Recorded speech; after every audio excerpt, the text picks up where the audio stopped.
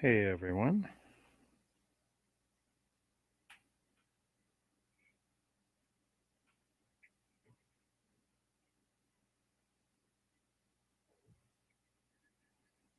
Hey everyone.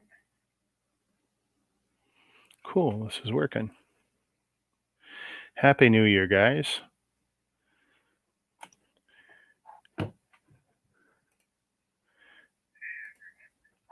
Oh, my phone is still loud.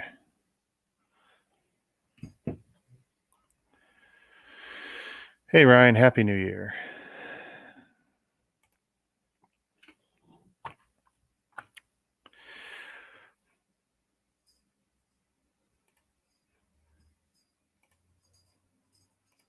Actually, while I got you guys here, I wanted to do a test. No, actually, I'm not going to do that test. I know what's going to happen. It's going to screw up my ears.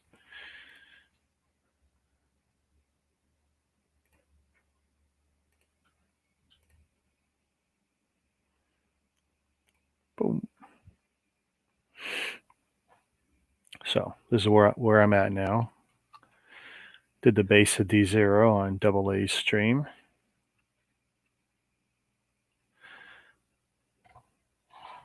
Not sure which is the back, or I guess that's the back.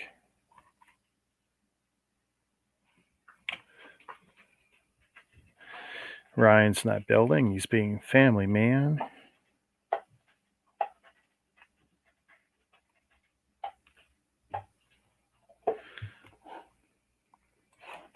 Whoop.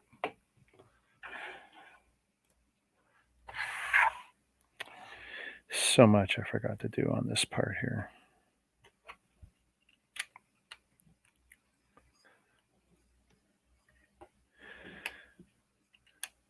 They were already setting off fireworks at 9 o'clock here in Toronto. People not willing to wait till midnight.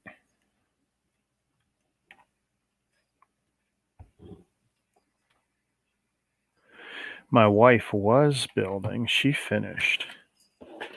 Like I said, she's building more than I am, so she snagged that. It came out really sweet, too. This is definitely one of the best gift with purchase sets.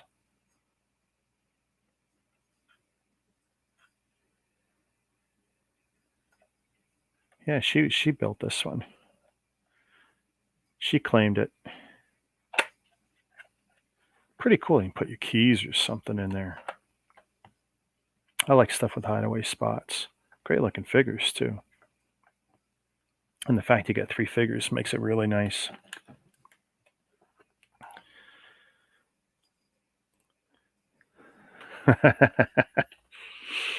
Oh, I don't know.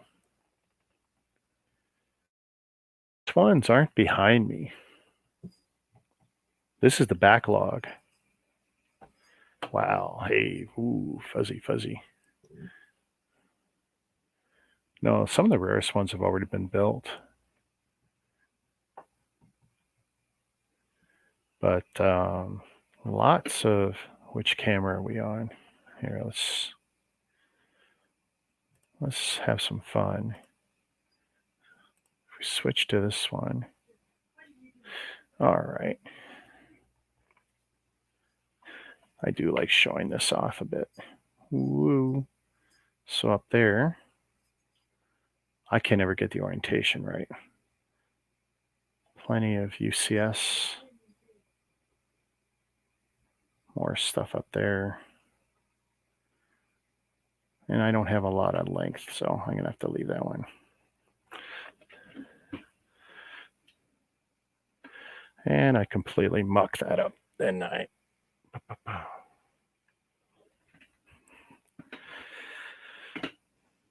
But I do like showing that off. Boom. Hey, Mama, you going to stalk me tonight? I didn't know you changed your name. You really threw me there.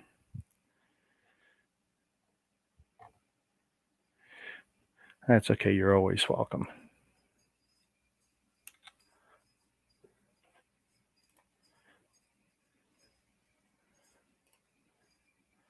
There, now I got it. Digital copy of it. You're stalking me.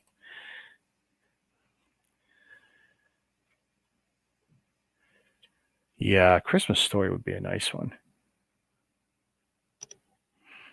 But honestly, that's a great set. Good size. I mean, what they say? 500 pieces? 300 pieces? 333? That's not bad.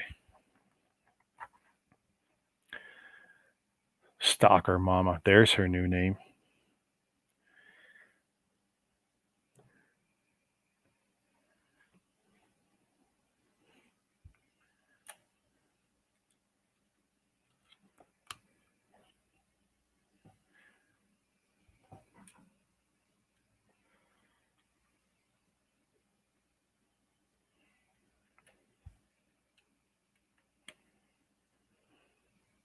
Tell you, it's a great little build building this round part with the tubes and using the Technic bricks. Always like learning new techniques. I mean, it's not terribly new. I've seen them do it in a few other sets over the years.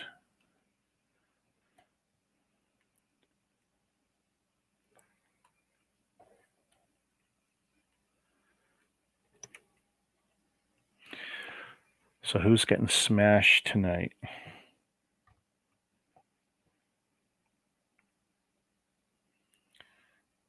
Which way is which? Sometimes I build these out in the wrong order. Actually, it's just single bits left.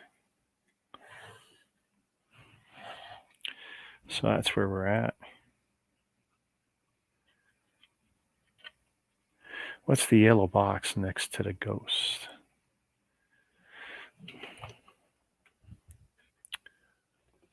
Oh, chess set.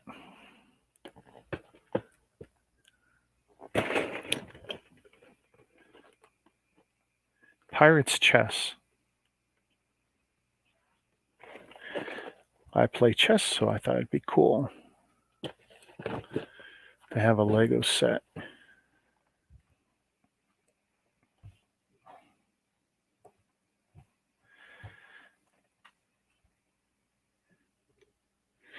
I mean, they've done a few sets. The castle set's kind of nice. I think that's got like knights and stuff. But then there's the most recent Lego set. I don't like at all. I don't think it's a particularly good build either. Modern styling. Let's see, really these.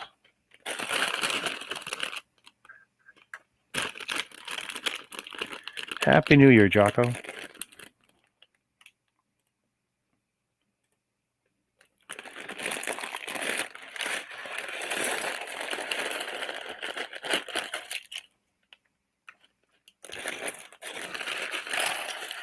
Hey, Hothouse.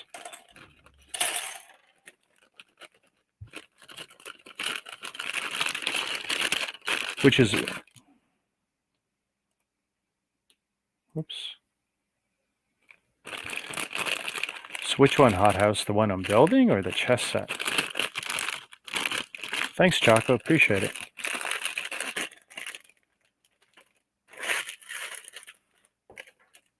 It's work in progress, like everyone's, I suppose. But I got it mostly where I want it to be. Just got to make it work for me a bit. I want this to be a different camera because it naturally shows too much beyond here, which is technically a hallway. So I got it offset a bit.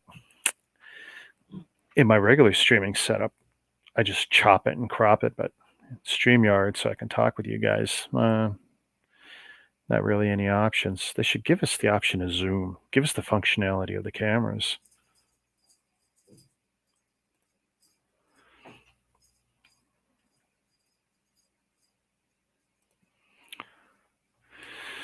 Oh my God, you must be like this right now.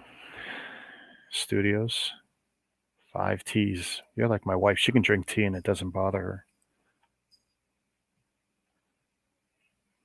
It's a nice, yeah, you know what? And what was even better, that chess set was something like, I'd have to check my snups, but I got a nice discount on it. I don't always, but I did on this one.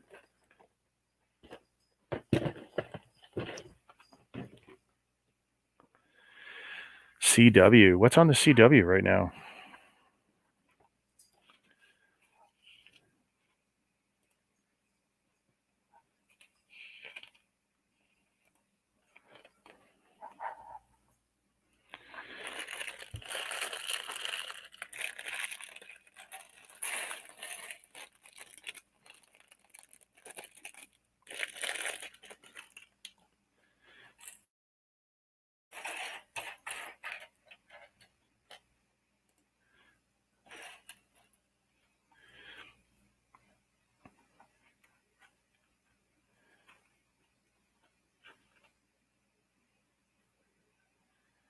Three sprites. I'd kill for a sprite.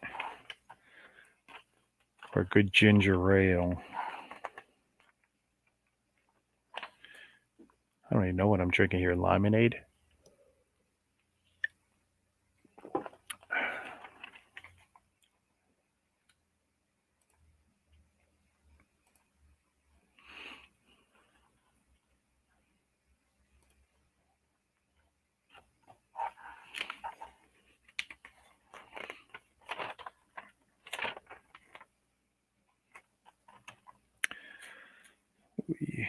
Where are those axles?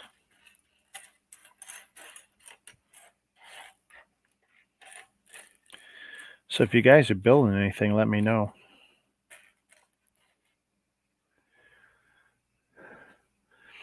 What kind of tea, Mama?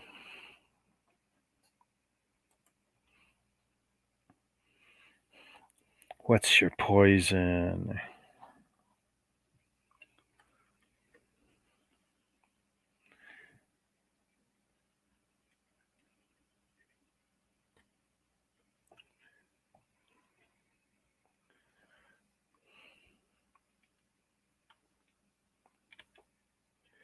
Tetley.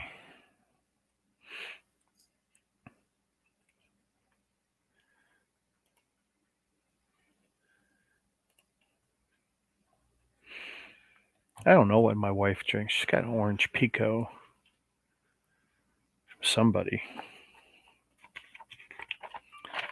And we got the Keurig machine. Although we forgot to order her more tea, so she's been using the Keurig old style, old way.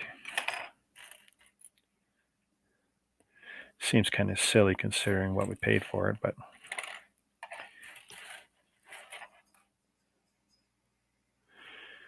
it looks like everyone is following from YouTube, if this is reporting properly. Dual streaming from Facebook too.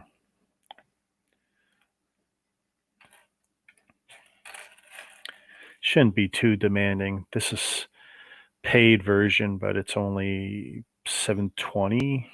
They want like an extra 20 a month for 1080p, and I figure for what I'm going to use it for, this is fine. I already got too many streaming softwares, licenses.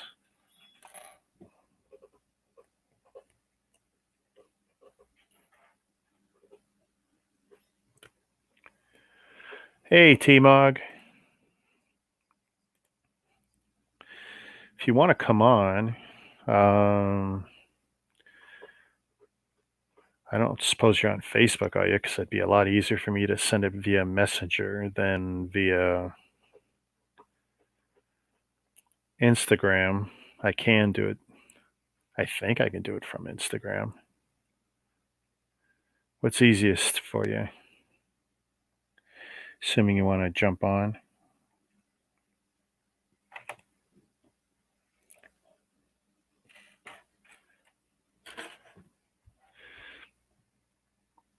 Facebook is good. All right. Well, I'm easy to find. Albrecht's count.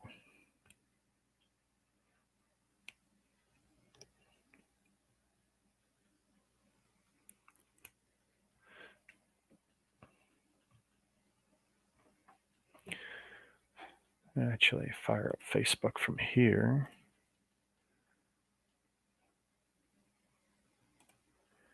Close that.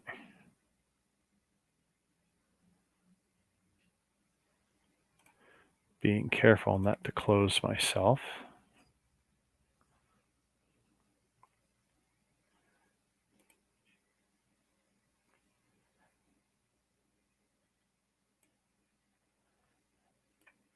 Whoops. That's not actually easier.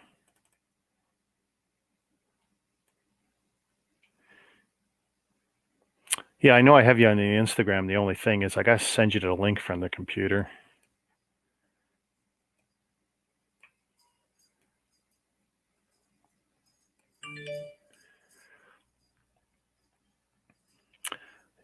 Yeah, the fireworks aren't illegal here for me, but they're definitely setting them off early here in Toronto. That's not abnormal for us, though.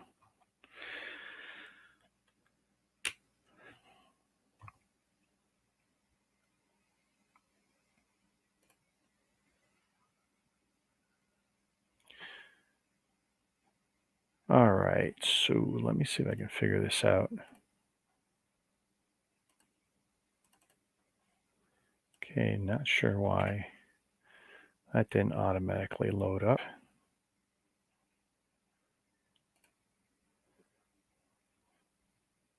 Notifications. Where'd you send the message? On Facebook or on Instagram?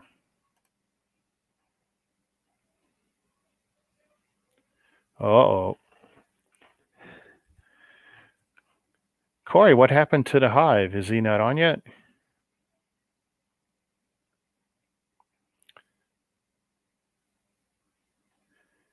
Yeah, you could do that, T-Mog. How do you want to give it to me? Playing Yahtzee.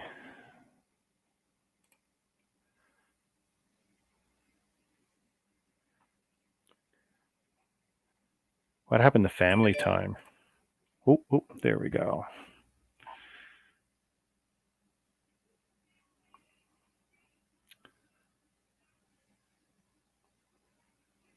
All right, let's see if I can make this happen. Boom, boom.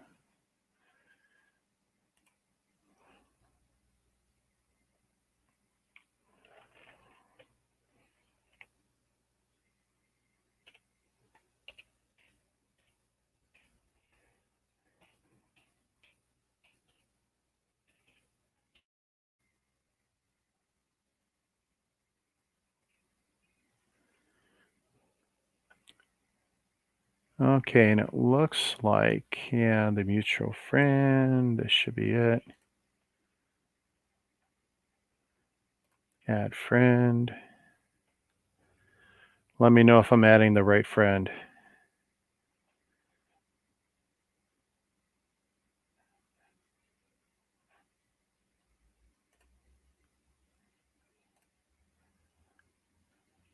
Yeah, okay, so I did. It looks like I got the right one then.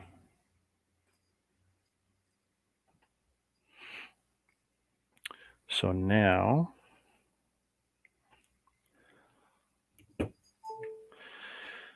confirmed, awesome. Whoop. I'm, let's see, still getting the hang of the software. All right, copy to clipboard. Done.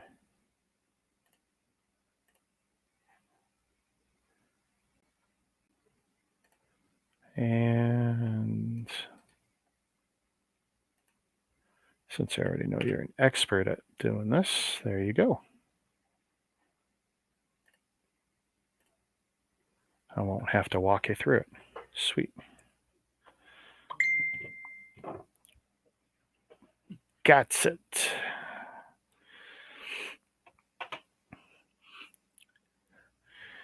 And if Ryan can just ditch his family. Hello. Damn. Awesome. There we go. Sweet. You're my second or third. You're my third guest. Oh, nice. Yeah.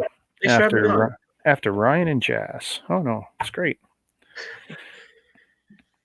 So you haven't decided to break something down and rebuild it? I'm normally against that kind of stuff. However, I feel like I might have to someday. You know what you could do is see if there's some free instructions for alternative builds for some of your sets, either on Rebrickable, because some of them are free, or if you have Technic sets, there's always someone posting what they call a version C Right. on a lot of the Technic sets out there. I think there might be one or two 3-in-1 sets. I'm just trying to think. Oh yeah, I mean, I know, like, I've only built one way and I haven't built the others on a bunch of those. Yeah, I know this one's a 3-in-1. Oh, that's a cool one. That's a cool one. I guess I could do that. I only bought the 3-in-1s because I used to be in mock contests where we would buy the cheap $10 or $20 set, and we'd have a month or whatever, and we just build as many mocks as we can out of it. I love doing that. I haven't done that in almost a year now. Oh wow! That's why I was buying the 3-in-1s, because they gave you a decent amount of interesting parts. It's a small build, 100, 200 pieces. So you don't feel too intimidated. You're not going to make a masterpiece. Mm-hmm. But it's great to see what you could come up with.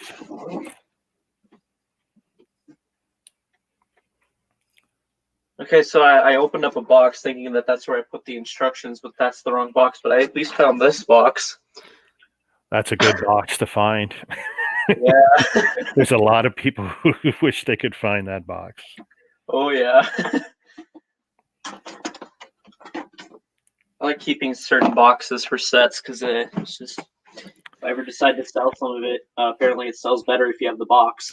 It helps, and I say that being a guy who's bought a lot of used sets, but I started with the mindset I kept them all, so I kept them all flat, and I would use like the UCS Falcon box to store everything else flat, and I did that with a bunch of key sets, and then eventually it outgrows the closet, and then where you're going to put the boxes. Then I thought, okay, I'll just keep UCS boxes and I'll throw everything else out.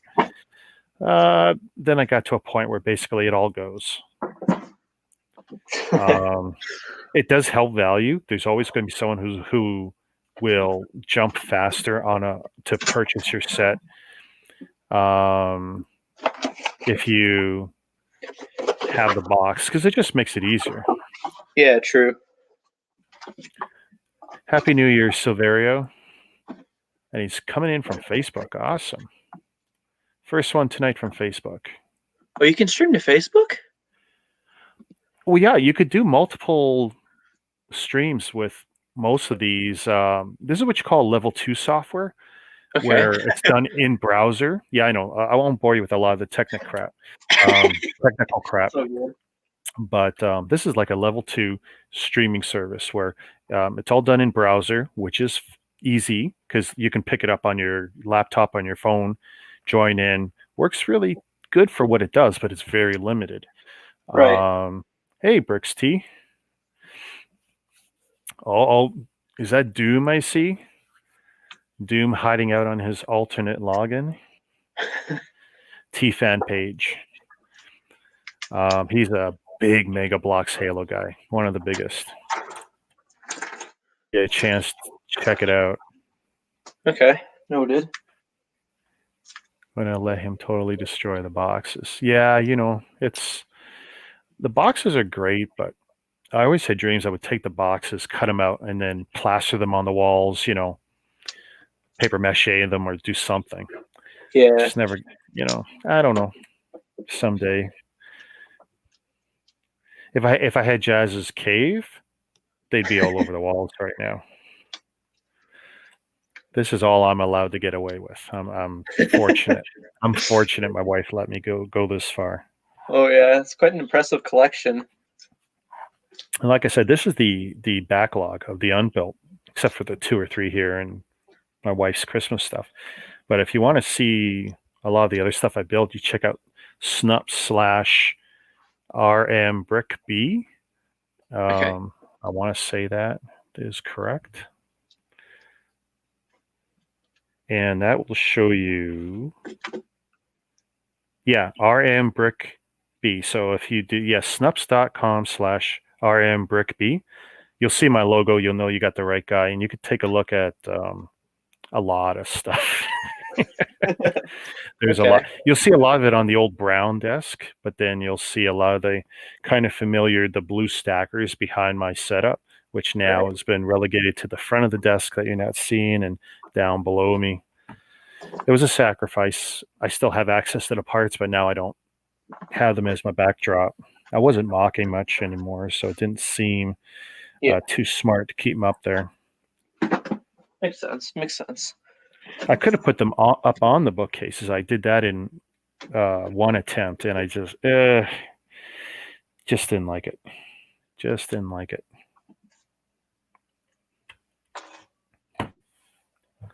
But it actually wasn't that expensive to build out this layout. And it actually technically becomes a false wall. Behind this is actually a window. I'm this far out from the window. Oh But wow. we really don't use it, and because we always block it out because of the home theater and the Lego and stuff don't want any sun in anywhere. So it's like, you know what, we don't use it and block it out. And we always had problems trying to put curtains up in front of that window because it's really long and kind of awkward, and we had an AC there, and it was like, you know what, this actually worked out pretty good. Oh, there he goes, honks in French. Oui, honk, honk. What do you mean honks in French? Is that a knock on us Canadians? Because you've never hinted you know French, Mr. Doom.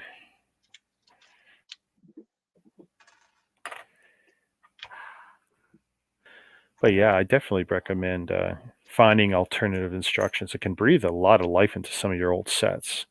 Huh. Yeah, I think this set that I have built is the T6 Jedi Shuttle. It was my first one that I can remember. Took me a while to repair it after moving bedrooms in the house. So, yeah. Cool.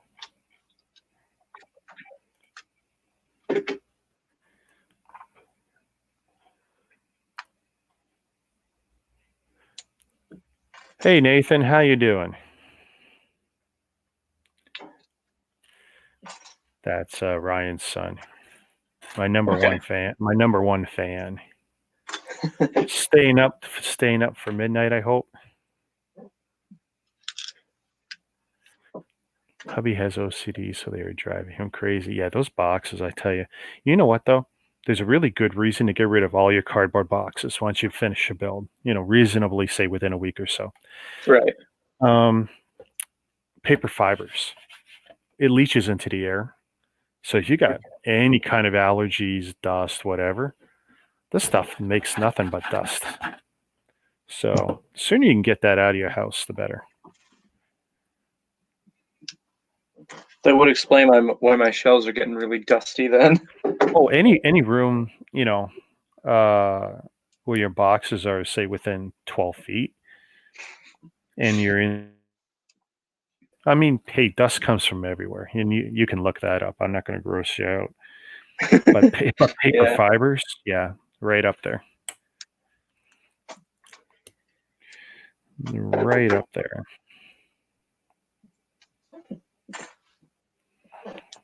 I feel like I've done something wrong, but I don't know. I have all these little voices in my head screaming at me saying, "What are you doing? You're going against what you're supposed to do. Yeah. You're not supposed to take apart sets. You're supposed to leave them built and appreciate the way that they are." So, okay, I got a story for you. Okay. Having bought a lot of old sets, we're talking 20-year-old sets Oh, from builders who only built them once, and I trust them 100% on that. Plastic, especially ABS plastic, which is 90% Lego. I mean, most of these bits are ABS. There's a Okay. few other types used, but it's mostly ABS for most of the elements that we have handy, except for like the trees and some of those softer bits. I can't tell you what kind it is, but anyway, there's a plastic memory. Now, I can't say that you know, the conditions were always ideal that someone might have had a set in, but some of the sets built only once, taken apart, shipped to me, I rebuild them, and the pieces look immaculate. They look perfect. They look clean out of a bag, no marks, no anything, you know? Like I'm looking at this Yeah. piece fresh out of the bag, and it doesn't look like it's been like this, you know, rubbing against other bits. Because you can sit there and you can scar all your Lego right now and go like this and make it look 10 years old. But when I look at it, like that's perfect. Um, the bits, though, would have some memory effect. And what I found was that they'd be a little bit looser than they should have been for a set that's only been built once. You know, you play with some 20-year-old Lego, 30-year-old Lego, 40-year-old Lego, and it's been played with and mocked with a lot. And Yeah. it might still clutch, but it just doesn't have that same grip. Well, a set that's just been assembled once, left to get forever, 10, 20 years, can develop that same effect, which really sucks when you spend a lot of money on a set and you Oh really yeah. need a clutch to hold certain parts together. Because I've had one or two where I'm convinced the set was as advertised. It wasn't rebuilt a million times. It wasn't cobbled together from used parts, Right. and they felt like a 10-year-old Mega Bloks set where parts would commit suicide and fall off. Ooh. Yeah. So I actually recommend people, if they're going to build sets and leave them on display, do it for 2 years, take it apart, and then rebuild it at some point in the future, but don't leave them together for 5, 10, 15 years. Plus the dust. What are you Yeah. going to do to dust them? Like you've got the open shelves. You probably don't have a cat in your room. I No. see. I got a terrible cat who destroys everything. If it doesn't go behind glass, it pretty much doesn't go on a shelf much. The ones I have above, and you can see it right now, they're only up there because the cat can't get there. But they're not staying up there long. Not happening. Yeah. Doom. I went to Toys R Us hoping for a few exclusives. It was lame. They had some things, but it was a last resort for certain things.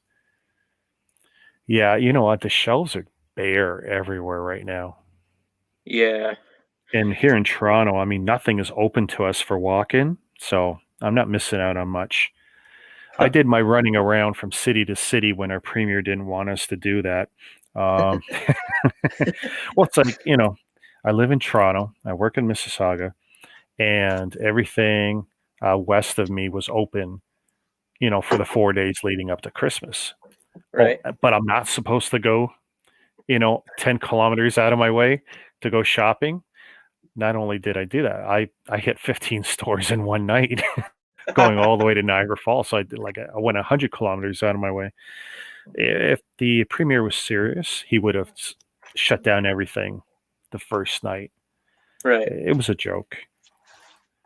Because everyone in Toronto and Scarborough, they were heading 60, 80 kilometers out of the way to get some more shopping done. Yeah. Plus, there was nothing to do. And the places I went to were very happy for my business, and they were very nice and very polite, and they loved to talk, and they were happy to see all the extra business they were getting, which of course would really drive the people in Toronto crazy who weren't allowed to even be open. You know, 2 cities over, they're smiling and laughing because they're getting all the business Yeah. for no particular reason other than the premier is a goof Yeah. and I mean, doesn't like know how to whenever I went manage. into Walmart and such, I was always like, why is like surprisingly they have like a few sets in stock, but like nothing people would really want, like the stuff that's most likely going to end up going on sale. And it's just like, wow, never seen that before. Yeah, I always hate that, you know, post Christmas kind of look, and it's like, oh, the shelves are bare, and here in the GTA in Toronto, all the WalMarts now are stocking up on the Sterilite plastic storage bins and stuff to fill shelf space because the shelves are bare, and these bins take up a lot of space, and that's what they do for the next 2 months until everything gets replenished.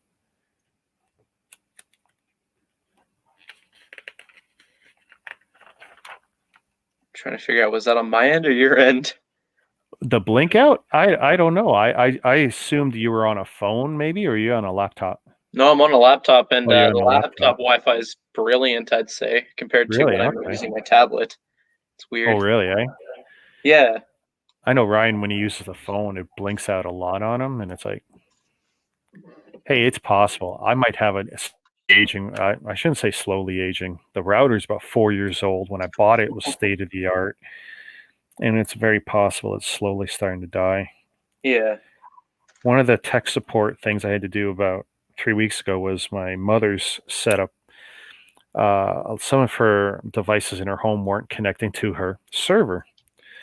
And, I end up, breaking our own little COVID rules going over there, keeping away from her like 8 feet or more. Forget Right, the right. 6 feet stuff. I mean, I worry about my mom. And so I was, doing tech support. And within an hour or two, it's like, yeah, her router is intermittently causing her grief. We went to Canada Computers, got her a decent one for $60. I was really impressed with.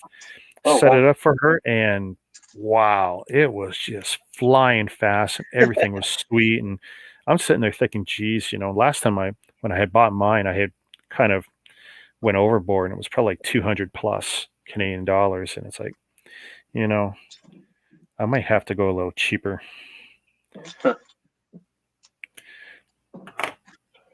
There's definitely some features missing on that $60 one Right. compared to the one I've got, but um, most people would not need, like a lot of things I do, I overbuild, Okay. and it's probably not necessary. And it definitely causes me grief sometimes. Hmm. Like if you come over to my place, you can't just jump on my Wi-Fi with a password. I got a MAC address you in. So unless you know a working MAC address on my system, you're not walking in. I can throw out the password on the internet. You're not walking in. But Interesting. but it's overkill, and most people would not want to do that because, well, it's a real pain in the butt. Because every time someone new comes over and they want on my Wi-Fi, well, now I got to log in as admin on my router. Yeah, and the way I've got set up, I got to be wired. I can't use the remote app on my phone, or I can't use Right. Wi-Fi on the laptop. I got to make sure I'm hardwired in. Yeah, I mean, silly tech stuff, right? It adds that little bit of extra security, I guess. Yeah, but for most people, not worth it. Not worth it. Maybe if you're in a big apartment building or something, and your neighbors are really nasty about stealing Wi-Fi. Oh, yeah.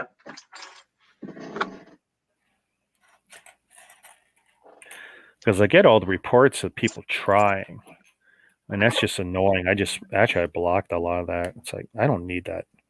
I Yeah. know they're trying. Let me know when they actually succeed. And I'm always checking to see, oh, is there any MAC address I don't recognize? No. Yeah, my dad's. Probably something I should do over New Year's is to check it again. Yeah. My dad's starting to get suspicious about that kind of thing because whenever I used to stream at the beginning of when I turned into a Lego channel, we used to always have major, or at least used to have major issues with the stream crashing due to internet issues. That's still an Right. issue every now and then for me, but like not as much as when it first happened. But that's the theory of his, and we don't know if we'll ever be able to prove it or not. Yeah. I mean, it's tough because, everyone sooner or later has some sort of issues, and it's tough to nail down. I know Yeah, people who pay for business accounts on, high-end fiber, and they still have issues, and they pay, 4 to 8 times what I do for a cable connection for the internet.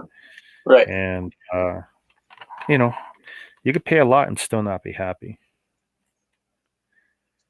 And I know some people, they sit there with their tech support and their tier 3 tech support, and these are guys who will come out for free and do all this stuff for them, and it's like, and in the end sometimes they don't get a whole lot better than what I'm getting. Yeah. Now it's nice to be able to just call them up directly, and a guy will be out in an hour. But because for some people, that kind of streaming is their life. Me, I just want my Netflix to run really good and this to work okay. I mean, I paid for this StreamYards, but this is the basic one. So this is at 720p. Okay. And the first thing I tried to do was enable 1080p, and I forgot, oh, yeah, I only paid for the cheaper version. So I didn't want to pay for the more expensive one. Right. But you see a lot of the guys that you jump on streams with, almost everyone's just running to 720p, and they seem happy with it. Yeah. Gets the And for job this, done. yeah, and for when this, you're it's out with fine. people. And it's lower hit on the system too. Yeah. I know that my meager system can handle it, and I know everyone connecting. Well, at 720p, that's pretty much a good level base for everybody. We can all handle that. Yeah. But if I bump it up to 1080p, and then you come in, and my end's expecting you to be 1080p, you come in at 720, you're going to look even more degraded against everyone else's 1080s. And it's, I think this is going to work okay for what I'm doing with it. Yeah. What's Mama asking? Do I have a Bricklink store? No, which is funny because I have the largest Link Facebook group in Canada. I also have the only, actually, that's not a lie. It's not the only, but it's the only one for all of Canada as opposed to just Ontario. Actually, I just hit 800 members today, I think. Oh, nice. Yeah. No, that was a major coup because Bricklink and Lego actually banned me from Bricklink when I did that. They were not happy. Well, here's the thing. So, long story short, I did a workaround on Bricklink Right. that allowed me to mass message all of their stores. I figured out the max message limit, and I did 2 messages shy of that every day for about a week and a half until I got all the Canadian stores.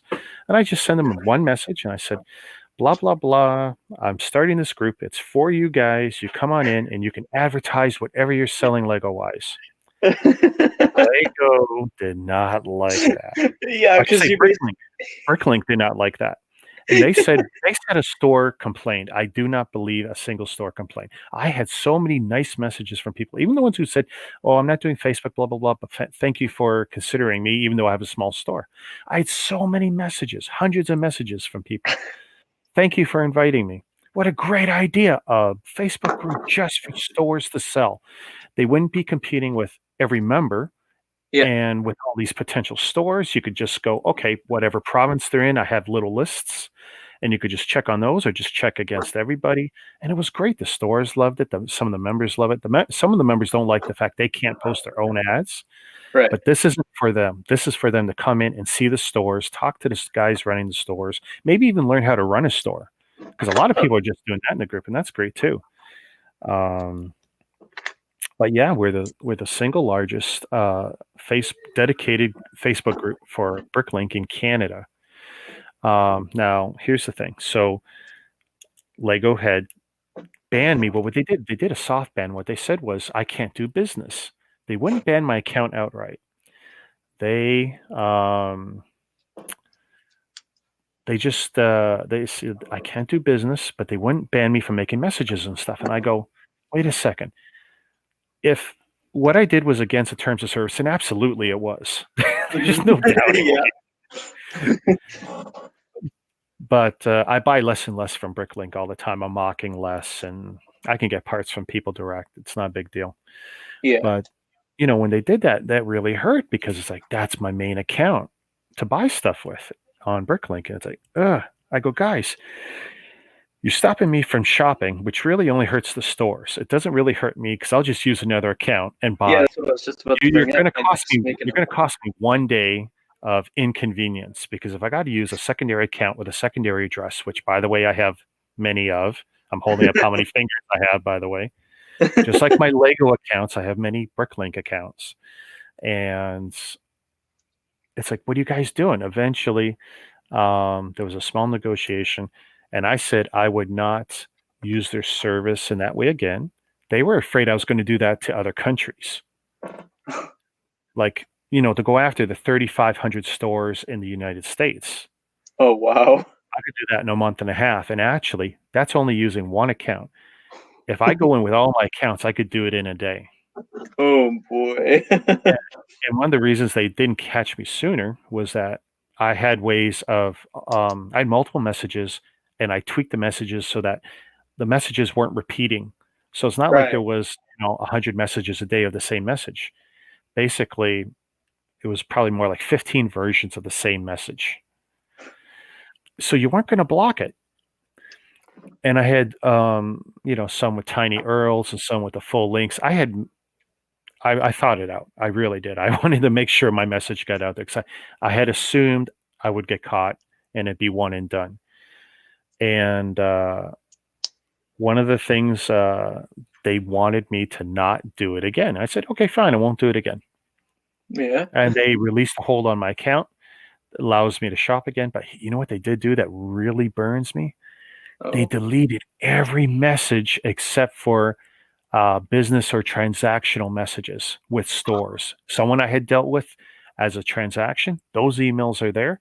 Every other message on their service, gone. And that hurts. It was Yeah. because it was also my proof that, people liked it. And I strictly according to the terms of service, yes, it was wrong, but I wasn't spamming. I had hundreds and hundreds, and my group is proof. I had hundreds of these stores who were very happy that I sent them a message and thought it was a good idea. Mm. Makes sense. And I'm still tempted to move into the States or other countries Yeah, because go. because if I want to do it, they can't stop me. Yeah. That's what it comes down to. If I so choose, um, they can't do anything about it.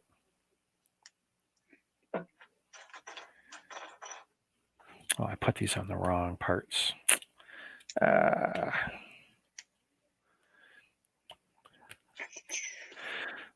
But I'm glad I answered that for you, Mama. I guess you saw because I have 5 or 6 Facebook groups, and they're all splintered off now from Albrecht's account. Only Right. one of the groups I didn't create. One of them I actually acquired. I went to the guy who ran it. There was 100 members in the Facebook group, and I said, "Listen, I have a Mega Bloks group that I started. I have a Pokemon Go group. I have this Bricklink group."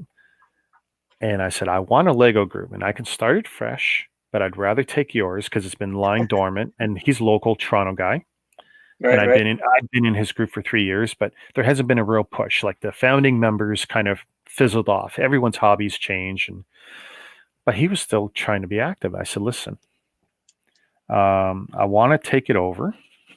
I need full control. I promise I won't do anything weird with it, but I am going to rebrand it. I'm going to change the name within a month." And I did. I had to come up with a name that would be good.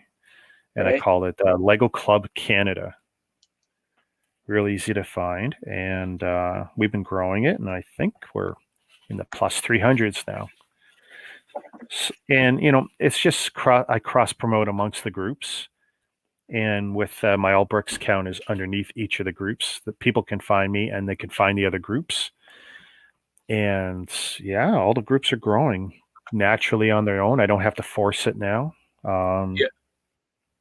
I'm hoping to get one of these groups to 1,000 members. I was hoping to have it by tonight, but that's not going to happen. But I'm hoping by the end of February, I'll be happy with that. Yeah. I mean, like, I don't really join that many Facebook groups because I'm like, as much as I'd like to, I'm not really savvy with social media stuff. Mhm. I started Facebook only to distribute pictures of my daughter, Right. when she was a kid. And so Facebook originally was strictly a family thing for me. Uh-huh. Mama likes the Pokemon. Well, Pokemon Go Canada, Mama. Oh, I lost my train of thought. Oh yeah, yeah, Facebook. But then I learned 8 years ago it was a great place to buy and sell Lego. Right. And here, let's switch this around. Since I'm looking one way, this to me feels more natural. Okay. It's all good. Um, yeah, I'm kind of anal about that, about where my eyes are looking. And it's It's like all if good. I'm It's all looking good. away It's all from you, good. it seems weird. But yeah, so now Facebook is basically exclusively about Lego for me or building bricks, and my family stuff I keep more or less on the private. Right. And that seems to be doing okay now. Yeah.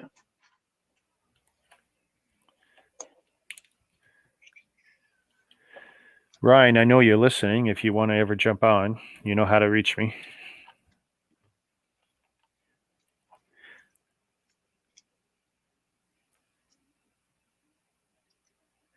I hope on your next fasting. What? Don't you hate when you get a little pop up and you don't know what they're Yeah. saying? It's like, what? Oh, that's how that goes. Okay, I was having a weird way of figuring out how the instructions are telling me how to put on the thing. No, this is a backhand. Okay, I think this guy's broken English, but I hope on your next last name you will have more views. Now, clearly there's some broken English in there, Great. but I guess he's taking a shot at me. Huh. That's okay. Well, it was on a Slew Band set too. I mean, that's a hard sell, especially to Lego purists. Yeah. Because while the sets I had made a review video and I'd done a live stream of the builds, and while it wasn't a copycat of anything Lego, they were unique builds. Okay. Yeah, not everyone was into it. But you know what? The sets were free. Actually, that was an interesting story. So I bought. Walmart has some brick toys. I don't know if you've seen them, called Playday Expressions. It's a house brand. Don't think I have. Maybe if I saw the box art one time, then It's very maybe. similar to, say, Block Tech, if you've seen Block Tech. They're Yes, I've just seen Block Tech. okay, so same kind of idea, except Walmart has this house brand that it's their house brand. People make for them for this brand called Playday Expressions, and they had a $40 Canadian tank, nice big tank, Okay. nice color schemes. So I bought it. I figured, hey, this is great. I love tanks. I built a lot of brick tanks. That's how actually All Bricks Count got started. My exploration of outside of Lego for stuff that Lego doesn't make, which is military sets Right. primarily. So I was buying a lot of tanks from Kata and Kazi, and I'm trying to remember all these names, and Jingbao, and oh god, there's a couple other Polish names I'm forgetting. But I buy brick sets from all around the world, especially Right. tanks. And so when I saw this one in Walmart, it's like, oh, this is a nice looking tank. I think it was an Abrams style, and it's like, I got to get it home, build it, blah blah blah. And first thing, it's missing a head from one of the two figures. Can you imagine? Like, you're on step two, and step two is put the head on the guy, and it's missing one of the heads. Yeah. What a letdown. Now, you know, if this is your first set, that means you don't have any possible way to fix that problem. And then another problem was one of the tank treads was missing, and then there was an extra chain link piece thrown into the set that shouldn't have even been there, but technically that completed the treads. So I would just hide that in the build so you couldn't see it. I knew it was there. So, but I built this live so everyone could see my honest feelings about this. I was upset. So Slew Band America reached out to me and they said, "Oh, Richard, blah blah blah. Let us send you the parts." So they sent me the replacement parts. Actually, they only sent me half the replacement parts. They missed out, but they sent me these 2 free sets to build and review because they'd seen my other stuff. Because I seen Right. I had done a lot of builds of Chinese sets, and so I built them live on stream. I've not done the proper review yet. Something I should have done already, but it's hard to be motivated sometimes. And I mean, building it's great, but as soon as you have to do reviews, then becomes work. Yeah. And you see some of these guys online where there's Jang Bricks for his Lego and Mega Blocks, or some of these other guys like Ryan, or even Solid Brick Studios. Like it's great, especially if you can get sets free. But once you got to start doing something to get this Yeah. stuff, it's work. It's Yeah, for sure. but I'll do it eventually.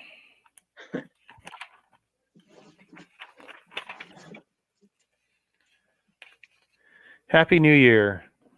I'm not going to even pretend to say that. MGJG09. It just rolls off the tongue like that. Yeah.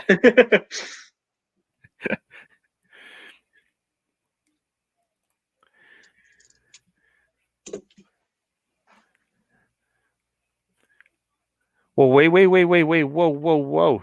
Ryan, Brian, Ryan, you can't just say he's a proud member. Has he actually signed on to our group? Have you actually? While you were chatting, I might have multitasked a little, and Okay, because Ryan is my number one moderator, so he will approve you like that. Okay, so thank you, appreciate it. yeah, no problem. Growing, and if you do any streams, well, that's the other thing. So Lego Club Canada, buy, sell, do all that great stuff, talk about news. But if you got a YouTube presence or a Facebook presence with video, put the links every time you post the video. Share, spam, whatever. Okay. Yeah.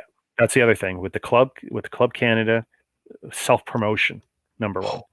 Do it. Well, that's gonna help then. Yep. I mean, we're a small group, but we're growing. But like I said, we also do this with all the groups. Okay. And yeah. And I try and enter all the groups once in a while, and I'll post like my review video, which has got 1 million of my links. So it's a way of following the bouncing ball, and it all comes back. And I'll tell Yeah. you, like you've been jumping into people's streams. Every Yeah. time I jump into someone's streams, I sit back like, oh, I got a bunch of new followers. I mean, I Yeah. get new followers every day, but I see more if I jump into somebody's stream. I've noticed that too. So it's like, it doesn't hurt. It doesn't suck. I'm sitting there on the live stream earlier with a double A. It's like, nice. Nice. Okay, this is cool. Yeah. I especially love it when it actually notifies you, like the person that that I find to Yeah. be even more awesome than just like Yeah. randomly. And I try and slip it in once. Oh, thank you. Or I'll type it in the chat. Yeah. I think last time I checked, it was 916 for me. Oh wow. Okay, so whoever decided, thank you for the one more sub. Oh, on your YouTube? Yeah. Just last time I checked, it was 16, but now it's 17. So I'm assuming that's Ooh. from here. So Yeah, I'd like to hit 700. yeah. 20,000 would be nice. Oh yeah. Let's go with 700. Come on, let's get 700 by New Year's. But the thing is, I honestly have not been streaming a whole lot in the last 2 months. And when I had that whole plumbing thing, that kind of like wiped out my world for 3 weeks. Right. And then the whole let's rebuild, since I had a hole in the wall behind me, like right there. It's like, what an opportunity. Now I had a blank space since everything was moved everywhere. Like all the Lego was in my daughter's room. And Right. I only had 2 of these shelves and this desk. Basically moved over so that the plumbers could break into my bathroom through the living room wall here. Okay. That was horrible. But it's like, it was like a blank canvas. So it's like, ooh, let's get one more bookcase. So I got the glass one. And then before I committed, I thought, you know what? I'm going to get 2 more bookcases. So I conned my wife. I said, listen, it's going to look great. It'll be a whole corner. Here's the promise I made to her. I said, I'll get rid of the green screen, because the green screen, which would have been about 4 feet from me, was always behind my back, and it cut off the room, and it was such a nightmare. Yeah. Because I used to be able to put my face against my desktop so that you could see my build and see me. It was great. It was a great gimmick. Everyone loved it. But it was a real sacrifice for everyone, because you had to go to the kitchen the long way through the other entrance. It's like, and even I hated it because I didn't want to do that either. So this is definitely better. Makes sense. There's pros and cons to everything. But I'm going to make it work. I got to make it work now. I've already invested in it. I bought the stupid monitor, got the bookcases. Not stupid monitor. You get a chance to get a 32-inch monitor, do it. Oh my Okay. God, what a difference it made. I mean, my wife uses 27 for her workstation there, which is connected to her laptop, and we thought that was great. And then I brought this beast home, and it's like, It's so big. And the thing is, where I had it before, I had it sideways, and honestly, it didn't fit right on the desk. And I've spent $70 on the big arm, which allows me to swing it out like 3 feet this way and 3 feet this way and up and down. And yeah, I mean, I could change my perspective just by lowering the monitor. Except, oh, I'm using this camera. Duh. If I was using the other camera, that would have been real impressive. Hey, look at it go down. Master J. Less than an hour left. Yeah. Yeah, now it's less than 45 minutes here. Meanwhile, it's 9:17 for me. Indeed. So yeah, Master J is from my. I just posted the live stream video link in my not so active Discord just to see if anyone felt like popping in. So Thank my way you. of trying to help out. Appreciate it. Appreciate it. No problem. I don't know. I'm thinking I like the first build I had because like the Raptor Trike, I guess, is what it's called. I don't know. It's not as cool as the car. Yeah, I don't know if I'd want to leave that one built. Yeah, no. I'm gonna try doing the other one, which is absolutely more garbage than the one I just showed you. It's literally just robot arms. Yeah, I want to. Let's see. Okay. Yeah. I mean, they're fun sets no matter what. Yeah, true.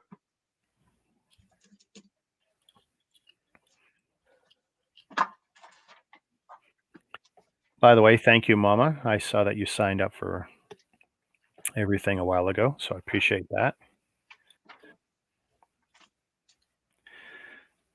Ryan's doing a good job holding down the fort. That's good. That's good. What am I doing wrong here?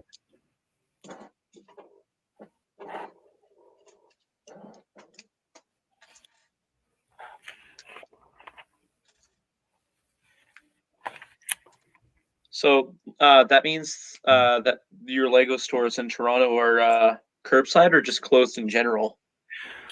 As far as I know, so we have 3 Lego stores and the one attraction at Vaughan Mills. And my understanding, Oh. yeah, and they're all within 10 minutes of where I am by car. The 3 Lego stores are all in major malls, and as far as I know, it's curbside pickup. So Okay. as far as I know, you can't go in there and look around. But I haven't gone to the store just because as soon as we lost access to being able to go through the pick a brick wall, Yeah. I have no interest in going to the store because almost anything I'm going to get in the store, I'll get online at midnight on a launch or whatever, right? Right. Right. So the appeal of going to the local malls, like, why? I don't need to. And it is Yeah. COVID, and I'm done a very good job, other than that one bad night of shopping before Christmas. Since March, I've done a very good job of being a hermit. I've been in hiding. I go to work and I come home and that's it. Yeah. I've tried to limit. I mean, hey, I've seen my mom twice, like since it started. Okay. I'm trying to be that responsible person.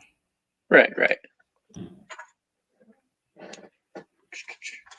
Because I know in Calgary, they for Christmas time they had curbside pickup for a bit, and so I was planning to return and I got an extra brick sketches earlier than Christmas as a gift. And I'm like, I already have this already built, and I have no interest in keeping one sealed. So I went to the Lego store to try and exchange it for like store credit or even just like a gift card. Found out no, it has to be right then and there that they have to exchange, and they're just doing curbside. I'm like, great, okay. They told me, I could exchange it the day that I'm wanting to get the new sets because I don't have a receipt to prove it. I could just say that, I got it for Christmas and that should be good enough. So that's my plan for tomorrow is exchange that for 2 more sets. That should get me the vintage car promo. And even though that'll set me back a lot for my savings for the Ninjago City Gardens, what my plan is, if I don't manage to save up enough for that, I can always I lost myself in my own train of thought. Sorry. Yeah. See, it happens. It's easy, eh? Yeah. Okay, so I get the 2 sets. I get the promo. If I don't get enough money to get for the Ninjago City Gardens, like, because basically, then I have those 2 sets I can have open then. But if I do get enough, I go wait in line on the 14th with those 2 sets that are sealed with the receipt, exchange it, and get the Ninjago City Gardens. And that way, hopefully they won't ask me for the promo back as well, because I really like that promo. Um, as far as I know, what they might do is they'll refund everything, but whatever they say the promo was worth, the 10 or $20. Because there's a Yeah, lot of people who buy the set, get the promo, and return the big expensive set just to have the promos. And so you're basically buying it, but it's still cheaper than buying it from a or a yeah, Facebook guy or whatever, and a lot less hassle, and of course, no shipping too, right? So yeah. Well, I mean, like, the way I'm seeing it is everybody's going to be probably going to the Calgary Lego store on January 1st, and the promo's going to sell out, and they're not probably going to get any more stock on the for when the Gardens comes out. And I really want that promo, basically, and yeah, it's just the main idea is getting the City Gardens and that promo, because I'm starting to do a little bit of a town, I guess is the accurate word for it, okay, in my room. So I think that would go greatly, is to have that there. So yeah. pretty cool. I have no interest in doing a town because I've already way overspent on everything else. Yeah. And a town would just be like, oh God, because it never ends, right? Yeah. Everyone I know who builds a town, they're all beautiful, but they never end. But it doesn't matter what you collect, it always seems to end up that way. I started with TIE fighters and X-Wings, and then I expanded to TIE fighters, X-Wings, and battle packs. And then it became, well, now I pick up 80% of every Star Wars line, and I pick up all the idea sets, and I pick up odds and ends. Like if it's a mech, so that was a bunch of the Overwatch sets, Right.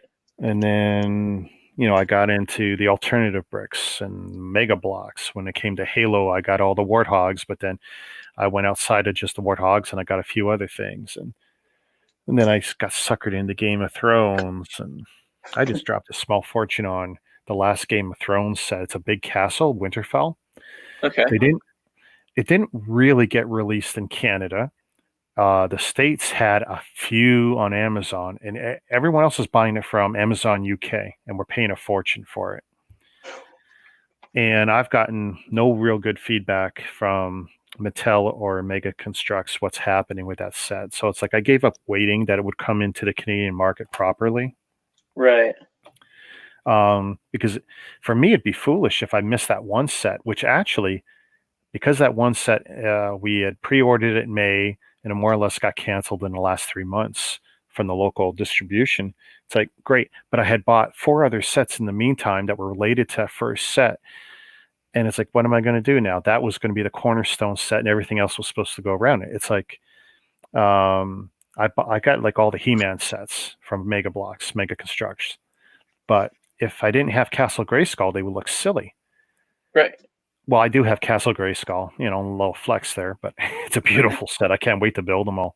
But if I had bought everything else expecting Castle Grayskull and not getting Castle Grayskull, I would have felt really stupid.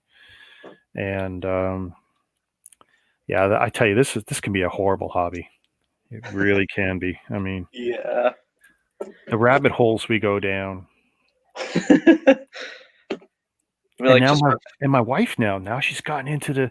Before it was just the one annual Winter Village set.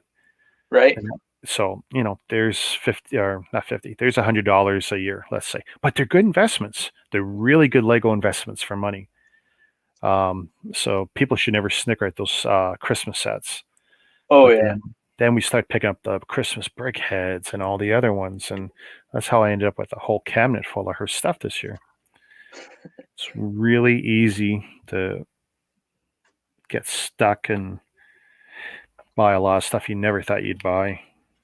Oh yeah, for sure. I mean, like, just for fun, I just wanted to do for my own personal experimentation, keep track of what sets I buy, and how much I spend on certain sets, and I'm gonna have to total it up this weekend. And I already know that Ninjago is the most I've spent on, and it's definitely a lot more than a UCS Falcon so far. Oh, people ripped on me.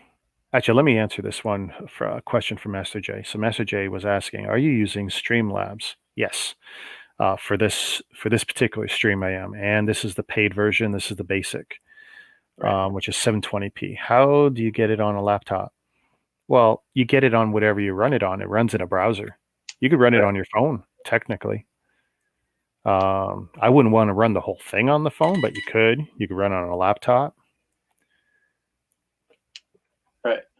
But go to StreamYard and oh wait, are you using Streamlabs? See, I should.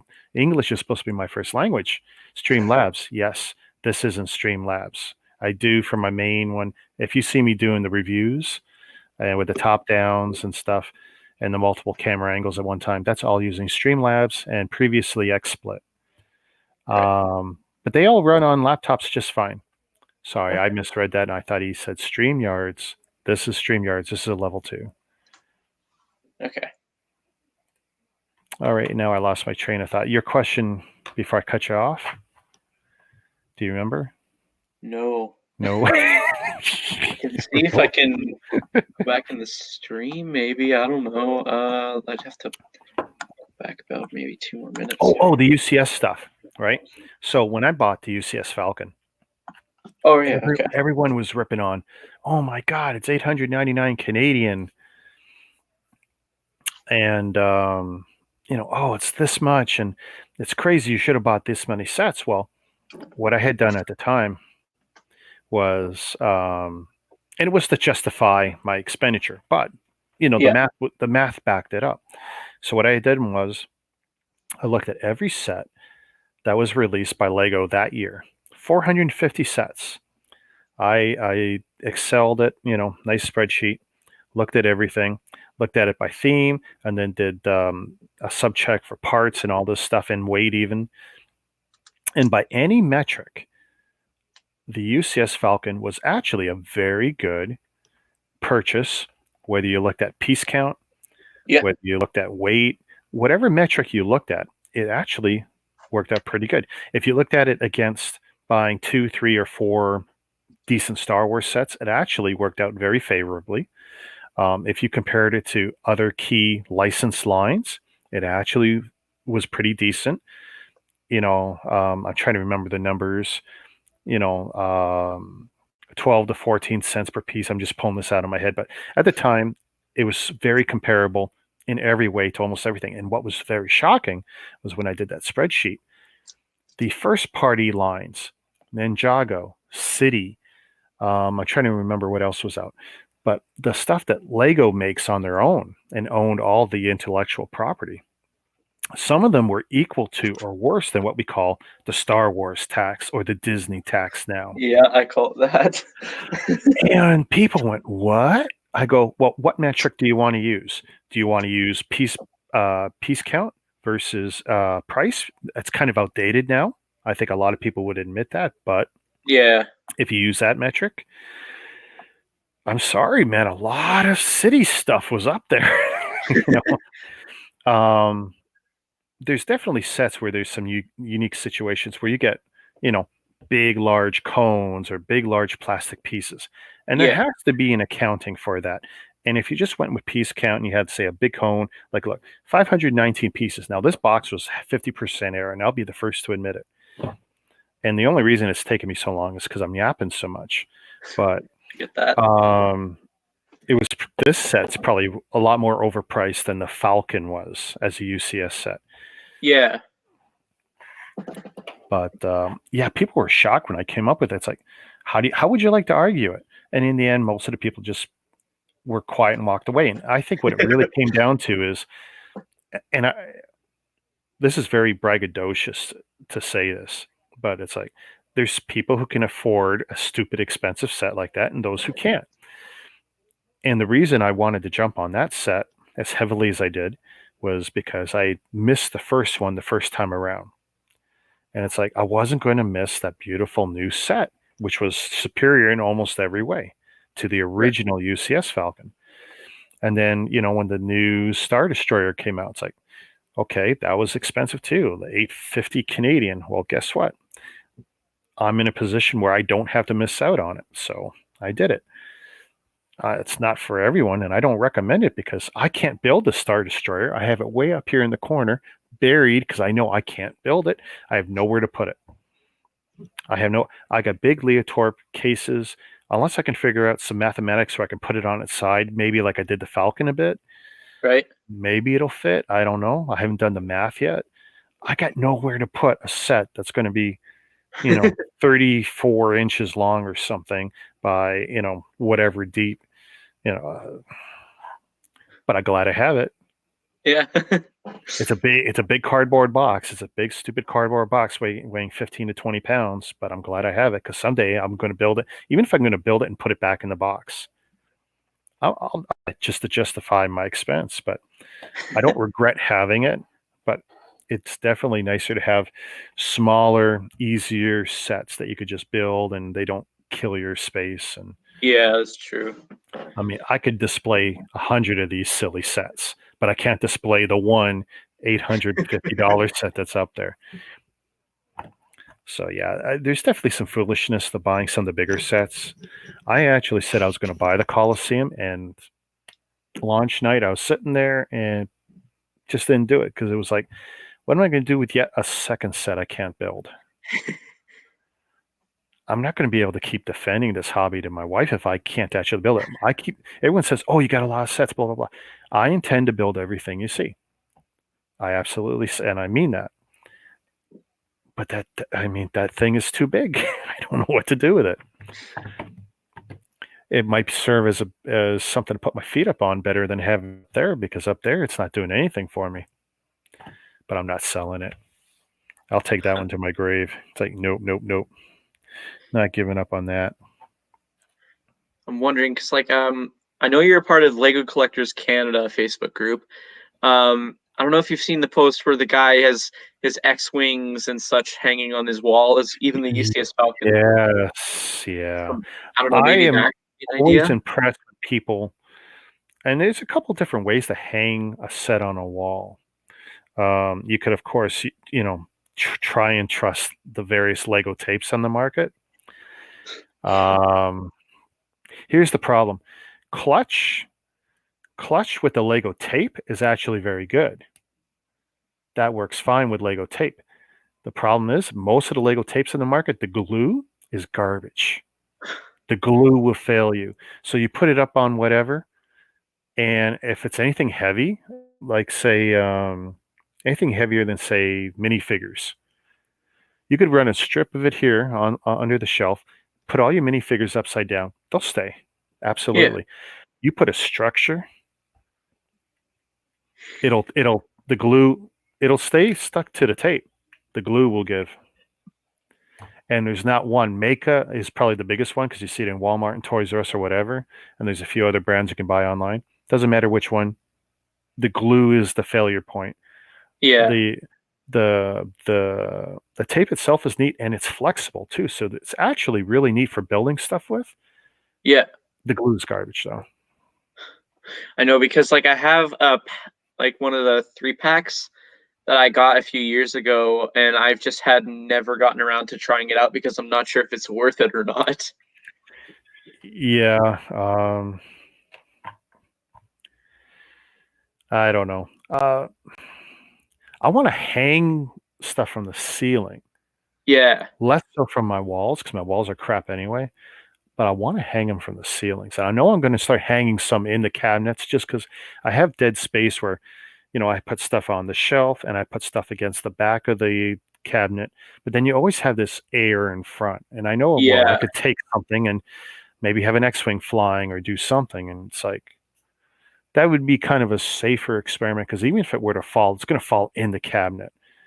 If anything bad's going to happen, it's going to be kind of isolated. I'm not going to be finding parts a day later under my couch. Um, which is my biggest fear. Every time my wife builds, I hear it.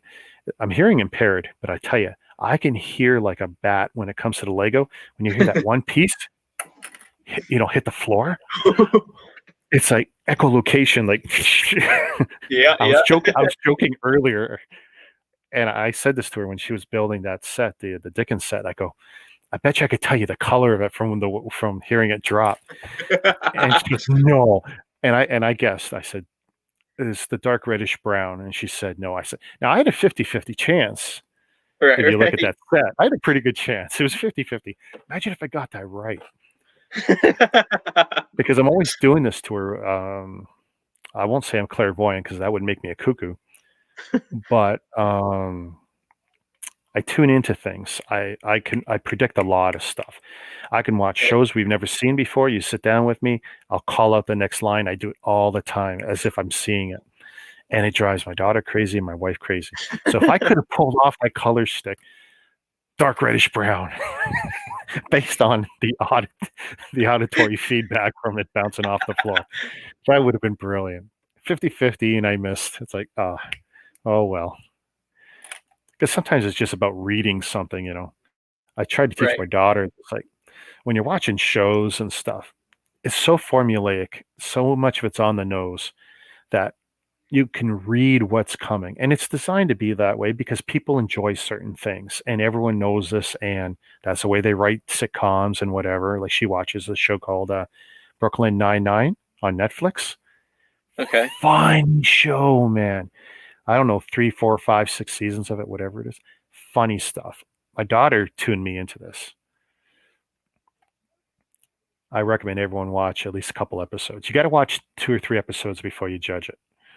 Because Okay. you can't fall in love with it with one. It just doesn't work. But you watch a few of them and you realize it's just brilliant because they got their straight people and who you can bounce all these jokes off of, and just it's funny stuff. Well written.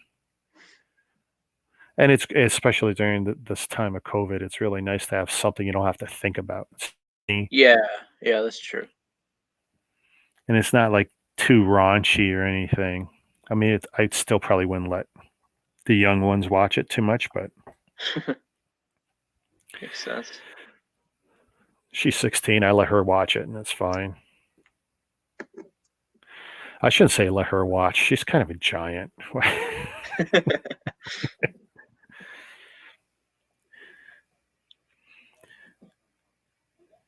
So Brick by Brick became my 280th sub. Huh. Okay, 280 on what? In the group?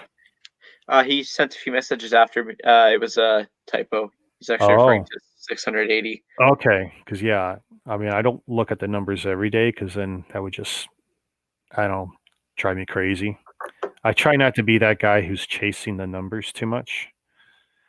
When I started the YouTube stuff, it was truly and purely just to have a video archive of everything I built because I never had the space to have everything built perpetually. At some point, I have to go into my cabinets and go, okay, this, and this, and this back into Ziplocs so I can make space so I can continue building. And so the videos came in handy so that it was a visual archive of what I was doing.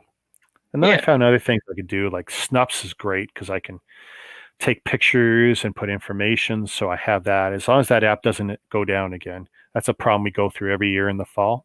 The developers don't like to pay their bills and for their internet usage and other things. And I really want them to switch the app to a pay function. Give us the ability to help pay and support it. This is a great free app on iOS, Android, and you can use it straight on the web. And I've done all 3.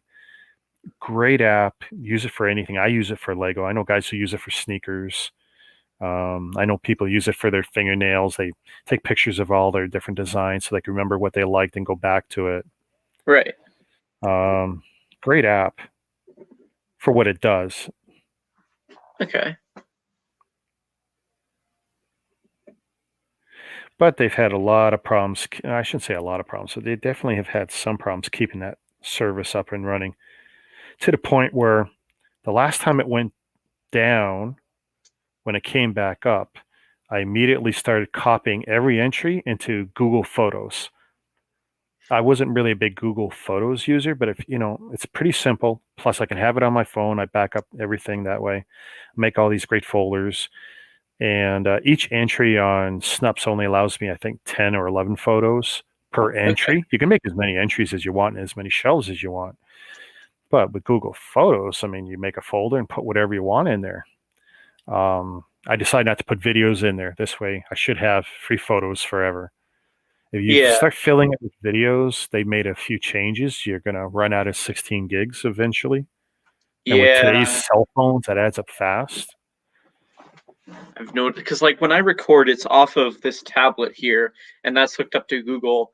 And I think I might have to end up going back into my Google Photos history because it might have accidentally saved some videos that I just don't care about. Photos, yeah, there's Sure. the occasional one I'm like, but like, yeah, Yeah, I don't have it auto backup anything. So anything that's in my Google Photos is stuff I've intentionally made folders and put there. right, Um, just because I didn't want it grabbing everything. But when they made the recent change this year that they're going to limit us to 16 gigs, and I let it dumb down the quality. Their high quality version of my photos is good enough um, for what I'm using it for anyway. right. If I was taking pictures of people or family or something that I wanted it to back up, that'd be different. I'd want a higher quality, but for Lego, Mhm. it's fine. And if my Snups ever goes down, well, I'll have my Google Photos and it's searchable. It's not as convenient as Snups and it's not as visually appealing. Like when I show people Snups and I show them on my phone just how cool it is. I Right. mean, I love it. It's just an amazing app. I mean, I love doing this and just showing off, shelves to people and then clicking on, something, Okay. you know, and there's my old setup. I'm trying to do this backwards. That's what a brain fuck this is. Trying to work backwards. But and and this is what I do. When I buy something new, I take the box art first. So I take pictures of the boxes. Yeah. And that's also how I built it yet. Because if I haven't changed the main photo, I know I haven't built it yet. And Okay. and there's many ways to manipulate that stuff. You can have the same photo or the same item on multiple shelves. So I create one called, new unsorted. So that's it's just everything. Then I have a shelf that I call backlog. Well, the backlog tells me what is not built because as soon as I build it, I remove it from that shelf. And I think my backlog's 250 on here now, something ridiculous. Jeez. Uh, I mean, two, like, 261. oh wow. So to be fair though, so it's 261. That includes 50 poly bags, give or take. Poly bags, yeah. Okay. And of course, it does not include stuff I haven't taken photos of. Stuff from my 2 or 3 most recent New Bricks This Week episodes, Right. Right. Yeah. which is definitely going to change in the new year because I'm not buying nearly as much. There's going to be a huge shift in my purchasing. The 2021 is, I think, the motto is going to be buy less, build more. Right. That's actually my motto now. I've actually canceled some stuff I was going to order, Okay. Yeah, for but me, it's a little bit more simplistic. I have an area just for Lego boxes, an area dedicated to my sealed collection, and then since I don't really get much stuff to put on my backlog, I use the storage brick for it because the size of the stuff I get that I put on I've backlogs. been tempted to buy one of those. I just want to wait till there's a sale on them. I don't know if I want to buy the brick or if I want to buy a big head. Like it seems like I should buy one of those big heads, but Well, I think they have like for the brick, it's the pull-out drawer you're talking about, right? Because yeah, the drawers. Yeah. yeah, well, I own the head, and the brick I just showed you is the old version. Um, in my personal opinion, based on images, I think the head is probably better for storage space. Just Really? on looks.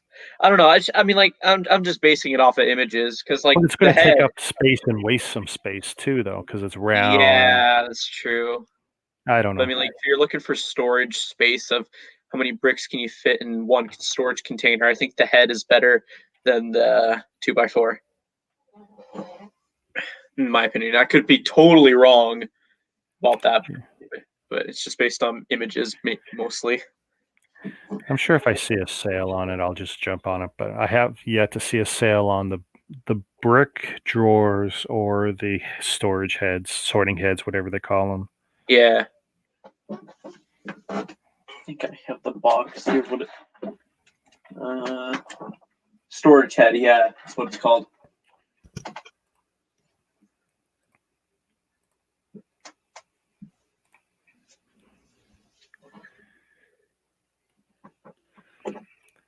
I love switching the screen. That gets me so much attention. Like, oh my God, he switched camera angles. Here's the thing. So when I started doing the live streams and the recording of my live builds, it's like, okay, I had a 720p Logitech camera, which I've now given to my daughter. Right. And I used that initially, and it's like, okay, results were okay, but it wasn't the best camera. I went online. I don't know what it was, 80 to $100, and I bought my first 922 Logitech. Now, the beauty of that was that when I bought that camera, it came with a 6-month license of the software I was using.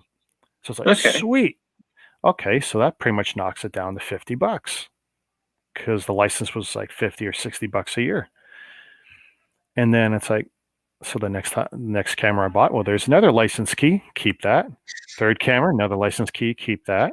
Like, the cameras practically pay for themselves because the license is worth more to me than the camera is. Right. And it's funny though that I have long since now moved off of XSplit only because of one bad night of streaming. 3 months ago, I was streaming. It was going to be a great night. I'd already been doing triple streaming at that point, I think, or dual. Okay. I was just dual streaming, and it was pretty much working fine. But then there was an update, and I jump on the updates right away, and I downloaded it, put it up. It's like, oh, it looks great.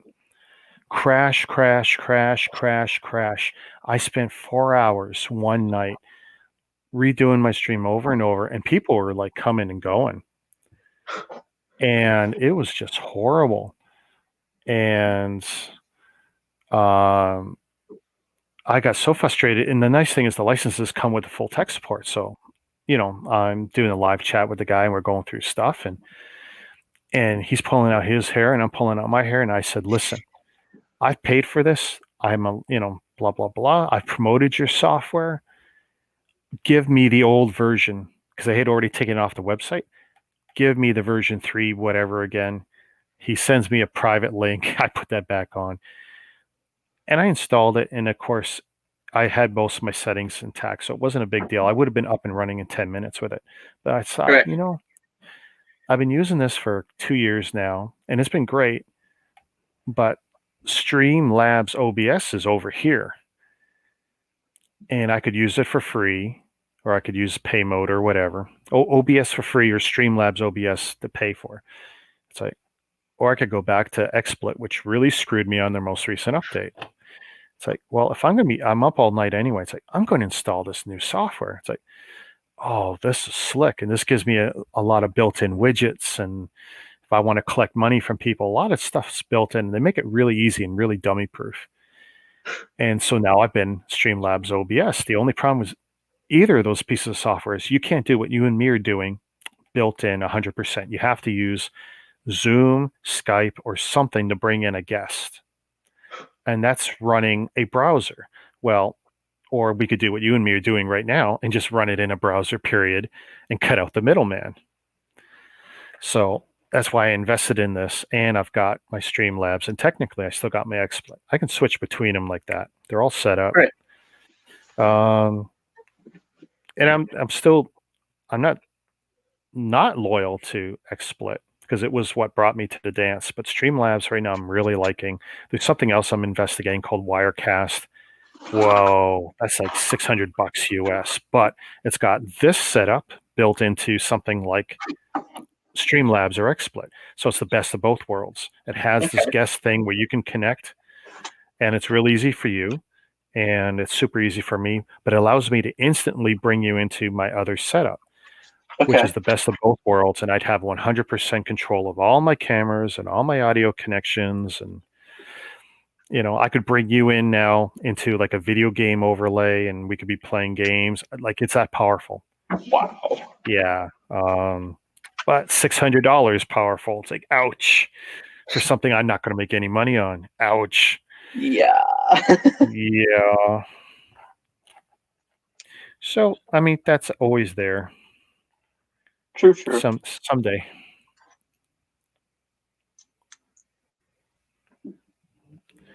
Oh, well, thanks, Chris. Here, I'll tell you what, just to show you how it doesn't bother me. Oh, actually, wrong one.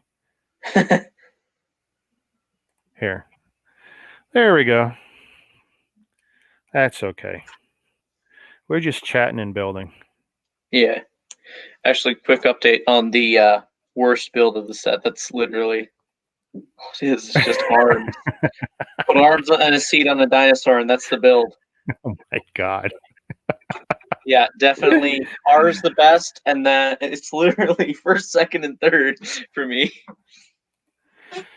Well, we're sorry to be boring you, Chris. We'll miss you. Actually, I could recommend Brickhive's stream. He should be on. What did I do wrong here? And I actually had an invite to go earlier, but it's like, yeah, but being on everyone else's stuff's cool, but I used to like to do this for me too. Yeah. And that was definitely a thing. Like, I see some of the guys who are always on each other's streams, and that's wicked. Yeah. But now it seems like some people don't have their own stream. Like, it's all blurred together. I don't know.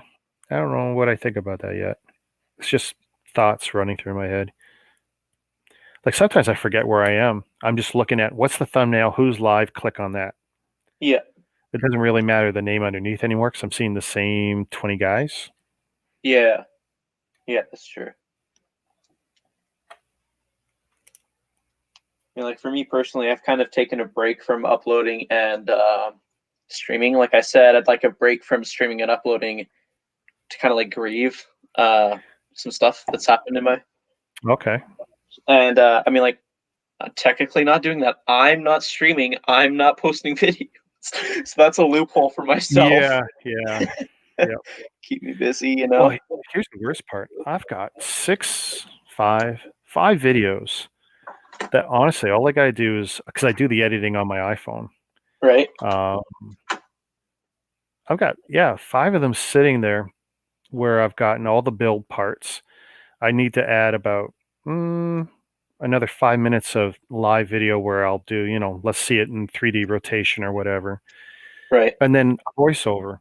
And these videos would be done and I could upload them. I just haven't been motivated. They're just sitting there some of them are on the phone and some of them are on VLC on the laptop. And it's like, just not motivated sometimes. Yeah. Like, I remember what I was telling you, when it becomes work.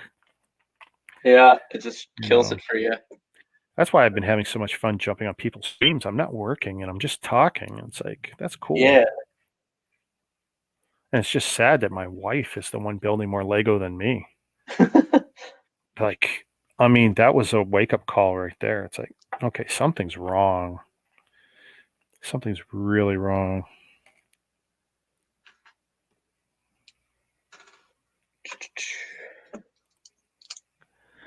I looked at Hive and, here, let's put her up. Hey, Mama, I looked at Hive and all I heard was swearing at each other. Can you guess who? Uh-oh. I'm guessing BFAB joined. Why? It's really interesting, that BFAB stream, though.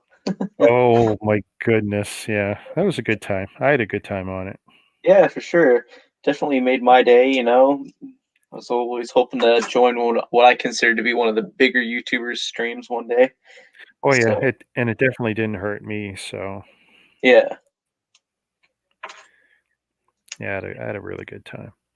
Yeah, when we were doing the whole thing with the snake Yeah, this prayer guy. stuff, it's just it's the fun stuff you do. I don't know if you've ever been to one of those guys who what do they call that? A mentalist, a guy who will get you to cluck like a chicken and do stuff and fall asleep and all this nonsense. Well, I mean, depending on Hmm. what you believe, it's all hooey. I believe it's mostly hooey, and that the people, no matter what they say, they want to be a participant. So that's what was going on in that chat that night. Was we were all just having fun. I mean, Yeah, I mean, like I feel like sometimes whenever I join someone brand new stream, I get nervous and I get silent unless I feel like I have something that can be like a little bit of like yeah. yeah. Takes me a bit to warm up, I guess. And sometimes it's better to be quiet so you can just get a lay of the land at first. Let it Yeah. come out natural because it is better when it comes out naturally. Hmm. For sure. BFAB and Sands. Oh, Oh boy. I'll tell you. Okay, so Sands did a video with Mandar, I don't know, 3 months ago, Okay. and I thought he was brilliant. He acted like he was a Lego designer. Oh, I saw that and I'm just like, what is this? What is What's going I on? thought I thought it was brilliant, and in the end, they're basically taking shots at Lego. Oh yeah, that's the one thing I And was I'm like, sitting there thinking, whoa. like, Ryan, you better be careful here. You only just got into LAN a while ago after whining and crying how you weren't a part of LAN. And I've seen him push those buttons a few times. And it could possibly be he really doesn't care. Like, it's a great ride while you're on it, but he Yeah, doesn't need it. I mean, clearly money, but yeah. it's It's like, just buddy, be careful. You don't want to lose this free ride. You've got everyone's dream here. yeah. I mean, like my mom, she thinks that I'm gonna take over the garage and fill it with Lego, and I'm like, no, No.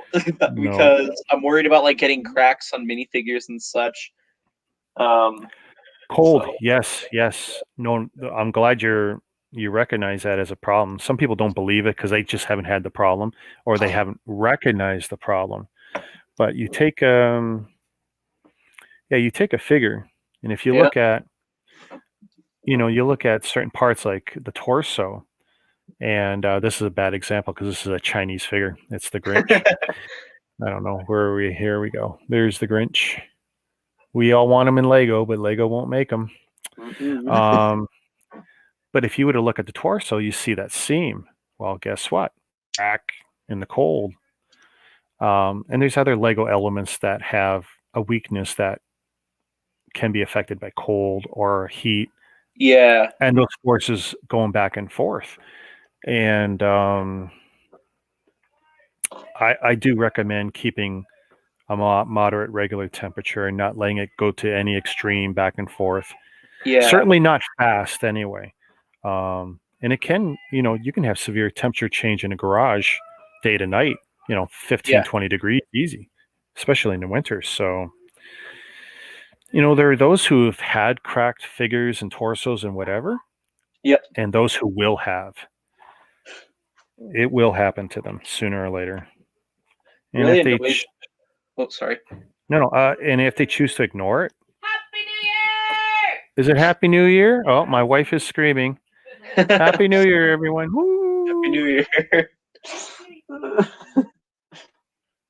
Happy New Year! What are you doing? Happy New Year! You can't put that on my stream. Happy New Year! You cannot put that filthy animal on my stream. Oh my goodness. You lived another year. How did this happen? I know. I have planned your death so many times. Little baby. Yeah, with his colored nails. Yes. No And now more hair on me. Thank you. Hey, hey. Now you're going to bed? Now you're going to shut up?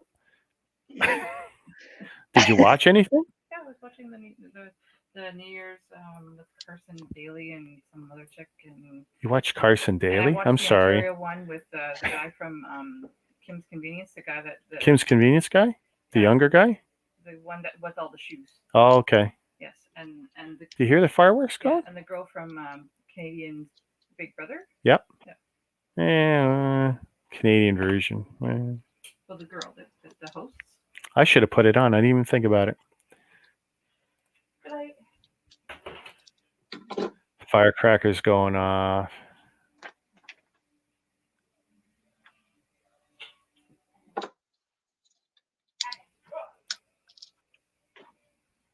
I saw that stream, Mama. I saw when you exposed yourself.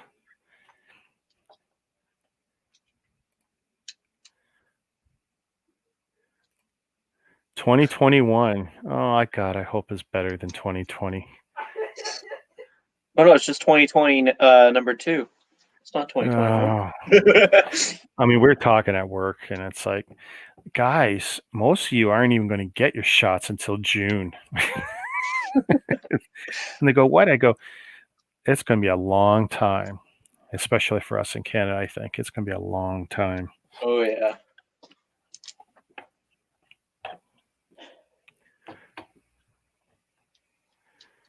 Yeah, Happy New Year. We deserve it.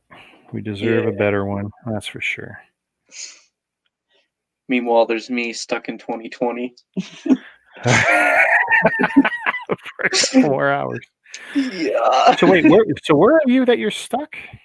I live in Calgary. That's Alberta. So Okay. Yeah. it's like 10:03 is what my computer says. You got all the oil. Yeah. Or at least you did before it got too expensive to pull it out of the sand. I think so. I tell you, when our dollar was doing really good, your area was booming. I mean, people were driving from Ontario to get to where you are to work at Tim Hortons. And what we were hearing is they were making $15 to $21 an hour to start at Tim Hortons if they would move out to where you are. But then the other problem was there was nowhere to live. Yeah. People coming in for the new jobs, whether it was directly in oil or in all the support around it for, retail or food or whatever. Right. But then it's like, there's nowhere to live. Or you couldn't afford to live because rents were going sky high. It was a renter's market. And yeah, but a lot of that bubble popped. Oh, shoot. From what I've heard. Master J just reminded me of something. Oh, my goodness. 2021 sets are available. Oh, yeah. Let's see. All right. Let's fire up the phone here. What am I going to be stupid about? Oh, I tried adding something random in my bag, and it's saying, sorry, unexpected error occurred. Oh, is it already happening? I'm assuming so. See, usually I'm smart enough to put stuff already in my, wish list. It's like, I didn't. Yeah, I did that too, and it's like, nope, error. I'm like, oh boy, is that many people on? Yeah, unexpected error. Oh man, good thing I'm going in store. I might not even stress this out. Just offer sale. No, there's no sales. What am I doing clicking on that? I know there's no sales.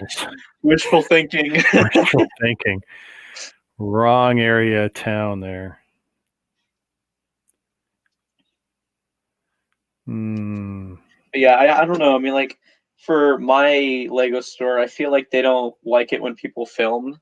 I mean, like, I had one video before I became an official Lego channel, where I just filmed I had my mom hold the camera and me walk into the store and get the UCS Falcon, posted that.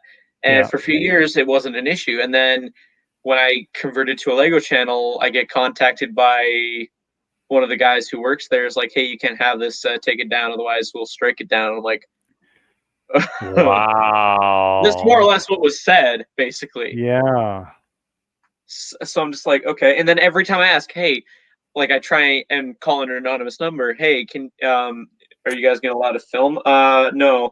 And then today, I had someone different answer the phone than usual, and I asked that, and they're like, yeah, we actually had to strike down someone's video, and I'm like, are you referring to me? Because like I don't think there's anyone else. Like Brixie's the only other person who's filmed in the Calgary Lego store that I can think of recently. Yeah.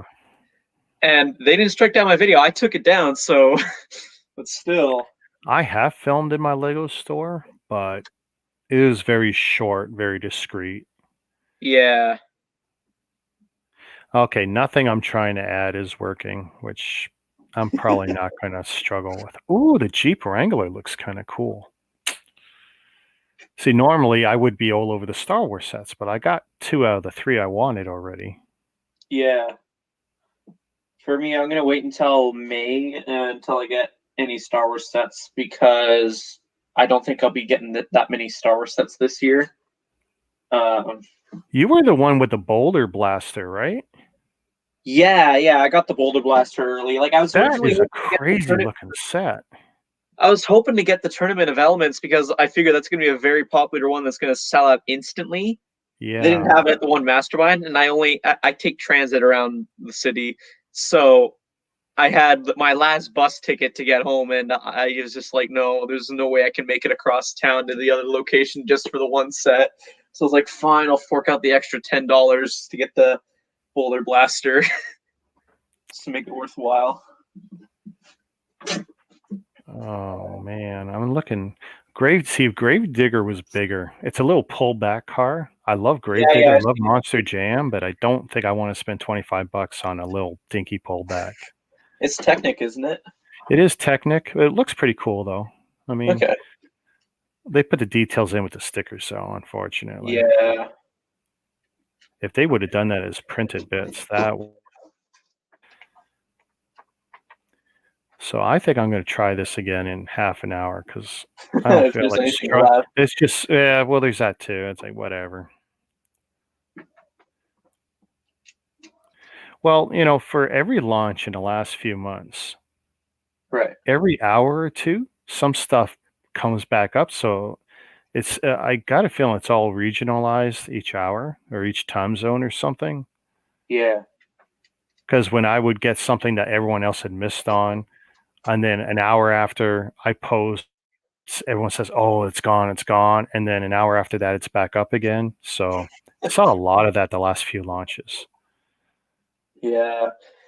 I was really lucky to get my hands on the Bespin Duel because I had no idea. This is my first time. It was my first time trying to get anything like early, and I had no idea about the time zone thing. So I originally was thinking, okay, 12 o'clock my time, that's when it'll become available. And then I hopped on at like 9:59 ish, something like that, like really cutting it close, and it was available. And I was like, okay, we gotta hop on this now. Usually, I put the stuff I want in my wish list, and then I start checking 10, 15 minutes before, and I do the silly refresh thing. And then usually 5 minutes before it clicks in. That's been my experience. I've been pretty good with that. Okay. I got the Trouble on Tatooine and Miles Morales mech.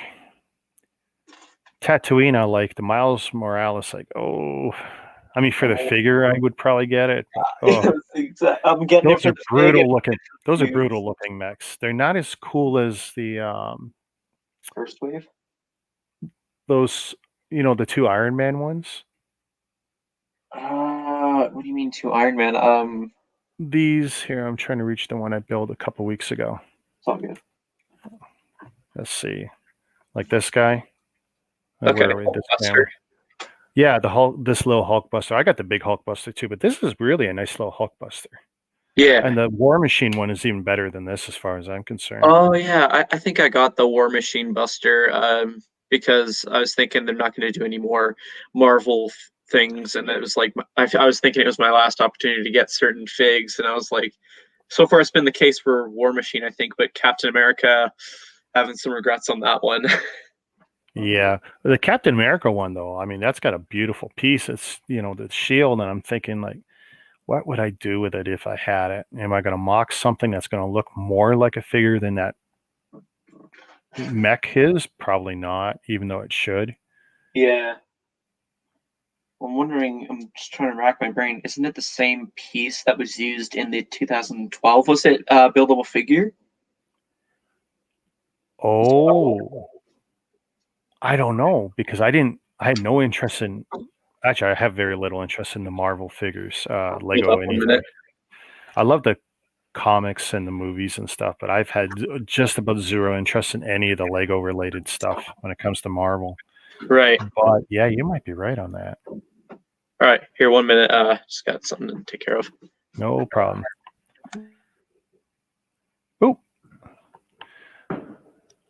Wow, that was close. Here, we can. Here we go. Happy New Year. Yeah, I tell you, Mama, I can't. I'd really like to get the bonsai and the botanical. I have an interest in it. I know my wife would love it. I don't know.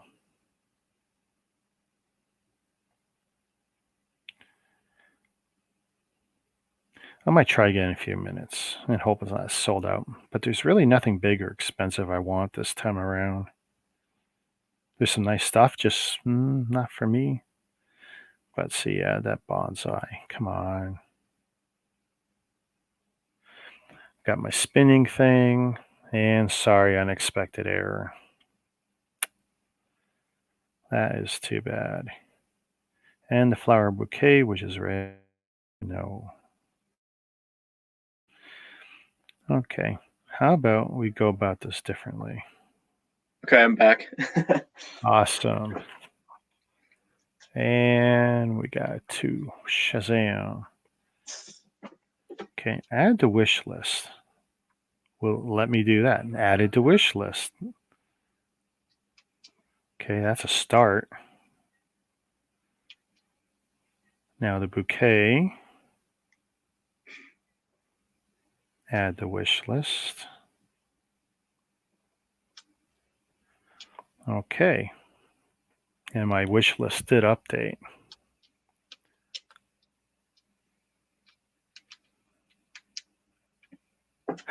Oh, hey. The Mandalorian and Child. Believe it or not, I do not have that. I do not have that because it was always sold out. Move to cart.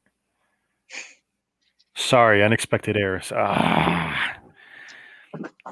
dying here, and I'm guessing the 2 new ones I added are on the bottom. Yes. Move to cart. Unexpected error. Move the cart.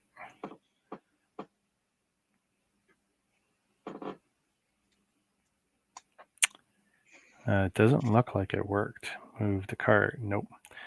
Okay, well, I'm not going to fudge with that anymore.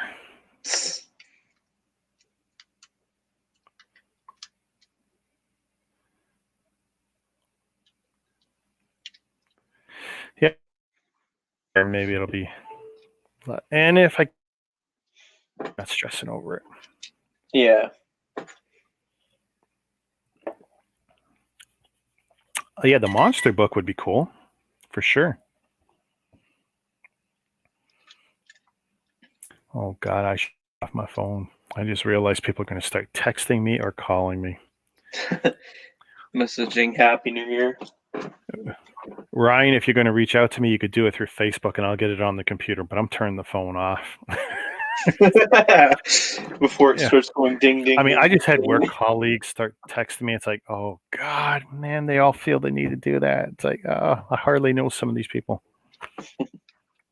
Hey, the sentiment is great. I'm glad for it, but I'm more worried about my mom. She'll do that. How you doing? How you think I'm doing, Mom? Same as everyone else. Okay, what did I not do here? I'm going to set a record for slowest build of D0 ever. I do like all the Star Wars sculptures the last bunch of years. I know people were critical of the Porg, but, you know, BB-8, the Porg, Yoda, the Child, this guy. I love the sculpture builds. These are just beautiful. And even the helmets. I can't wait to build them. But I'll tell you, the one I'm disappointed with the most from these 3 retail ones is actually Boba Fett. I don't really like what I'm seeing and the gaps I've seen in some of the reviews. Mm-hmm. And it's weird that the black TIE Fighter pilot is probably the best looking one. Although I think the Stormtrooper is the most iconic. Well, doesn't the pilot have the most pieces out of the 3 so far? Let's see, 625, 647, yeah, 724 for the TIE fighter pilot. Yeah. So I remember I was wanting to get that one because I wanted to, like, I was having difficulty trying to choose which one I wanted to get, and I was like, let's just go for whatever one has the most pieces, and that was the one I was hoping to get. But then I was like, nah, it's not worth it, especially if they're coming out with more this year. See what those are like, and then we'll decide. I'm with you, Brick Binder. I want to see that bonsai too. I think it looks great. Another, less typical looking Lego thing. It's like when they released the Lego birds as I think that was an Ideas or a Kuso set. Yeah, it was Ideas, I believe. Great looking set. Plus it has a Blue Jay in it. Yeah. Love the Blue Jays, so I love to see a lot more of that kind of stuff. When they did the remember the fish they did a year ago or 2 years ago? And it was like a Kickstarter kind of weird thing they did. Yeah, wasn't it like motorized kind of thing? Yeah, kinetic motion, something or other. But you're not building the fish, you're building a skeletal movable frame and you're putting this paper or plastic around it. It's like, Yeah. oh, guys, you're so close. I never saw it on Shop at Home. So what was the availability on that? Do you know? I think it was very tough or very limited, but they went sky high fast. Huh. And there you go. New sets out in Canada. Yeah. refresh, guys.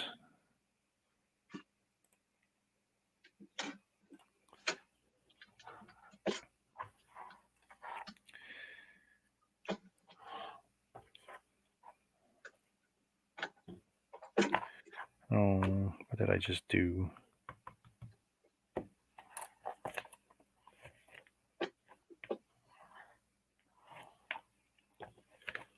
Oh, there it is. You wouldn't think it'd be easy, but I can still misplace stuff on this white desk. Have the same thing happen to me when I'm streaming a build. I'm just like, where did this one piece go? And I start to think that it wasn't included, and then it turns out it's like right in front of the stand I use right here. Yep. So. Well, I'm terrified of one thing. I know my floor is not perfectly level. When I did when I did the Iron Man, I think it was the Iron Man build, and it comes with these little turret thing with the ball on it. Okay. You get two balls. One hit my desk, and it just rolled like ice right off. It's like, oh, that's not going to be good. I need to come up with a solution for the edge of the desks that I can put on temporarily. It doesn't have to be high, even if it's just like a stud high. Yeah. Just to catch anything that might roll off the far ends. From where I am, I push up my stomach right up to the edge of the desk. It's 36 inches. I cannot touch the edge of the desk. As much as I might want, I can't without standing up. And if something rolls, it's gone. Then it becomes something for the cat to play with. Oh, and he's bad too. So with the sorting trays, this was 2 or 3 months ago. I'd left sorting trays with four trays were open full of parts. Right. I go to work, I come home, and I know for a fact all my parts were in the trays. He had sat there and he just scooped up and he just moved a few of the parts out. They were all there. I did a count on them later. And, my wife and daughter said they swear they hadn't touched it. That means it's the cat. Because there was not a localized earthquake in 1 square inch of my desk that caused the parts to jump out of the sorting bin. Had done something. Right. But it's like, yeah, I was lucky it was all there. But he's a troublemaker. Beautiful cat, and he's got a great personality. But, boy, is he a suck. I guess like most cats. But yeah, he can be quite destructive. Canada is CA, absolutely. And I hope you mean like for Canada, not like caca or anything.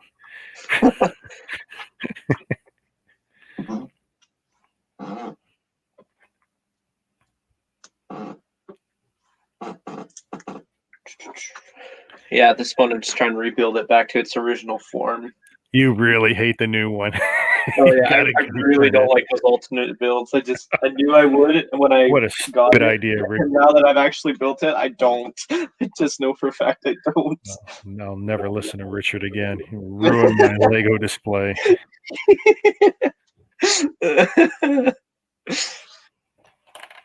Well, you wouldn't be the first guy to think that either.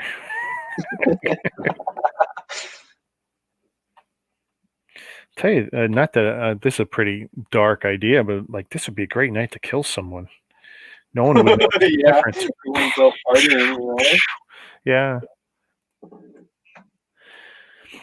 I need to rebuild Sesame Street a few pieces. Little one had fun with the characters. Uh-oh. Mama, did the little one redo Sesame Street on you? It's more like the Sesame Dump now. I saw someone do a mock of a much better Hooper store. Okay. Consider getting some more parts when I build my Sesame Street if I want to mod or improve it.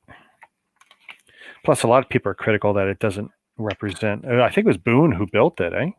Boone designed Sesame Street.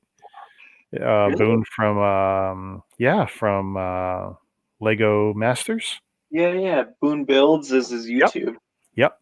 I'm pretty sure Sesame Street's his, and he's got another one. Looks like he's going to have the Magic School Bus. Huh. So that's pretty huge. Interesting. Plus, he was one of the finalists in the original Bricklink contest, and I think it was his fire truck that did really Okay. well. All those Bricklink sets actually did very well in that competition. And anyone who bought them, talk about a smart decision, because they've done very well in the aftermarket.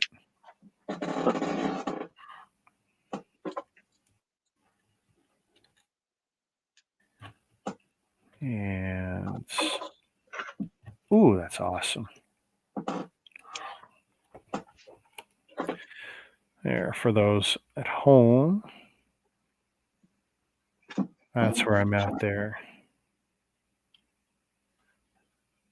The only reason, actually, here, you might be a little patient with me. I'm going to add, we're going to see what happens to my audio, because for me, it ends up really bad, which is why I don't show multiples in StreamYard, but I do on my own software. Okay. So I'm going to add a second instance. Let's see what happens here. And the way you do that is you basically open up another tab and then select. And whoops, I could do that. That's not very helpful. Another camera. I know it's a little dark, but I can't really adjust it in this software. I mean, if I could turn off the mic, but it won't let me. Default mic. No.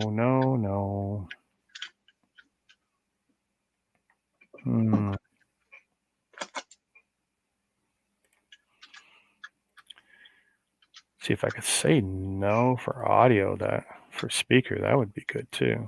Test. See what happens if I do that. And we'll just say desk.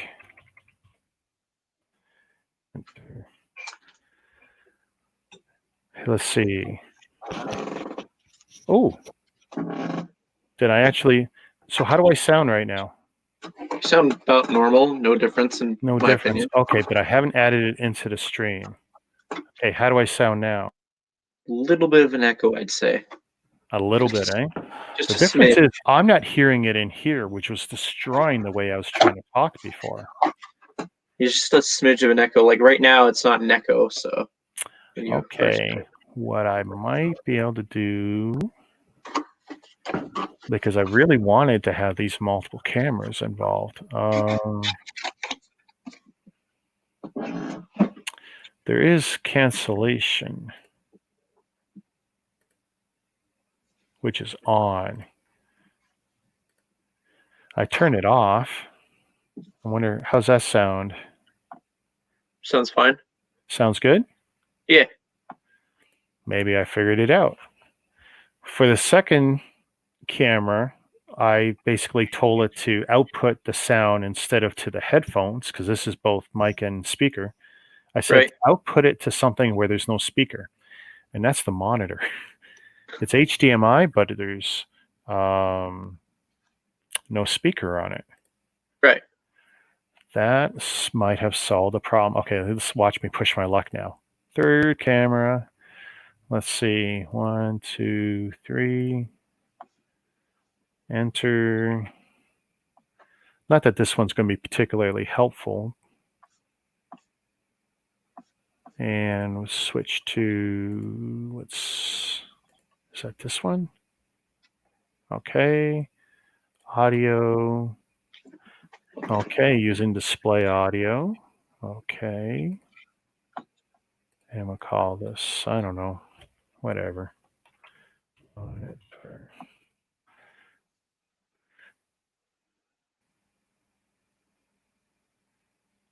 And if I add it, Oh, okay. I'm just looking at Lego Collectors Canada and Jim, last name. He just pointed out something that I'm going to check out myself right now, because I've met Jim in real life. So, okay. but still, he's saying that when it comes to redeeming your points to redeem, so you can use your points in store, it's not available. It's taken off. So I just pulled it up, and that's not the case for me. Okay, you know what's happened? This happened during, I think, one of the last two launch events. Oh, the event where they came up with the loading queue. Okay. The service for your points is literally on a different server, and they're getting hammered so hard that it can't make a connection to where your points are. So and for some people, you can't get to your points, and in some cases, I know Brixie was affected by this. For 24 hours, he had no account. So I think this is what's happening to some people. Yeah, so that's not fun.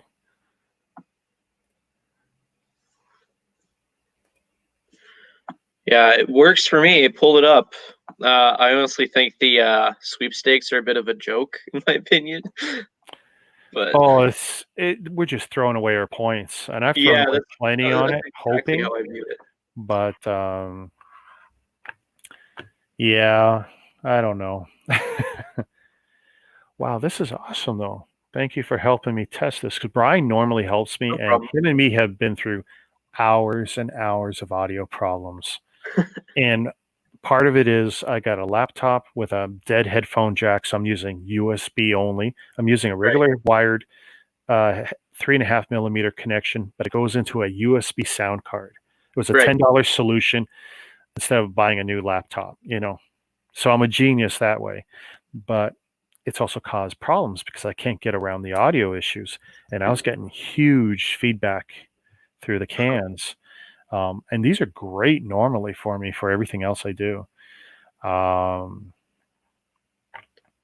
yeah, okay, so that just makes this a little bit more valuable to me, because now I can have some of those other cameras. Having two head cameras, like, I'm not that vain. I'll probably set up one now so it gives a view of the build better, or even the headshot one here, drop it down so it gets this better. I mean, that would probably be the ideal thing to do. But cool, yeah.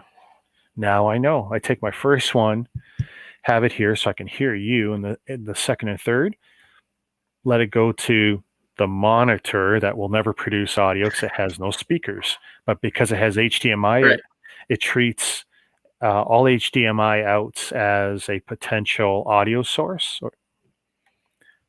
or as a speaker, I should say. But as far as I know, the monitor, I mean, yeah, this is it. I'm the only guy to buy a 32-inch monitor that has no built-in speakers. But come on, let's be honest. There's not a speaker on the planet that sounds good. Monitor with built-in speakers. They all sound like garbage. Yeah. I mean, you buy a 65-inch TV, And I don't know too many people who use the built-in speakers. They Huh. they buy a nice speaker bar or some Bluetooth speakers or do something. Although I don't understand people who like the Bluetooth speakers. Bluetooth is inherently bad sound, even at its best. That's my experience. Yeah. Whether it's Bluetooth headphones or Bluetooth speakers or whatever toy you got, because Bluetooth has horrible compression. It's just built in. Um, I'll wait for someone to prove me wrong or to show me there's some better tech. But yeah, I'm not a fan of Bluetooth audio. I mean, the function, yeah, just not the quality. And that's with my hearing impairment. I listen to it, I go, oh, it's bad. And I've bought a lot of Bluetooth crap over the years. If I can wire it, I've got 30 feet of audio wire to connect the headphones to different devices. But I do have, like my wife earlier was using, a cheap $20 Bluetooth headset I bought from Amazon. And it does sound cheap. It's white, plasticky. It's really the cheapest thing I could have bought. But I needed something because my old Turtle Beach headset, which is it's RF, it's Bluetooth to the base station. Right. So you can Bluetooth it to anything, which was fine. And I had that on optical from the TV. So it was getting optical into the Turtle Beach base, but then it was doing RF to my ears. And RF can be affected by a lot. It can be affected by sunlight, other RF devices.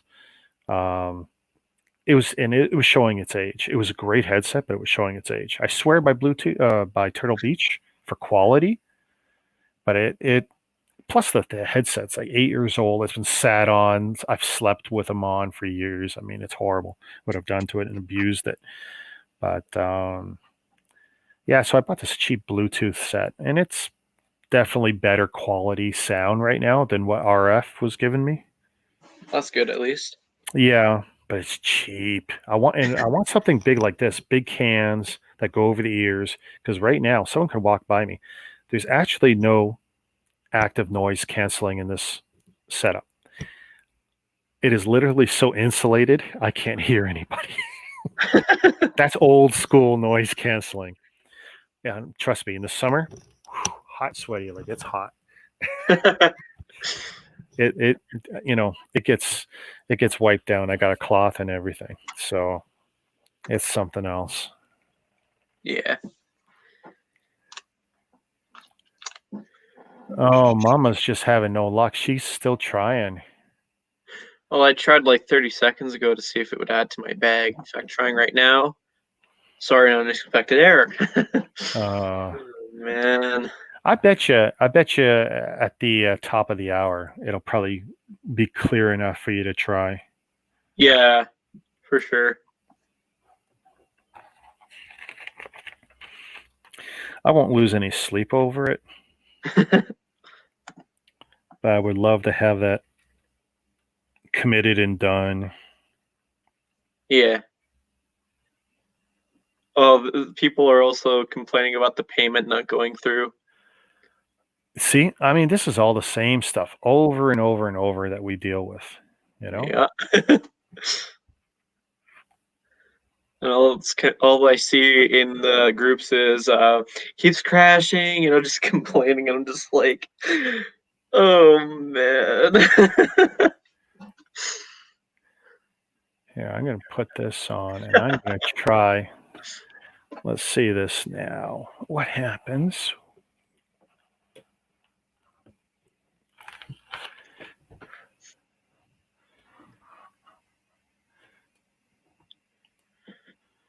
See, with my other setup, I'd be doing color correction and everything on this right now. But I don't have that kind of control here. Right. Just trying to see what works here. And the problem is all of these cameras, they all do their own autofocus. Hmm. And that might be too close. I don't know.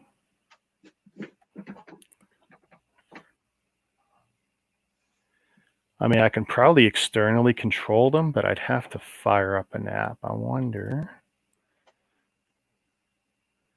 But you know what would happen? Oh, I know, I can't do it. If I do it live, what'll happen is Windows won't let you address a camera from two different pieces of software at the same time. In Right. browser, you can. I could fire up the same camera 3 times in browser. I don't know why that works. It shouldn't work, but it does. But Windows won't let you do that.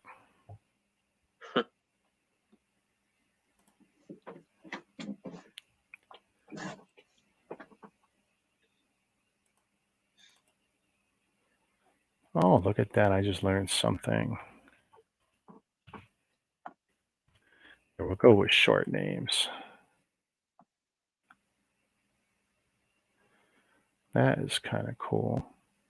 Desk is good. All right. I just realized my logo is so big it like covers half your head. That's all good. I will have to see if I've got a smaller one later. My smaller one was end up looking so low res. That's pretty cool. That's almost my professional setup on my other software. Huh. Interesting. I like that. And I mean, and look, and that's without going through everything I had to learn to use the studio softwares. 3 browser windows. I got 3 tabs that all say StreamYard at the top, and each one opens a camera. You gotta love technology. They've made it so easy. Yeah. I mean, it really came in at a great time in COVID that people could clue in and start using this software. I keep having people ask me how I'm able to stream with, even though I'm not at 1,000 subscribers, and I'm like, wait, this is a thing where you're not supposed to? Not on mobile. So here's the thing. So when I had started, I was streaming on mobile, and then they flipped the script, and they came up with a rule that you had to have, if you're going to stream on mobile, you had to have 1,000 subscribers. But I think once you hit 100, you're fine. YouTube doesn't have a problem as long as you're hardwired. Okay.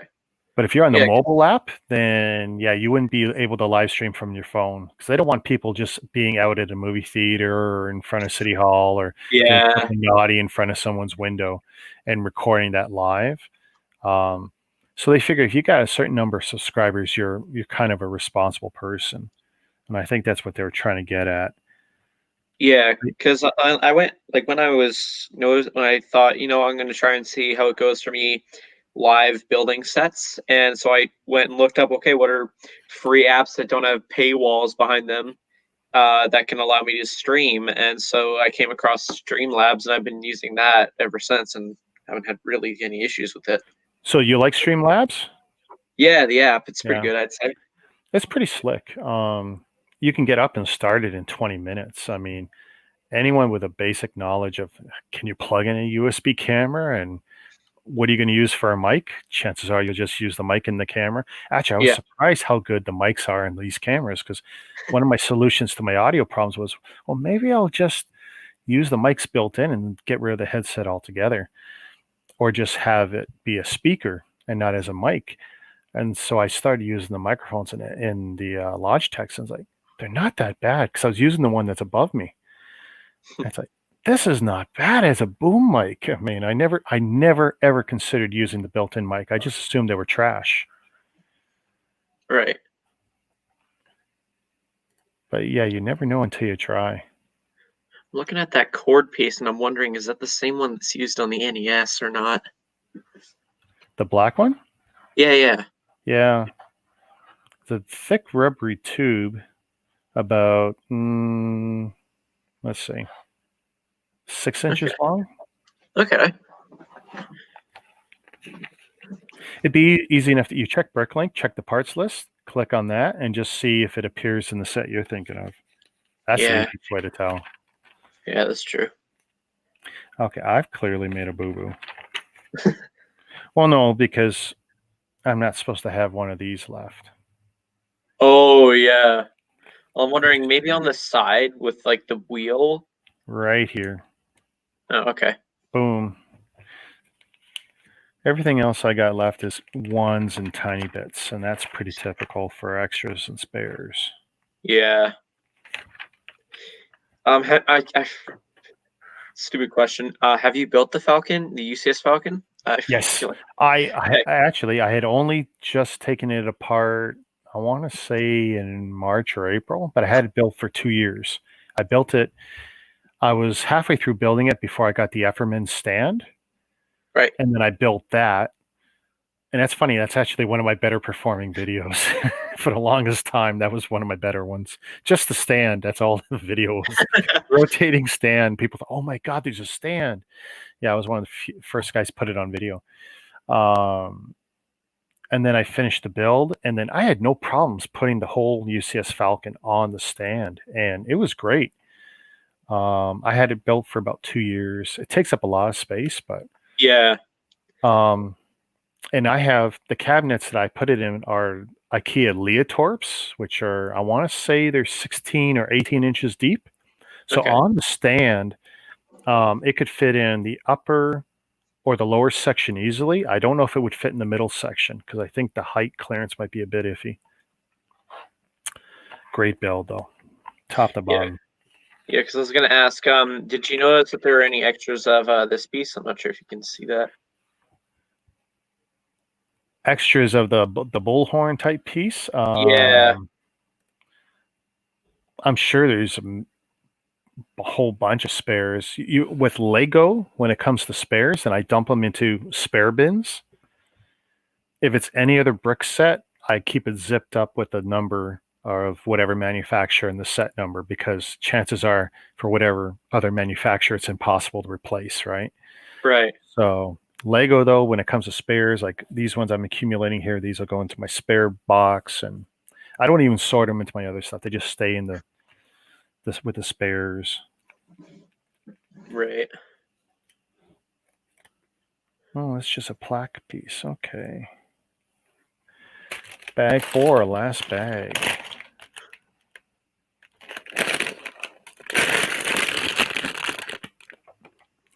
Big knife. Bear Grylls, that's a nice knife. It's a shame this is the only thing it's ever been used for, though. Opening Lego bags, which is really not necessary because, of course, they're all easy to tear open. Yeah, that's true. Now, some bags from some of the Chinese guys, oh, they're tough. You'd sit there and not get through it. Yeah, that makes sense. Nice plaque piece. Oh, and you get a tiny little D0.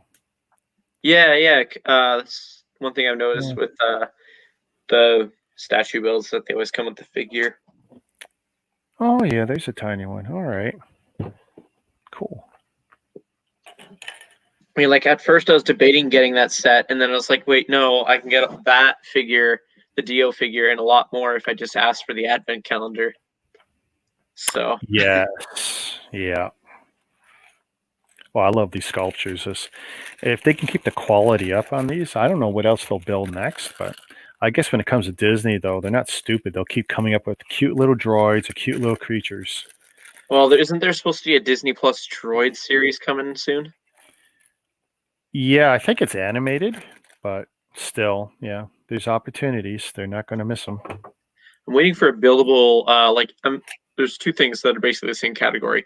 Buildable C-3PO, and then, like, you know how they've been, like, making promos of R2-D2 and BB-8? I'm waiting for a promo version of C-3PO as well, because I'd be interested to see how they pull that off, if they do that. Yeah, no,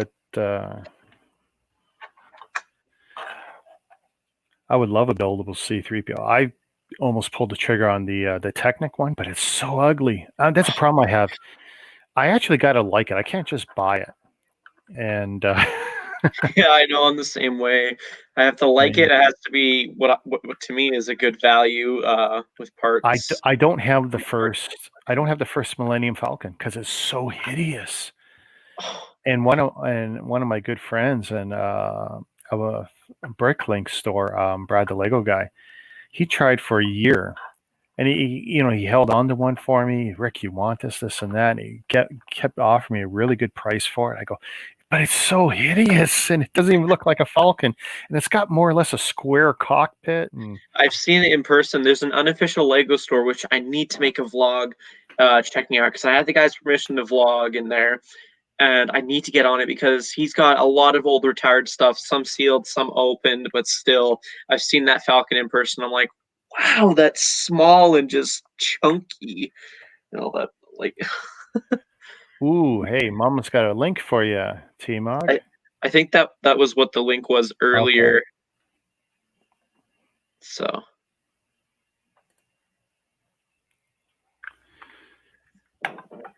I like this printed piece. This is nice. yeah. I'm glad it's a printed piece and not a sticker. Imagine if it was a sticker, how amazing that'd be to I was apply. telling my wife that, cone pieces, the Tantive, I think, the detail on the head of the ship, well, it's basically cones, right, that build the front of the Tantive. So you got Right. like two of these on each side, and then there's stickers like, oh, Right. Lego, you did us so dirty on this, because that is going to be, even for the best people, with stickers, that is the hardest thing to apply, is that surface. Yeah, I'm And trying I'm to pretty think. sure I'm going to order an extra set of stickers from somebody, or straight up I'll go to Lego and say, hey, I need more stickers, or I didn't get them or something. I don't know. I don't want to defraud them or anything. But Oh, I remember now what, like, on that topic, there was a scenario that was just as bad. The Razor Crest, the little engine things on the side. oh, Like, it really? literally wraps around here. I'll pull off the piece that I'm talking about. It's not that hard to take off. Because literally, it's a big sticker that you have to just wrap it around. Like, you couldn't be bothered to print this. So yeah, this whole thing right here is a sticker. Oh my goodness. Okay, but see, that's on the cylinder, on a half cylinder. Yeah. I know a lot of people are still going to cringe at that. I'm pretty sure I can handle that okay. Oh yeah, I But handled it all this right. But cone, to put a sticker on this shape of cone, that's intimidating even for me. yeah, I might even try using Windex or something, so I could try and use like water application techniques, like modelers would use, because you can get away with it with a lot of Legos stickers. right.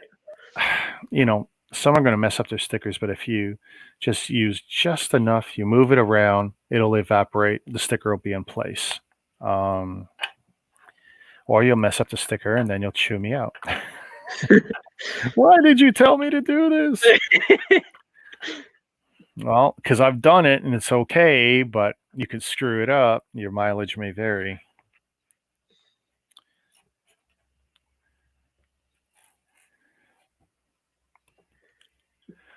Okay, I gotta admit, that's not bad. I will figure out a way to color correct my lighting, because I've got a lot of light right now, and the big Yeah, screen shouldn't be this dark. It should all be as well lit as my first one. yeah,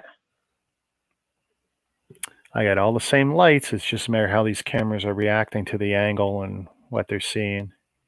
yeah. Let's see. Put my hand in front.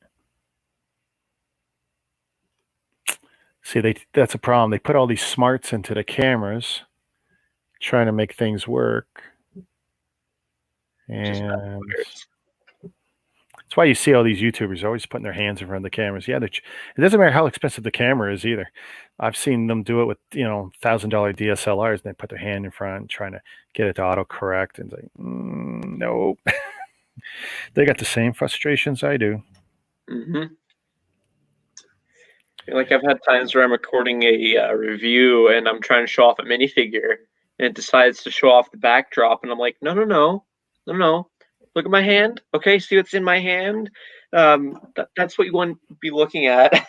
Okay, so I got a suggestion for you, and you're going to love this. What cell phone do you have? I just use the Samsung Galaxy Tab A tablet. Okay, so you're using that. you can probably get NDI software if you look Okay. up in the Play Store. That's Android, right? Yeah.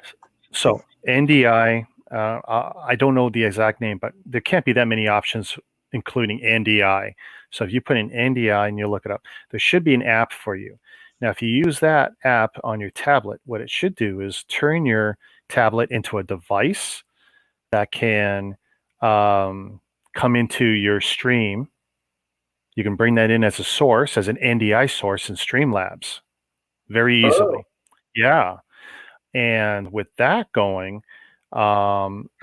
you'll find you have decent control on focus and everything with your tablet. At least I did on my phone when I used to use it. Because actually, Right. when I first started streaming live, I was using the phone exclusively, and then I was using my phone as a secondary camera, and then I started buying all these other cameras. But when I was using the phone as an NDI device and importing that, it's like, oh, it worked out really good. And I was able to I was basically using the cell phone as a figure camera whenever I would do a build. Everyone wants to see the sharp looking fingerprint. So I would have it and I would do a test beforehand. So I knew what the distance was and I didn't have to do anything. It was perfect. I put the Right. figure in front every time, sharp. I didn't use it for anything else because if I did anything else, then colors would go all crazy. But yeah, you're going to love that. So you look up NDI or NDI apps or something on the Play Store. The lighting is not showing it properly. NDI, Yeah. that's probably it there. It's the only one that showed up when I typed in NDI, and it's got a price tag on it that Oh, how much? 26. No, I'm I mean on iOS I might have paid $5 or $10, but I don't know. Maybe if I pull it up on the computer, it'll show more options because it might be the fact that it's restricted for just that device. Well, that could be too.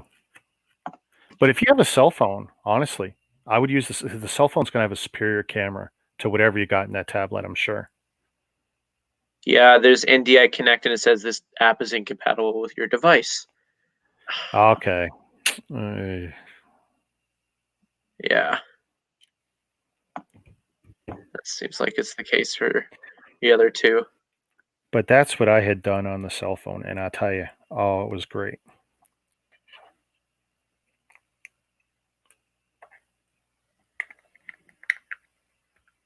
Still says sorry, unexpected error on shop at home. Oh, I keep trying. Even though I'm going in store, I just want to keep trying just for fun. To be the first. Yeah. Well, that's the other thing.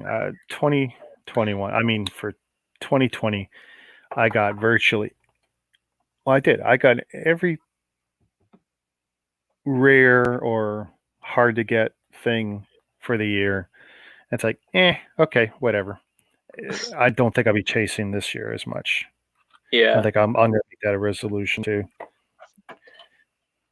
It was think fun, but it's expensive, and yeah, I think a good chunk of what I spent was impulse buys, mainly for I was starting out with YouTubing, and Mario, that theme was skyrocketing because I made the instructions app. Like I just screen recorded the instructions.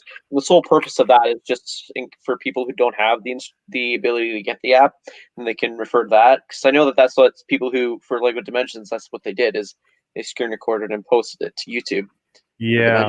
So you tell me that every Mario set in the Mario theme is all digital online? Yeah, and you can no, you have to get the app in order to look at the instructions. Oh man. And to add on top of that, for the Wave 2, you're gonna need to update Mario. You're gonna need to get the app. But I still uploaded the videos because I know there's gonna be that one-up person who's just gonna get it just to build the set. He's not even gonna bother. They're not even gonna bother getting the starter course to play with it. They're just gonna. I hate digital instructions. There's a couple of Halo sets in Mega Bloks that were doing that, and like you get the instructions for 2 out of 6 builds or something, and then the rest you had to use their stupid app. Well, here's a problem for me: the app wouldn't work on an iPhone, and my iPads are ancient. It's a tablet only app. It's like, you stupid people, why wouldn't you make it work on the phone? And why wouldn't you just make it work on the web proper? Well, some smart YouTuber actually found there's a hidden link on the Right. website. So it won't show up in the list of instructions, but if you type in the URL directly, it's all there. So it's like, okay, this is great. I grabbed those PDFs. My wife went to work. She printed me full copies. Beautiful. Actually, it's better than Mega Bloks print. So it's like, that's okay. I know there's probably another set I'm going to have to do that for because I got a feeling they went all digital. I'm not a fan of this all digital garbage. Oh yeah. I mean, like it's kind of a slap in the face a little bit when you have like the full size Mario sets digital, Look at and Mama. then like when you get the power up packs of the blind bags, they include instructions, even though it's like yeah, it's a small build, but like a part of me is like, if you're gonna commit to this, fully commit. Just make it so it's part of the app. I don't know. It's just I don't know. It's weird. It's dumb, and the only reason I'm putting up with it is because it's bringing in the views and the subscribers for me. Wow.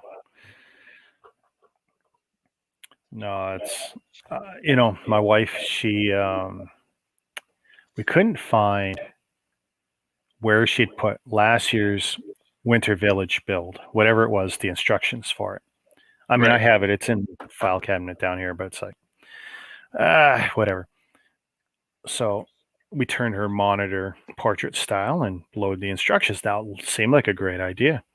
She suffered. There was 3 colors that looked so much alike, and she Oh yeah. suffered so much. And this was instructions from a year ago, not 10 or 20 or 30-year-old instructions that were poorly digitized. Stuff they made last year. I don't know why they can't do a better job of archiving their instructions. Everyone else can do it better than them. There's one thing that I really don't like about the app is for the Bowser's Castle. That's the one video that took me the longest to make for instructions because when it got to the part where you're adding all the little bits together into the one big build, the app kept crashing the screen recording app and then the app itself. And like I even Ouch. tried pulling it up without the screen recorder, app crashed, and I'm like, why? Do you suspect the tablet is just old or that it's I've failing? had it for like maybe like 2 years, 2 maybe. years? Yeah. So not too old. I mean, and apparently I can't speak. Apparently, it's been the same issue for my friend in the U.S., Master J. He's had that issue as well, and I'm just like, okay. I was almost ready to contact Lego customer service until the next update. It was glitchy, but I was able to take screenshots, and I just screen recorded the screenshots and then edited the 2 clips together, and just like it's better than nothing. Yeah, I've come up with kludgy solutions to problems. You get creative. Yeah.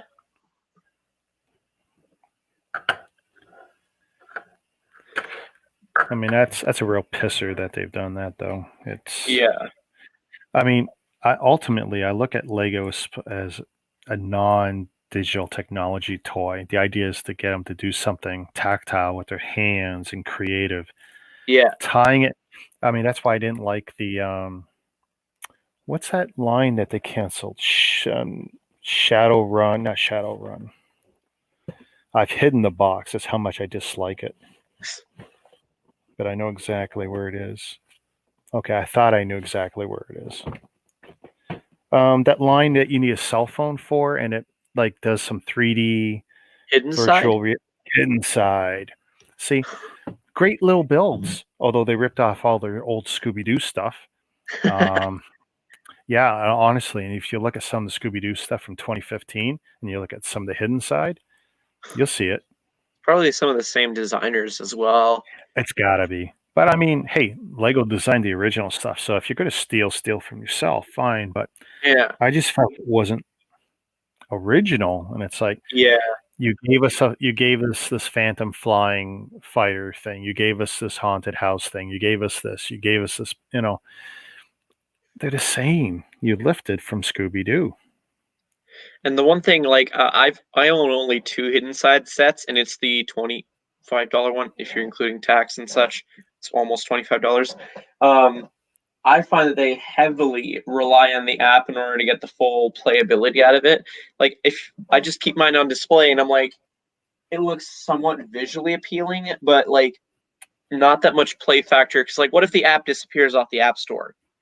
Like it's That's a problem. And, sooner or later, Apple will turn around and they'll update their architecture again for the chips. And when they do, the old apps won't work. I mean, there'll be a period of time when they'll work and they'll run in an emulated mode, and then there'll be a time when they don't work. And it's going to be bad. It just is. And that's why I don't like any tying of the Lego to digital devices or to Bluetooth or any of this stuff.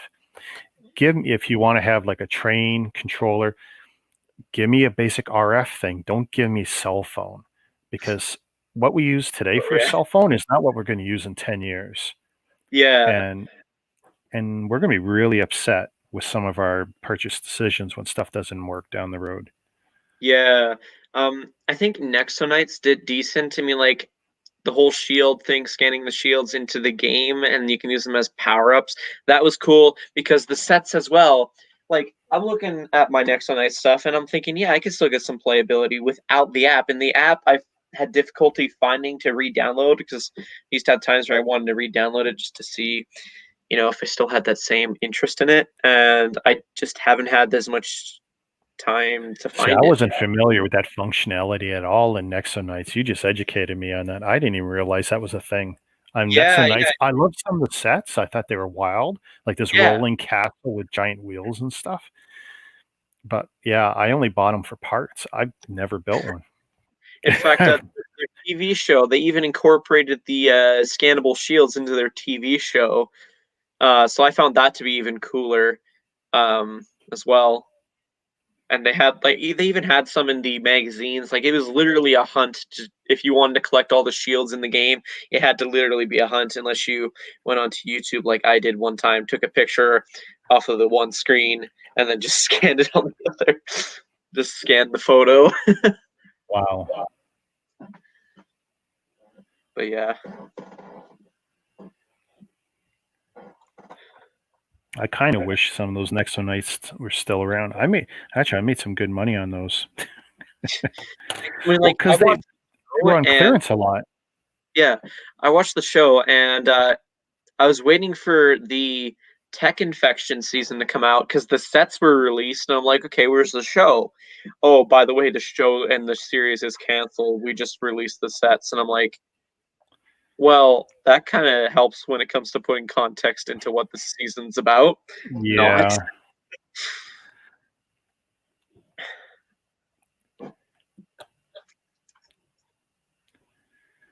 Oh, I hope I've done this right. Silver.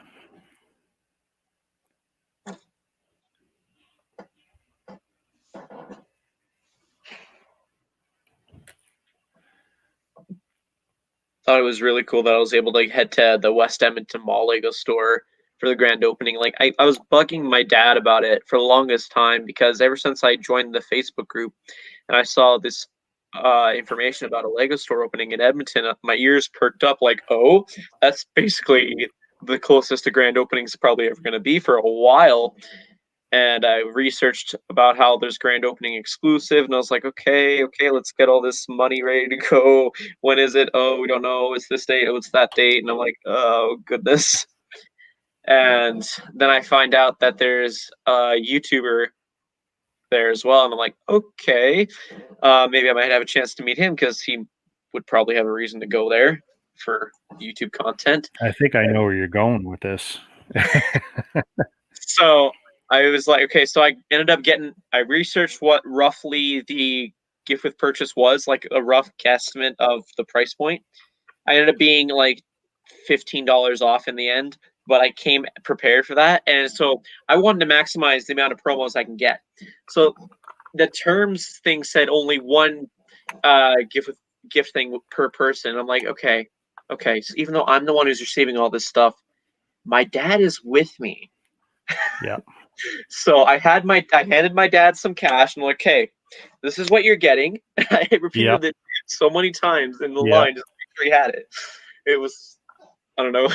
So No, I think that's fair game. I think what Yeah. you did there, yeah. waited in line. I was second in line. We stayed in the hotel that was inside the mall, and that was unlimited access, even though the mall opens at 8. So we were there at 5-ish in Oh, the morning. Um, so yeah, my plan was get the Destiny's Bounty straight shot through the doors and then straight to checkout. That was my plan, and it was enough to get both promos for that one purchase. And then my dad was the one who was getting all the multiple smaller sets. Uh, nice.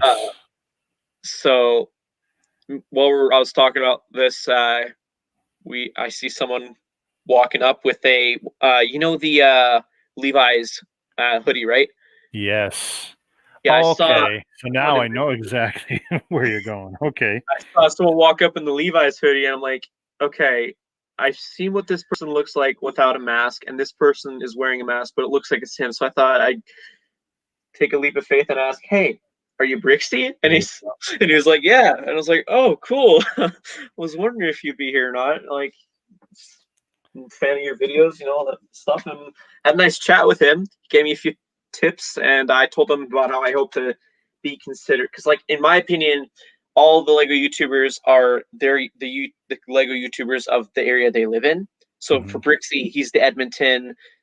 You and Ashton Flash and a handful of others, they're like Toronto area YouTubers. And then for me, I'm hoping to be Have you seen Alex Nunez? no.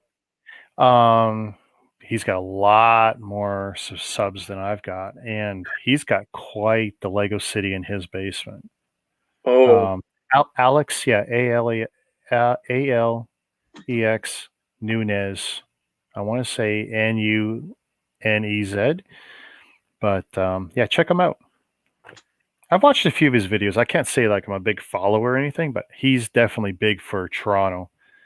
And in the way he's commented and described certain things, I know him and me have come really close to bumping into each other, been in Yorkdale or something a few times at the same time. Because there's no way we weren't, just from the way he described certain events when I used to chase down stuff in store.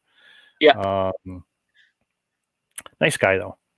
yeah. Sorry to cut you off there, but yeah, there's Like definitely people who are regionalized, like you see that. Yeah. So yeah, I told them all this stuff about how I hope to be considered the Calgary Lego YouTuber. I've done my research on people who were Lego YouTubers from Calgary. And the last person that was active had like 980 at the time that I looked it up, and he hadn't uploaded in like 6 years. So that was the guideline for me before I can crown myself the Calgary Lego YouTuber kind of idea. And he's like gave me a few pointers about what to do, just be yourself, all that stuff. And supposedly he said he subscribed to me, which I don't know. I'm fine if he did or didn't. Mm-hmm. Pretty cool to meet him. And if you go back to his vlog for the grand opening day, you can kind of see me in the background at the beginning. Oh, really? Eh? Yeah, I found that to be really awesome. I asked him if it was all right if he was in my vlog because it was my first time trying out vlogging, and so I think it turned out decent. And he said, "Yeah, sure." So we had a brief cameo in there, and while we were waiting in line, I just had a nice chat with him. My dad bought him coffee. It was really cool to see people walk up to him and be like, "Hey, Brix, are you Brixie? Can I get a photo?" And it's really cool Oh stuff. my goodness! I tell you, no faster way to get a big head. Yeah, and I'm just thinking to myself while I'm sitting there in front of him, like, "Wow, that might be me one day." Yeah. And then I've been recognized a few times, so that's been cool. yeah, yeah, that's good. And then I found it weird at first because like I was talking about what I was gonna get, and normally in his vlog he's talking about what he's gonna get. Even while he's waiting in stores or in line, I'm like, okay, it's weird how when he's doing his little vlog bits, he's not talking about what he's gonna get. So I just was like, okay, that's weird. Maybe he just doesn't want to talk about it. So I left it at that. But then when I went and got my stuff, I noticed he wasn't rushing in line. Like he was right behind me, and you'd think he would be to get the promos. And I was like, that's a little weird that he wouldn't be rushing in right away to get the promos. It seems like stuff was prearranged. He clearly had unprecedented access to that store. And then I find out after, like, so I got my stuff. filmed around in the store pretty badly, but I think I got the message across of what was featured in the store more or less. Um, and then I walked out, got interviewed by the West Edmonton Mall historian YouTuber, if that makes sense. He interviewed me because I was second in line and such, and that was cool. And then after that, I check up on YouTube for my subscription feed, and then I find out a few hours later that he had uploaded a video, and it's of him being at the West Edmonton Mall Lego store, and I'm like, okay. So I click through it, and it's completely empty, and it had the garbage bags above the windows, and that was like before it was completed. I'm just like, so this has to be pre-filmed. And then Yeah. I watched it all the way to the end, and it showed that he made a purchase and got the promos, and I'm like, oh, that makes so much sense why he wasn't talking about much. He had everything, and he was not stressed to go get it. Yeah. and then when I uploaded my full vlog, like one of the issues I had right away is that people were saying Brixie was the first to buy something at the grand opening. I'm like, he was there. He did have, but the thing is, he wasn't the first on the actual day to get something first. I have actual video evidence of a store employee saying that I am the first in line for the till to buy something. And Brixie got early access. So yes, he was the first to buy something at the store officially, but when it comes to grand opening day, that title belongs to me. I have proof to back it up. You know, anyone could get backdoor access, and that's what I call that, backdoor access. Yeah. You know, because he now has celebrity, and that's great. Yeah. We would all wish to be in that same spot. True. Anyone who says otherwise is lying. Yeah. That's pretty cool. I'm pretty happy with it because like I opened up one of the store opening promos because I was like, I got two, why not? And I opened it up and it came with the wrong hairpiece, and I was like, that's weird. It came in the same color, but just the wrong hairpiece, and I'm just like, okay, that's weird. So I just continue on building in the stream. And what I ended up doing is I talked to a store, I talked to customer service, like, yeah, that is a weird inclusion. I'll send you one here for free along with some other stuff. So that was nice of them to do. But the one issue I have with the Lego store sets is they include customers, but not employees for minifigures. And that's just like doesn't make sense to me. Yeah.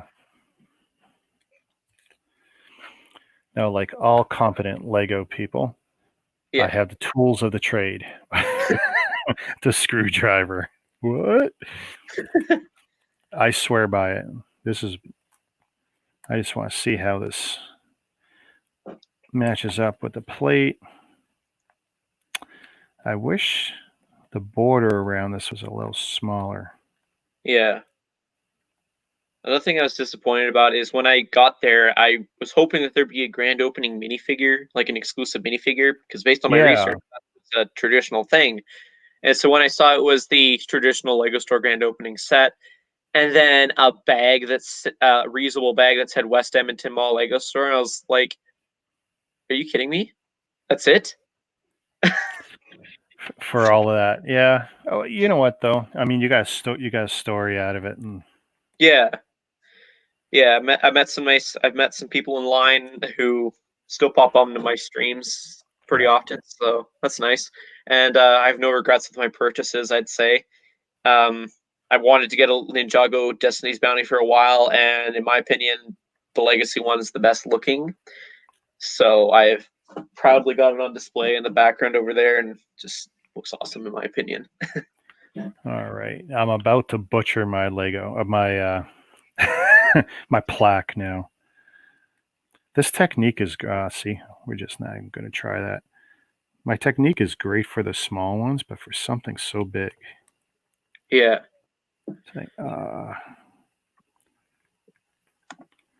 Let's see.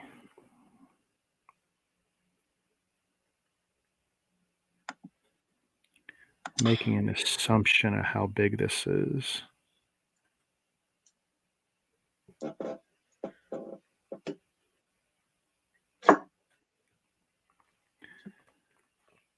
And I'm going to go with that.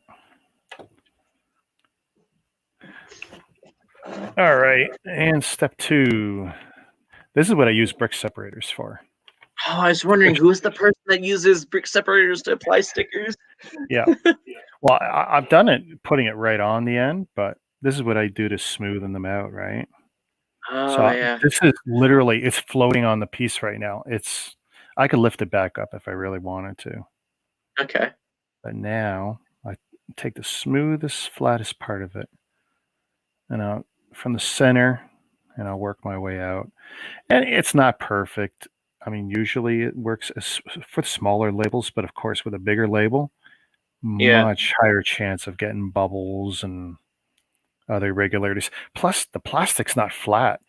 I mean, we all stress out about it, but it's not a flat plaque there. You can see I can see it through the label, all the circles. Yeah. So the idea that you're going to smoothen it out completely, it's kind of horseshit. The best you can hope for is that you don't have edges that lift up and Yeah. that you didn't miss it or something like, and it goes off one edge of the plate or something horrible like that. But this I've been doing for about 8 years, smoothing it out. Oh, nice. Screwdriver is kind of a more recent thing. Well, because I used to use, credit cards or whatever. Oh, okay. Modelers, a lot of them will use a credit card. You don't want it to be too hard because, of course, you can damage your labels or your decals or whatever. But Right. I get very good results this way. Huh. My dad was into models, and we did all the water decals. So I learned some of the water stuff through. That's pretty good. Let's see. Yeah, it looks pretty good. And since I got so many lights, this will be really easy. Thing I'm wondering, is it applied correctly according to the instructions? Because I had one time where I almost did it upside down. Oh, you just made me check too, you dirty bugger. Wouldn't that have been something? Oh no, according to this, I got it. Oh, you had me there. Because I just picked it up and started going at it.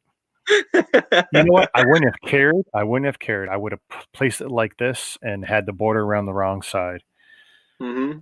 Wow. No, you had me there. Actually, I impressed myself. I really like that. I probably would have liked it a little more up towards the top studs, but Mm-hmm. I got it on and it's not going to peel, so it shouldn't peel. That's the other thing, eh? The finger oil, that's your number one enemy. Yeah. The less you can touch it, the better. And that's a whole other stressor for some people. For sure. Oh my god, I wonder if it's a UCS that it has a plaque. I hate those arguments. I just straight up say, if it doesn't say UCS, then no. And whatever. It's your set. It's whatever you think it is. Yeah. If you're really I mean, see, for some people it's about the resale, right? Yeah. And if it doesn't say it on the box, you might have a hard time trying to convince someone it's a UCS set or whatever. I don't call it a UCS set. I don't really care. Yeah. A good set's a good set. True. That's my mindset. I could do without these silly plaques, so. There's some nice ones you can get on eBay. Some are done in Lexan or Plexi, and you're going to have some real nice effects. I see that plaque is too high. I think it's poorly designed. It shouldn't. When I see that, I built Yeah. it to the instructions. And to me, hang on. Did you just step on my cat? No, I'm pretty sure cat don't make that kind of noise naturally. No, daddy.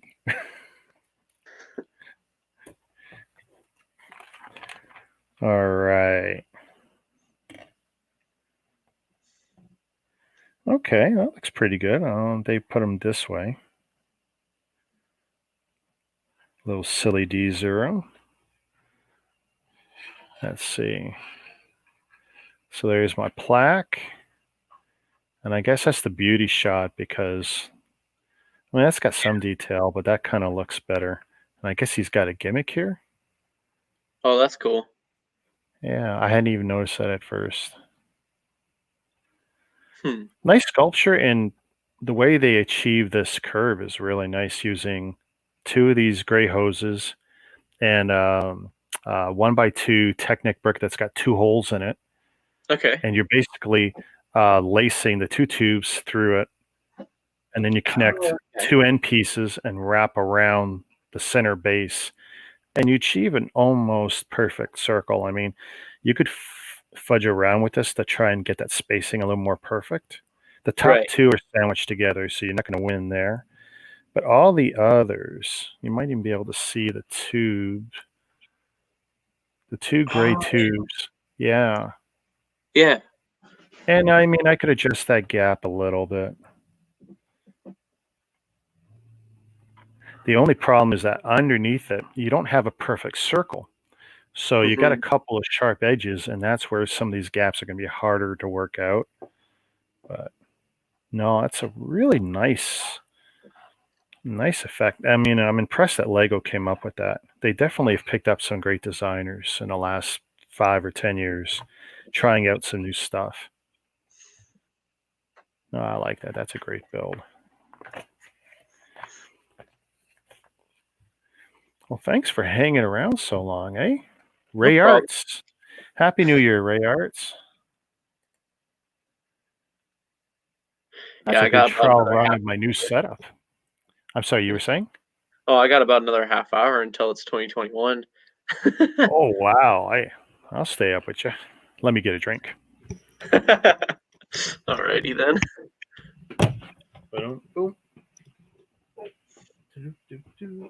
I guess that means I'm the new host of the stream. I don't know. How many people am I quote unquote hosting? 2, maybe 3 people.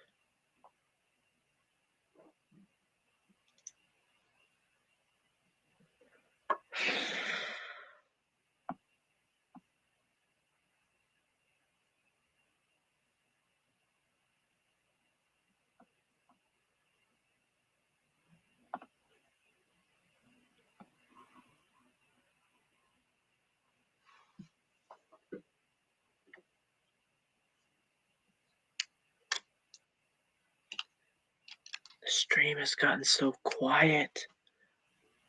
It's partially my fault. I'm not doing a very good job at hosting, it seems.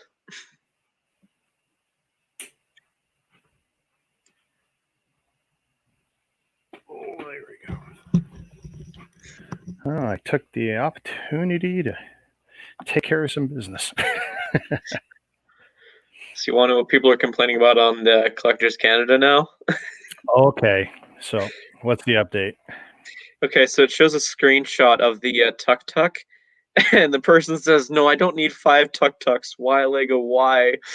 so Oh no. they're getting to the checkout section. They're only wanting one, and Lego's auto filling it with more than they need. The problem is it's registering every click and refresh, and it's catching up afterwards, and it's like, oh man, I feel for them. I don't know. Is it gonna work for mines yet or no?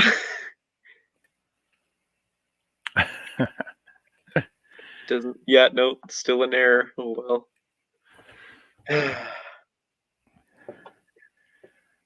I got a feeling I'll end up just trying my luck in the morning.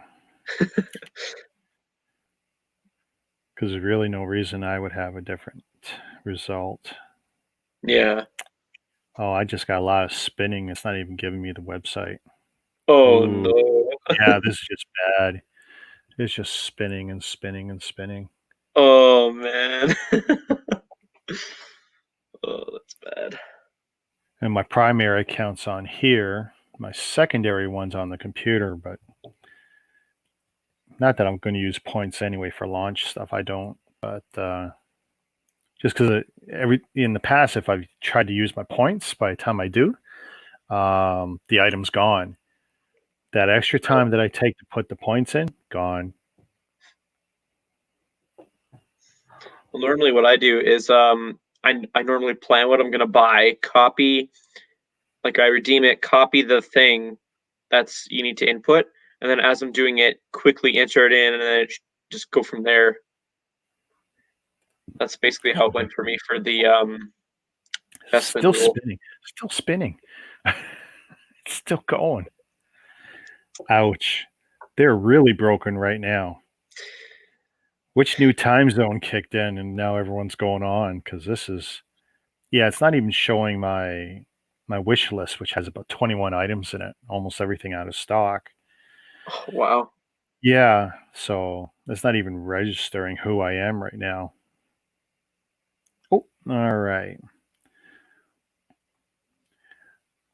So there's nothing in my cart. Still nothing in my cart. Move the cart. Nope. Unexpected error. Oh, well. So we know that's just not going to work. That Ferrari is still in my wish list. I wanted to get that Ferrari, but I want it on sale. I don't want to pay $24. I want it like at least $5 cheaper.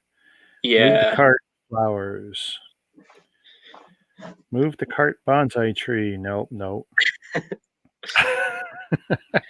I'm actually tempted to try and see if the tuk tuk actually will work. Oh, What was the set number? Because I don't want to have to like manually search for it. Oh, it doesn't say, so I'm just typing in, I guess. well, you want the set number? Oh no, I got it. I'm just You gonna got see it. if it'll let me add it to bag.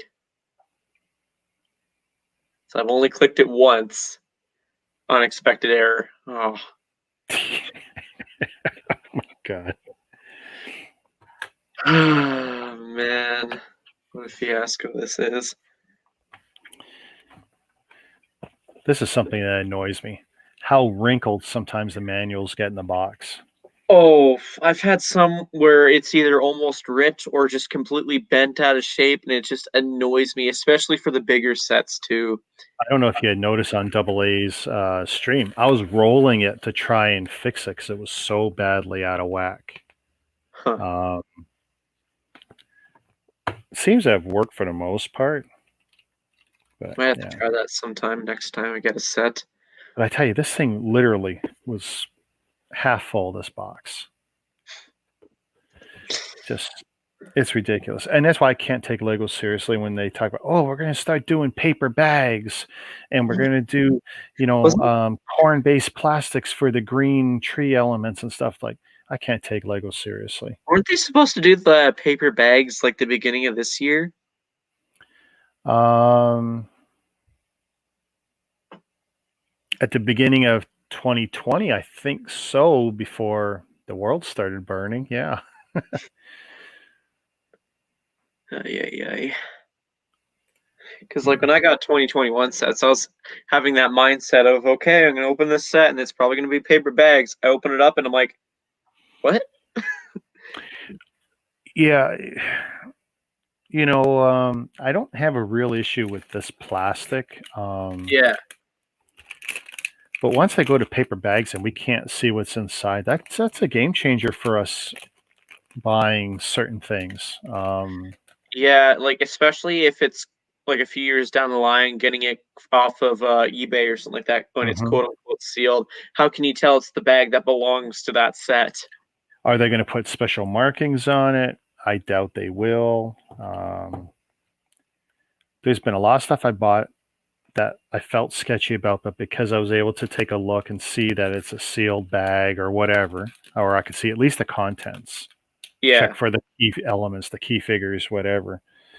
Um, but the paper bag is going to kill that for us. yeah, My biggest complaint is the size of the box. Bring it down. You know, that would not have been so bad. yeah. I guess they're trying to think about like if people reuse the boxes for storage, or just like having it more or less to scale with the model. Uh, well, that's the thing. It just doesn't. It's just shelf space, And I get that because a lot of toy companies think that way, but you can't, most toy companies don't open their mouth about their environmental presence. Lego is always being chased down because it's a plastic toy. All Yeah, right. But you know, they give us way too many plastic bags. They could probably do with a lot less. yeah. I mean, my first space sets, you had the one tray, plastic film on top, and a cardboard box. Huh. I don't know why they can't go back to that. It wasn't bad. I And think they're also instead of trying to wonder if people who steal from the stores, because I don't know why, but recently in my recommended feed, it was BFAB's story about how he used to steal Lego, and so I didn't listen to that. Oh boy. Well, I know on someone's stream recently, I don't know if it was his or someone else's, I talked about the post someone had made about the macaroni. 4 bags in a Lego box he had opened up. It was a Creator set or something, and there was 2 bags of pasta. Now, brilliant, because pasta in a box in the bags would sound just like Lego, and you wouldn't know the difference. Brilliant. And apparently, whoever did this sneaky stunt, the Lego that was included also wasn't even part of that set. It was friends garbage or whatever. And apparently, they'd done an immaculate job of resealing the box. It sucks. I assumed they had bought it from Walmart. I had defended Walmart online. Walmart online is totally different than the Walmart stores. Walmart right. store, there's always a chance they're just going to put it back on the shelf as is and assume it was fine. Walmart online is a different beast altogether. The returns process, 99 times out of 100, that is not going back onto the rack, going into packing. It's never going to happen. It'll end up with a liquidator, straight up. But yeah, I really feel bad because like now you're the customer and you're going back to the store. Yeah, I got it with pasta. Now it sounds so far fetched, and the customer service person behind has heard every story. Usually it's stories with the people saying I got no receipt, but whatever. And now that person who's only getting paid minimum wage is behind that counter, has got to listen to you cry about how you got pasta in your Lego box. And then you're going to get upset when they don't give you what you want, which is a full refund or exchange. And do you even want an exchange after you bought something from that store that had pasta in it? Would you trust the next box? I wouldn't. Yeah. You know, Semi-related story. I ended up getting an extra of one of the Lego Ninjago UK magazines, and Ooh, I wanted, and I realized I bought a second one by accident, and I was like, okay. So I went the next day to go to return it at the local Walmart nearby me. I get in line, I wait in line, I get there, and I begin to tell my story, and the person's like, no, we can't take it. well, it's a magazine, right? You can't. They don't take back magazines, right? Well, I had the receipt and everything, and on the receipt, it didn't say anything about like they can't refuse magazines. Like there's nothing like what she was saying, and so I was like, okay, fine. Left the store a little bummed, and I was like, you know what? I think that she's lying to me. So I went to the next Walmart, and they returned it no problem. And they returned it, no problem. And that's the benefit of having multiple locations within driving distance is that you can, try another one if you fail at one. Yeah. Um, so random. Wow. But then again, the location nearby where I live has always been known to have stuff stolen from it. They staff are not always the best for customer friendly or just stocking shelves in general. It is not the best location. I've got one Walmart, and Oh, it sounds no. bad that I say this. I got the closest Walmart to me, the most convenient one, I call Welfare Walmart. It's not the smallest, it's not the dirtiest in Toronto, but it's not great. And Yeah. they're very unmotivated. Um, Oh, we actively drive 22 to 25 minutes north of Toronto to go to a much nicer super center, passing two other Walmarts because it's to us it's superior and it's the biggest in that direction. And honestly, it generally takes less time to get on two highway systems to get to that one that's further north than it does to drive on the city streets to get to the two or three closer ones. right.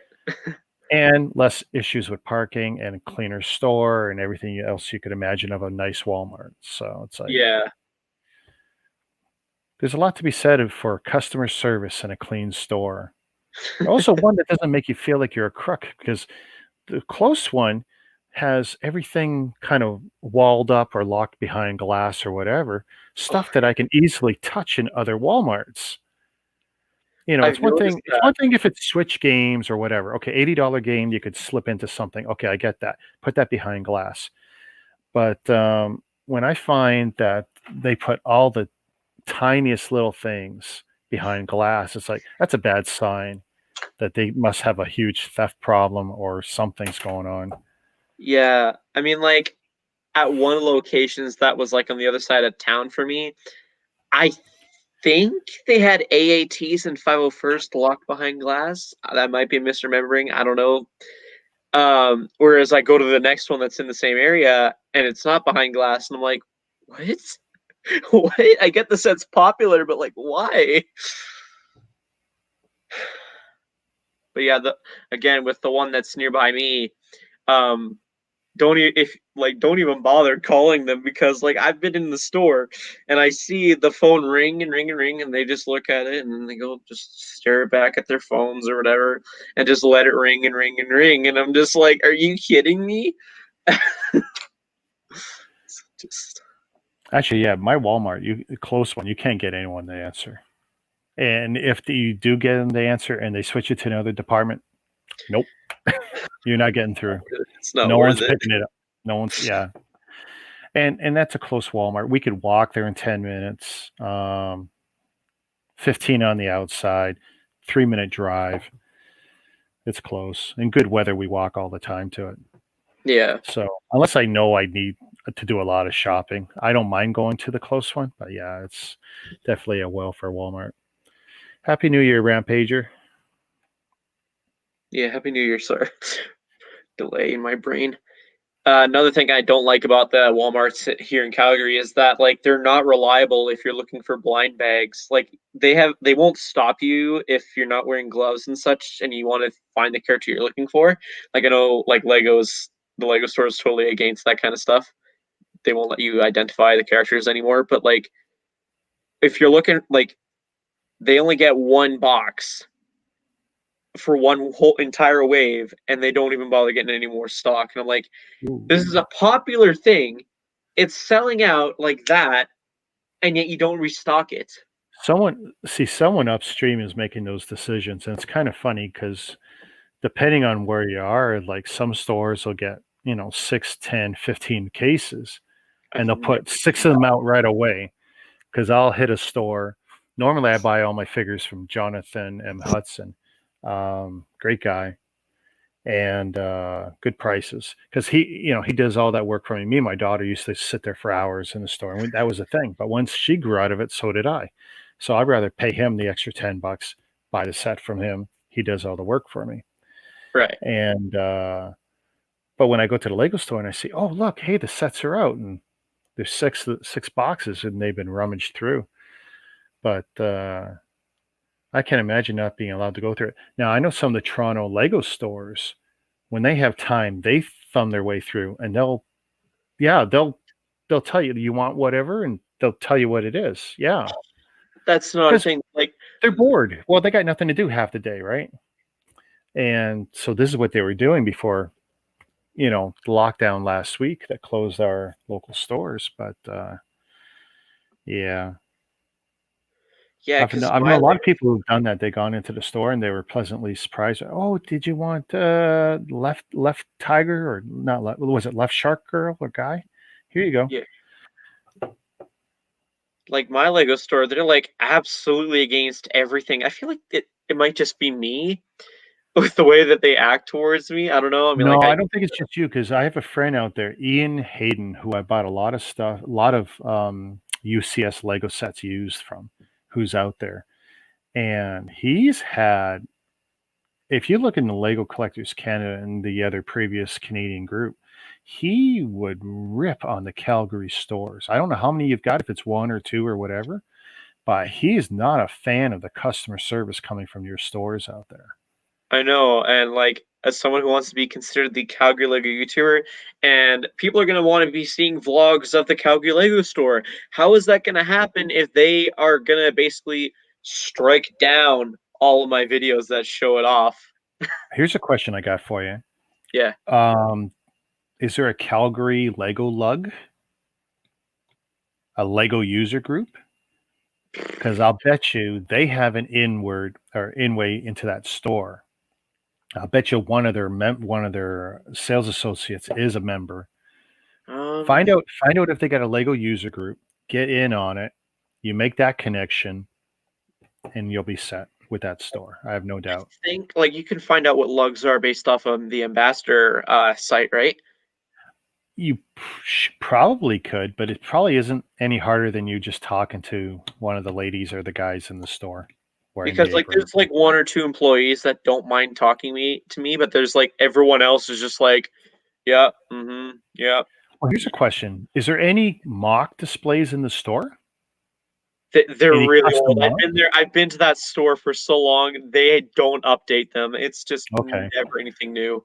Because I know, I'm pretty sure it's the same in all the Toronto stores. There's a couple of little displays built into the rest of it. It's real easy to miss that they're mocks, especially if you're looking only for a certain theme you're into. But like one guy had from the Toro lug, I think, Toronto lug. He Okay. had like sushi. He had made Lego sushi, and that was on display for like 6 months or something. So, and I know some of their members are employees. So I have no doubt if you talk to the one or two people you do like in there, you'll probably Yeah. find that there is some local lug. Because if there's a Lego store, there's a lug. That's the way I look at it. If Yeah. Lego doesn't put a store where there's no real interest. There's a Yeah. lot of places, a lot of big cities that don't have a Lego store, and it's because they don't have the interest level. You guys apparently do. You have at least one Lego store, so It's not that big, honestly, when you're comparing it to the two Edmonton ones. the thing is, big is relative because the thing is, even the small ones still have pretty much every set, like all the selection of the other stores. It's just they have more of it, more of the same set available and on display. And so I've seen Right. like Ryan with some of those tours he does in Miami and a couple of the big open shops that he goes into. And okay, it's nice. There's more space in them. There's a couple of nice statues and mocks and stuff, but it's all the same stuff. Everything in there's the same, uh, with maybe the exception of the pick and brick walls. Depending on location, there'll be more on display and potentially more in the back that you can ask for. In Toronto, the three Lego stores, the displays look more or less comparable for like the pick and brick walls. But in the past, for me, for the last 5 years, the Toronto Yorkdale store Right. was always superior. They always had more stuff. You ask, and they had a board showing you everything that was in the back too, that they couldn't have on display because there's so much space they have with those prefabricated displays they have. They're limited by it. They're not given any option to change it. They have to go with what Lego says, and that's it. But I mean, I'd love to. I mean, once we're allowed to travel again, I'd definitely love to see that new store. Oh yeah, it's I don't know if they'll still have the CN there, but it's quite an impressive store. I mean, like I was pointing out in my vlog, like they got some models on the top of the store, and I'm thinking they definitely got room to add more models as the years go by. Like there's just that much space, and it'd be a waste of space for them not to do that. You know? When So, they built the full size Bugatti, I got to see that at the Toronto Automotive Show. okay. Oh my God, that thing is so beautiful. I walked around it and filmed it, and it was brilliant that they basically made the outer body, the outer body with Technic, but it was flexible the way they had made it. So it was almost like sheets of Technic beams done in a sort of geometric pattern. And that allowed them to make all these beautiful curves all over the place. But Right. of course, they cheated with the frame because there was some steel in the frame. I think they had real rubber tires, whatever. But the thing was, it's a piece of art, and I appreciate it for what it is. It's a piece of Lego art, but it was just beautiful. The ultimate in snot technique, like there's no studs, it's all Technic, whatever, but everything's going in every different direction, so you can appreciate it for what it is. Beautiful piece of art. Right. Actually, I got to see that twice. Once at the Lego show and once in one of the malls.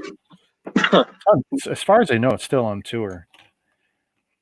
While I'm thinking of it, you ever seen this print before?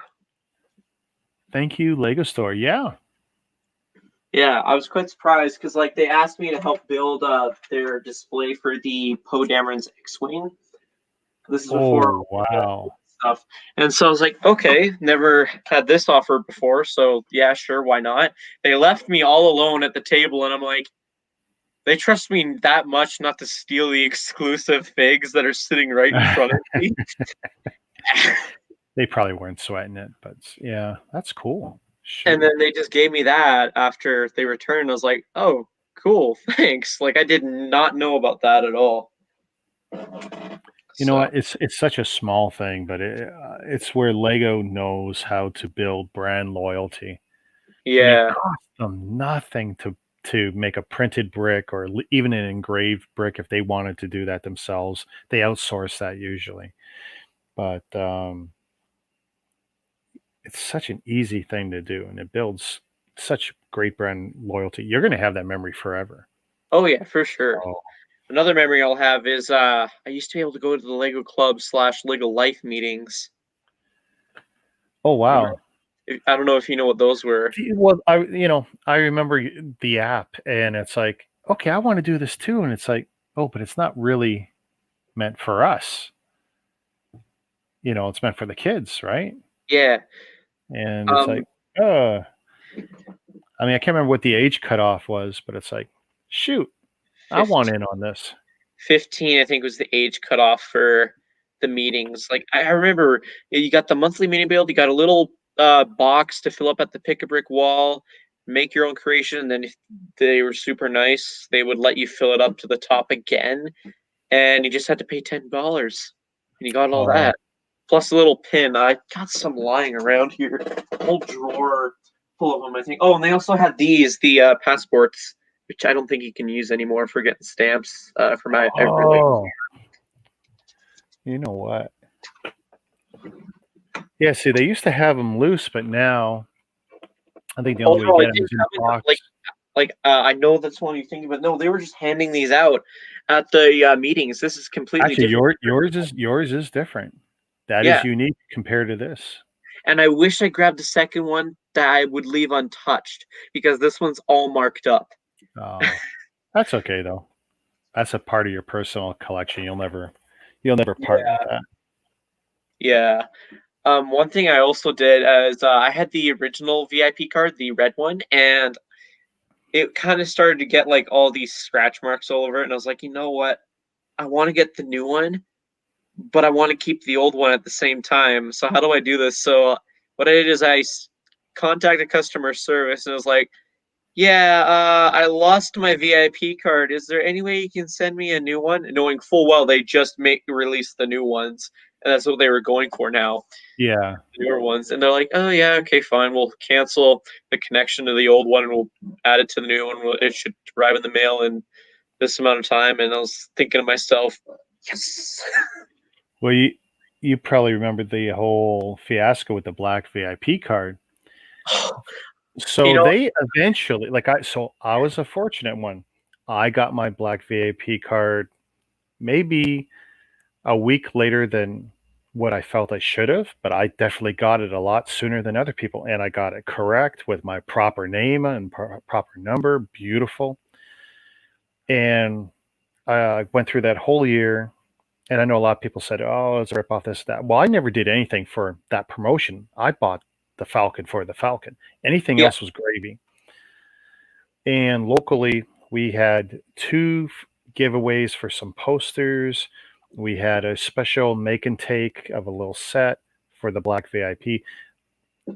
Granted, I'm in Toronto. I have three right, stores. I have what was the flagship store. It's still a flagship store. But, and then at the end of the whole thing, I think in the second last month, they gave us the black frame bag, which had the figure in the frame. And, if you went online, it's probably $100, $150, oh, which is not a bad freebie. And it's exclusive to the Black VIP program. Well, at some point after that, when they were remanaging or whatever they were doing to the VIP program, yeah, and they started to come after those of us with the multiple accounts and this and that. And while they've never nailed all of my accounts, they've had their hands in a few of them, and they merged a couple of them. And no matter what we tried to do, because I was working with them on this, it's not like they just did this to me. right. It was two key accounts, and no matter how we tried to do things, they ended up destroying that account. So that account with that account number is actually gone. So that card, while it's bagged up and zipped up with that Millennium Falcon, it's meaningless. Like it's not attached to anything anymore. The account that's on my phone now has nothing to do with that black VIP's garbage. Yeah, thank you, Lego. They definitely know how to mess up something. Yeah, it had great potential for sure, but like, yeah, I mean, like, I bought my Falcon I guess 2 years ago now. I guess in a few minutes for me, it'll be 2 years ago, roughly. Thinking that the Black VIP card was still a thing because I wasn't as Lego savvy as I am now, so I didn't have a full knowledge about the Black VIP card. All I know is that it came with the Millennium Falcon. So I waited until it was a good promo deal, in my opinion. I got it during Triple Force Friday. You got double points. You got the what was it? 30th? No, 20th anniversary Battle of Endor, and then they were also doing a thing where if you come dressed up in Star Wars stuff, you get the this figure. I don't know if you can Oh, see that. cool. That was a polybag. Yeah. Yeah, yeah. So Um, literally, Yularen or something. I came in with a lightsaber attached to my belt, knowing dang well that nobody would come in. And well, there was one other little kid that came in, but other than that, they said no one else had come in dressed up with Star Wars stuff. And I wish I had asked for multiples if they would have allowed it. If they would have allowed it, maybe they would have, just because you had the spirit to come in with something. Yeah, like Yeah. I was ready to come in with the clone helmet, the lightsaber. I was even wearing a Star Wars T-shirt as well. Actually, now that I remember it, just and a keychain. Like one thing I used to do is I used to attach my keychains, minifigure keychains, to the zipper of my hoodie. So I guess that counts too. I know a lot of people give you grief for thinking, "Oh, why would you ask?" Blah, blah. It's like, no, ask. You never know. I mean, I ask for stuff all the time. I'm always asking for the displays, Walmart, Toys R Us, anywhere I go, because sooner or later they're going to recycle a display and toss it. It's like, I Yeah, want it. Give me those cards. Give me the light box, whatever. I'll pay for it. This is collectible stuff. I wouldn't flip it. I'd keep it. I would yeah. love to have the sign behind me here or something. But Yeah, I got a feeling a lot of these people have already made arrangements with people because I do see that what happens when the stores flip signs and I see, oh, this person on YouTube's got it or this person on Facebook's got it. And I know they live near me. It's like, yeah, all right, I figured that out. Yeah. I don't know. Is there unofficial Lego stores in Toronto area? Is there, I'm sorry, I didn't catch that. Unofficial Lego stores in the Toronto area. Okay. Um,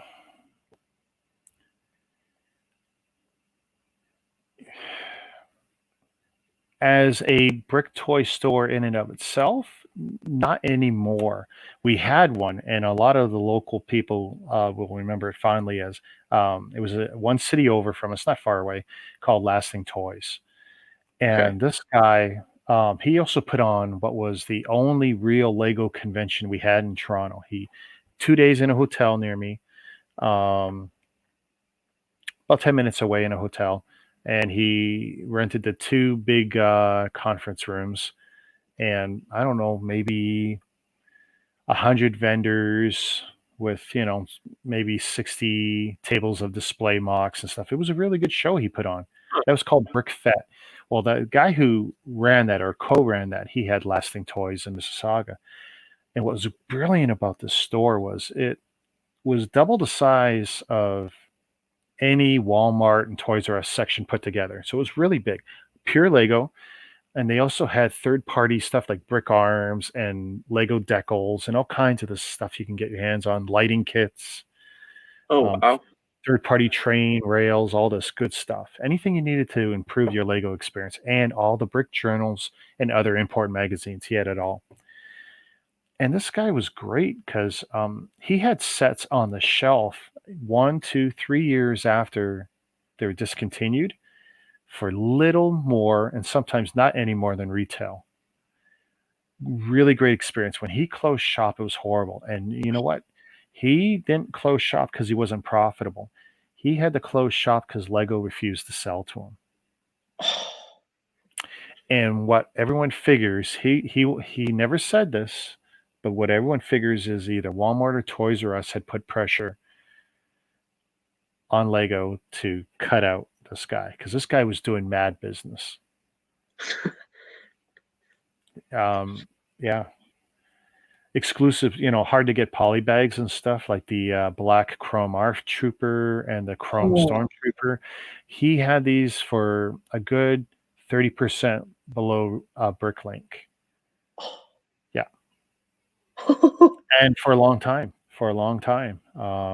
He might limit quantities, but yeah, he really had good deals. I can't remember his name now, but it was real sad those last 6 weeks where he had escalating deals. Basically, okay, 30% off of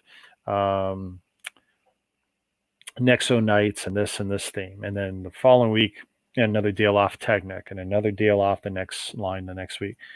And then towards the end, like we were all hoping, okay, so there'll be deeper deals on what doesn't sell. No, because he already had someone who was guaranteed to buy whatever was left. Oh.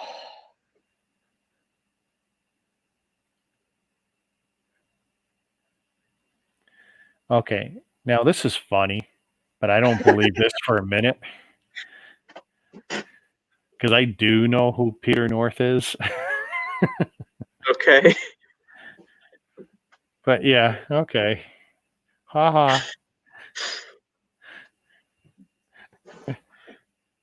Wow. Because Well, there's an hey, unofficial. Happy New Year. Oh yeah, happy New Year. You made it. Yeah. You got out of that shitty year alive. Yeah. Oh my goodness. I hated working. I did Oh today. yeah. I worked at 4:30, and then me and my two buddies, like we got off that dock so fast because stuff wasn't done. But there was just nothing else was shipping. So it's like, oh well, it'll sit to Saturday. And then the weekend crew will get to it. But yeah, none of us wanted to see the boss on the way out, so we all went 3 different directions. There's only 3 of us who can deal with the doors and do all this other nonsense. It's like, nope. We all want to go home. We all felt like crap. I felt like crap. I know they didn't feel like crap, but that's okay. That's her job. Secure the warehouse, get security, go around with her, lock up all the doors. Yeah, there's an unofficial Lego store that opened up fairly recently here in Calgary, and the thing Hey, is, Ryan's oh, still up. Ryan, what are you doing? You're a family man. I think he friended me on Facebook, so I just accepted it because I'm assuming that was him. If Ryan wasn't being a douche, he'd get on stream. I just hope his Yeah, kids aren't awake and hearing that. It's like, oh no, because they listen and they're fans. Daddy, what's a douche? what's this word and that word? This word and that word. Nathan won't be allowed to watch me anymore. All right. Yeah. Well, he just dropped your name into the chat. Thank you. Oh no, I've officially said how my name Oh, have is. you? Okay. I've been It's careful just not the to. last name part that my parents and myself are a bit paranoid about. Yeah. But yeah, funny thing about this guy that's opened up an unofficial Lego store recently is he used to be at the farmers market in Calgary. Like I made a few deals with him at the farmers market, and he's got like retired stuff sealed. He's got bins upon bins of just random pieces Mm-hmm. to sort through, and I'm just like, wow. I mean, like I like the stuff that he has. However, for some of the prices he has, I don't necessarily agree. And when you try and sell him something, he basically tries to lowball you, and he comes up with the excuse of like, I got to make money too. And Yeah. so I only try Which and is true. I mean, I get that, but like for the Charles Dickens, it had like it has a value of like $50. I ended up trading that only because I just didn't care much for it. I ended up trading that for the 40th anniversary train, which he was selling for 30. okay. So The train's a nice build. yeah, for sure. I gotta keep that away from my wife. Geez, she's flying through my stuff. Oh, now all the But she fireworks. doesn't understand what the values on some of those sets were. Oh yeah, I know. My dad's always telling me, keep the seal, keep that seal. I'm like, what's the point? I'm only gonna have one of that set, and I want to build it, so I'm gonna build it. Yeah. Well, there is like two sets I haven't done that for because it's probably worth about like triple the retail value. I don't know. I can dig it out right now. There's a Ninjago set. It was from 2011 when the theme first released, and it retailed for like $20 Canadian. Okay. It's hard to get nowadays, sealed. And I was just surfing Kijiji, just normally surfing, and I come across this beauty. This probably goes for like at least 120. I could just be overshooting the price there, but guess how much I paid for that? I can't even guess. $20. Oh wow. And it's sealed. And it's sealed. Yeah. I mean, like I'm pretty sure the guy didn't know what he was doing, but I wasn't gonna give him the chance to figure it out. I was just instantly, as soon as I saw it, boom. When can I come over? We have there's a guy he's in Lego Collectors Canada. His name is Noel Young. And he has a permanent booth in, I guess you would say it's kind of a farmer's market. Okay. Wow. He is about, I don't know if you would know where Pickering is from Toronto, but he's about 80 to 100 kilometers east of me. It's a fair drive. It's nice once a summer I go to his place and maybe once in the fall. Okay. But he's got walls of minifigures, which is great because he's the only guy selling minifigures this way in public, So he's got the display cases with all the minifigures. And then he's cobbling together sets and missing pieces and stuff. And he's got a big bulk bin and a nice pick a cup thing where you can go in and just scoop a cup and you pay $5 for it. And it's everything you'd want in a Lego store, just a lot smaller, probably 250 square feet tops. Okay. Not that bad. Great. And he's got as soon as you walk into this place, because there's probably about 100 vendors, he's like the first one you see if you turn right. And I figure he's got the best spot in the place too. because everyone has to walk by his booth. And if you got kids, they all get suckered into it. And he's got one of those Lego statues he got for like $400 from somebody, but it was beautiful. He got, I don't know how many times he gets offered money for it. He says, no, I'll never part with it because every kid who comes in sees it and comes over to my booth and brings their mom. So that's, that's money. Yeah. I mean, like, I found some really good deals on Kijiji and the farmer's market whenever I get the chance to go there. Like, that one set was probably my best find on Kijiji, in my opinion. As for farmer's market, the original Ninjago spinners that were released in 2011, 2012? No. But then I've not been the biggest Ninjago fan until recently. Some of the recent stuff's amazing, but yeah, I couldn't even tell you the old stuff. But yeah, these old spinners, they go for, depending on the figure spinner, go for crazy amounts of money.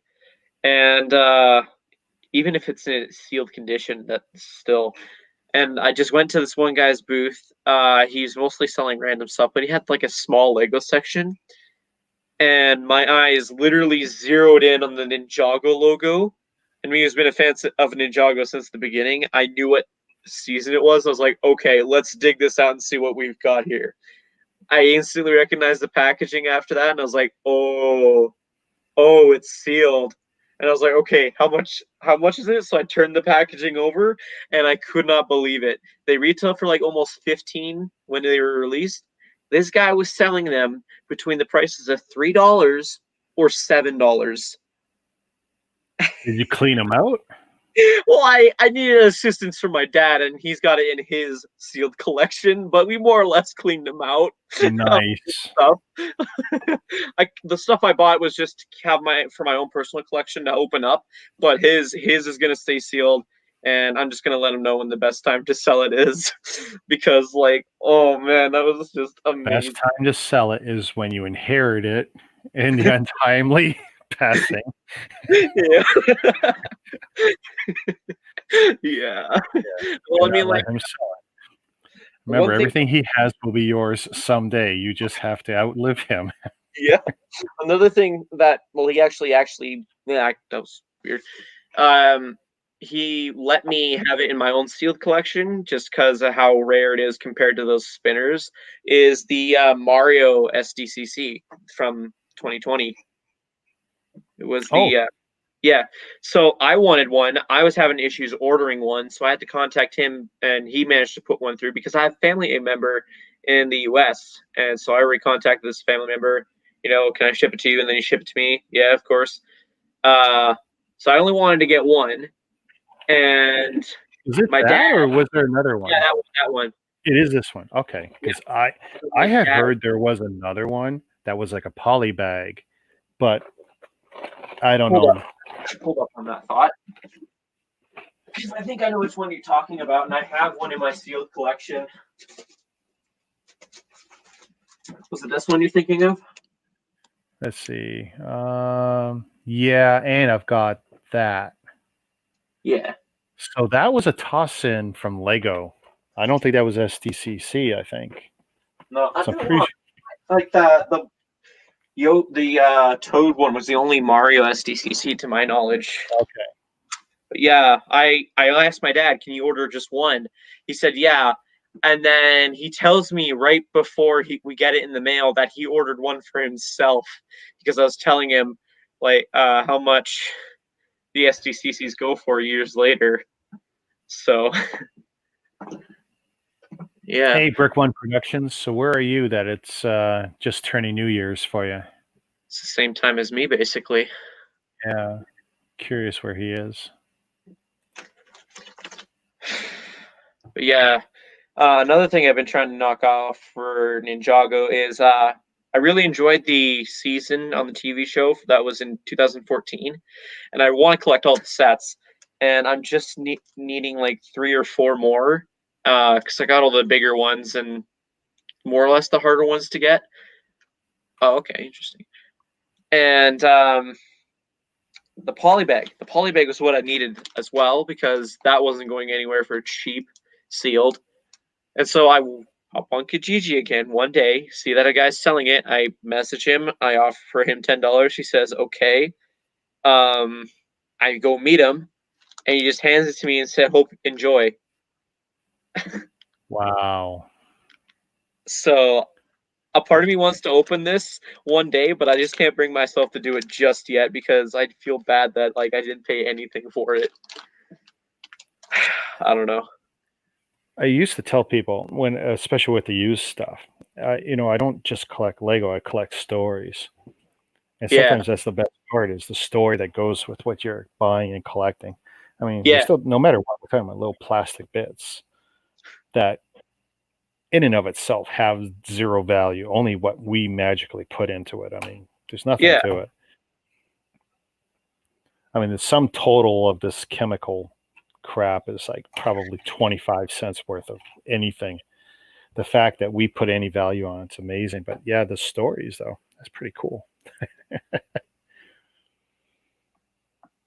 Keep getting the same notification for the exact same post on Facebook. It's the third time now I've gotten a notification for it. I'm From on your my face. Really? Yeah, it's the like I don't know. It just keeps notifying me that Ryan and Christopher posted in the group, and then I click on it. It takes me to the exact same image, and I'm like, "What the heck is this?" I got a feeling it's Facebook updates or Facebook backups. I've gotten Yeah. weird stuff like that before from other groups. Just it's like, oh, okay, it's the same post, and I don't even see a new, reply to it. So why am I getting another update? Yeah.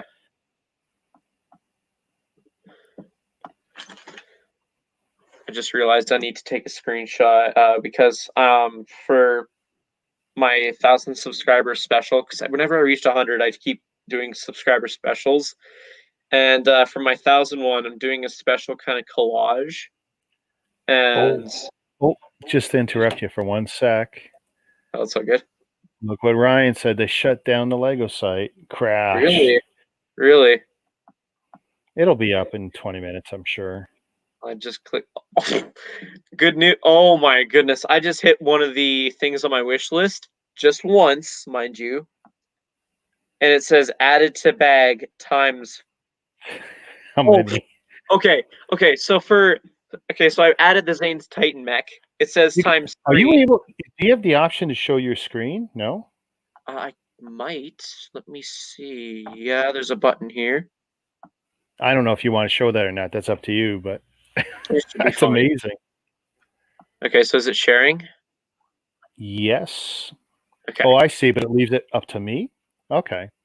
So Yeah. if I add the stream, let's see. That's what shows up.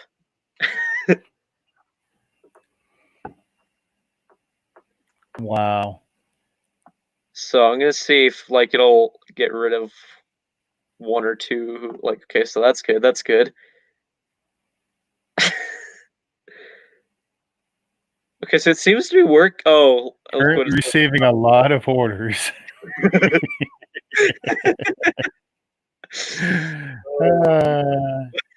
gonna take it off. Yeah, I just realized. I don't want you to accidentally be clicking on anything else for us to see. So.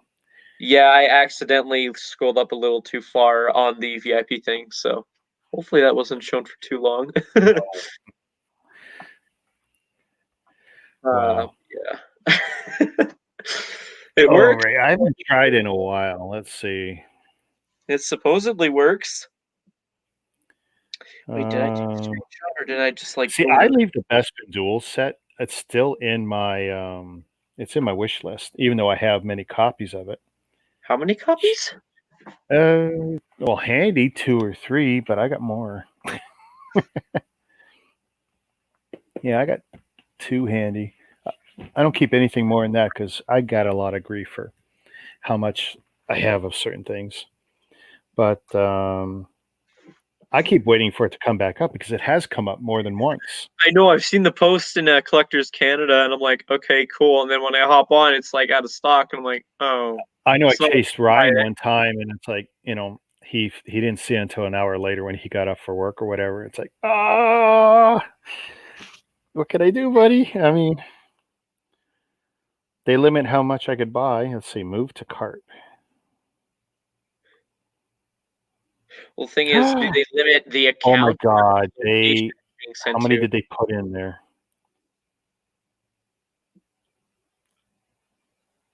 Oh my God, all of a sudden, how many copies? Okay, so, oh, I don't need 2 bonsai trees. So, you qualified for free vintage car. Cool. Is that the only freebie? If you spend 75 on Harry Potter, you get a free book, like the Harry Potter book. Oh, I would love the book, but I don't like Harry Potter much. I should check that out. One of those is still 186 bucks.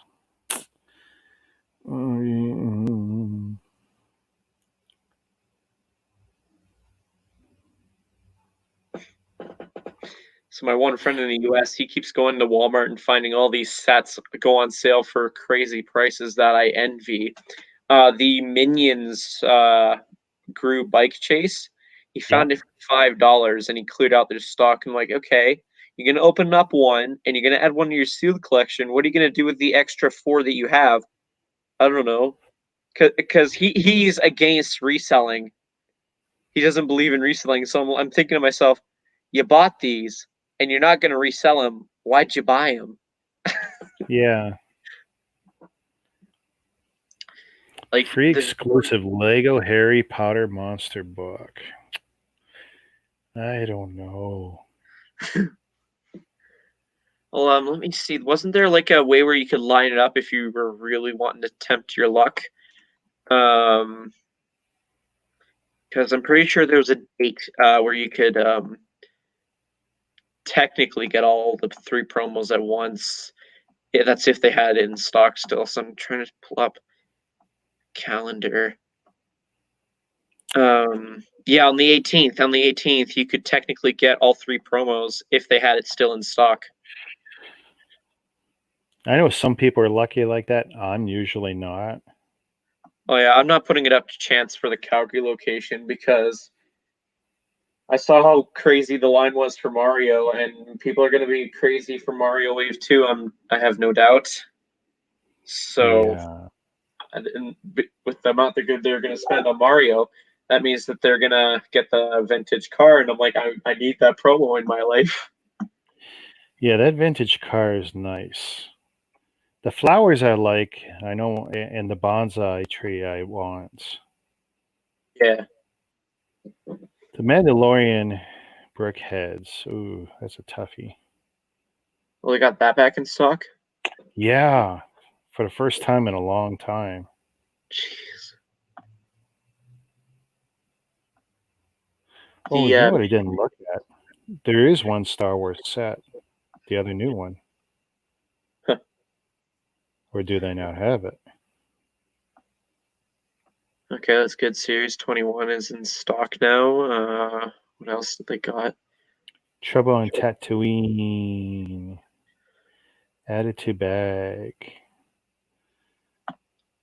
The new Lego art should be available as well. Yeah. Lego Arch? Art, yeah. They Oh, still art. don't have stock of I these. want the Sith art. It's the only one I want. It's the Sith Yeah, art. if I had to pick one, it'd be the Sith art as well. And the thing is, none of them really appeal to me. But like I said, if I had to pick one, Sith art. Okay, so I'm going to gamble here. And here's how I'm going to gamble. Okay. And I've done this before. So I've reduced what I'm ordering, but still going to get that promo. And I'm going to wait a little while, a couple hours, until I get the confirm on this. And I'll put in the second order. Hopefully I won't get screwed out of the other thing I want, but I really want the bonsai tree. Try to maximize the promos. Yeah. Well, this is normally what I do with the multiple accounts, but I'm going to do it with the one account just because it's a hassle switching back and forth. I think I've heard a few stories on Collectors Canada where they've been able to pull that off.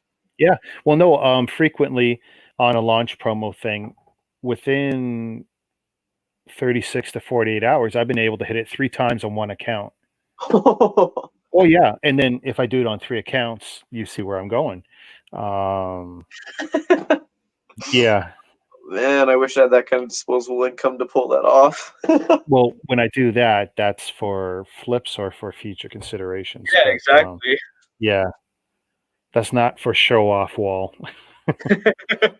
That's for money plans and daughter's college and Yeah.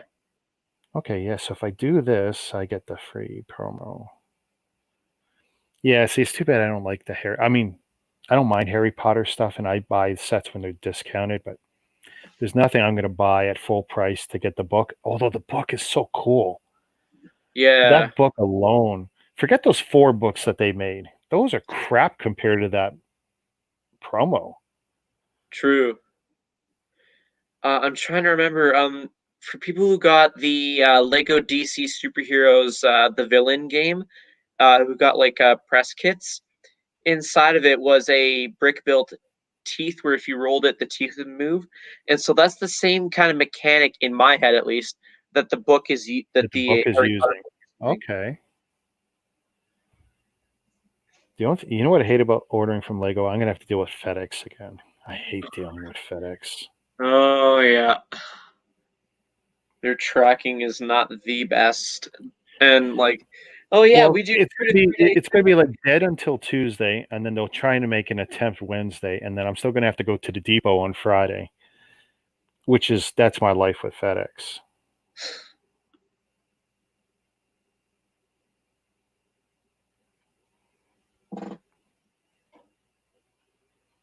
Okay, so why am I having problems now? Come on.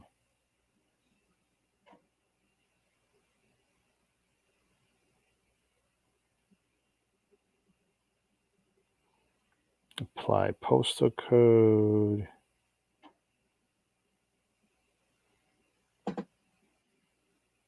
Come on. Get me out. I want to buy.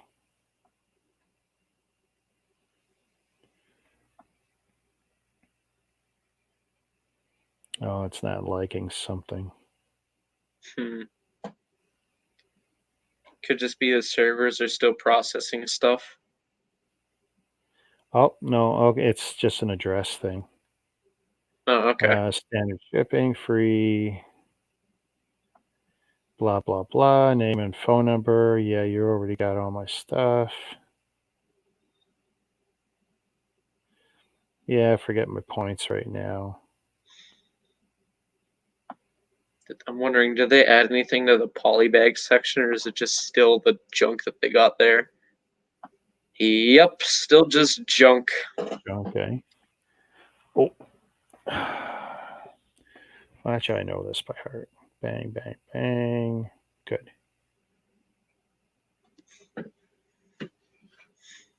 Have you seen the 2021 polybag leaks by any chance? I don't believe so. No.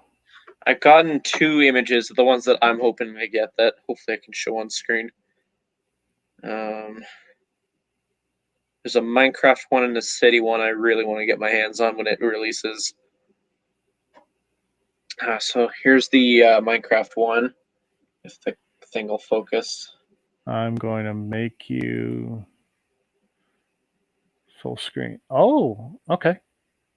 Yeah, I think that would look good in my Minecraft world. So, and then where is the other one? I got all the big figs, but I have none of the small Minecrafts. Oh, I like that. Yeah, I can imagine myself getting multiples of these, mainly for the figure. No, that's a cool build. Yeah, that's the only polybags I bothered to take screenshots of. Thank you. Order has been placed. See, I really wanted the bonsai. I get the bonsai. If I don't get the botanicals right away, that's fine. But at least I'm getting the promo, or at least I hope I will. Did you? Oh, so I don't know. Did you follow my shenanigans when I'd ordered the Moss Isley set. And okay, so here's a cool story. Got in the first, whatever, 3 minutes or whatever. Great. Got it plus the promo, right? It's in the cart. Check it again a little while later. Got my confirmation, blah, blah, blah, blah.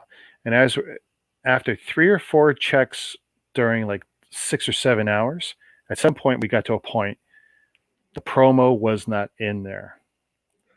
I flipped out because Yeah. in all respects, it seemed like I was probably in top 50 to 100 in Canada to get it. And I don't even know where it is now. I do have it now, but that's because I bought it secondhand. I got it from Jazz, actually. Oh, nice. That's how me and Jazz met. That was our first transaction together.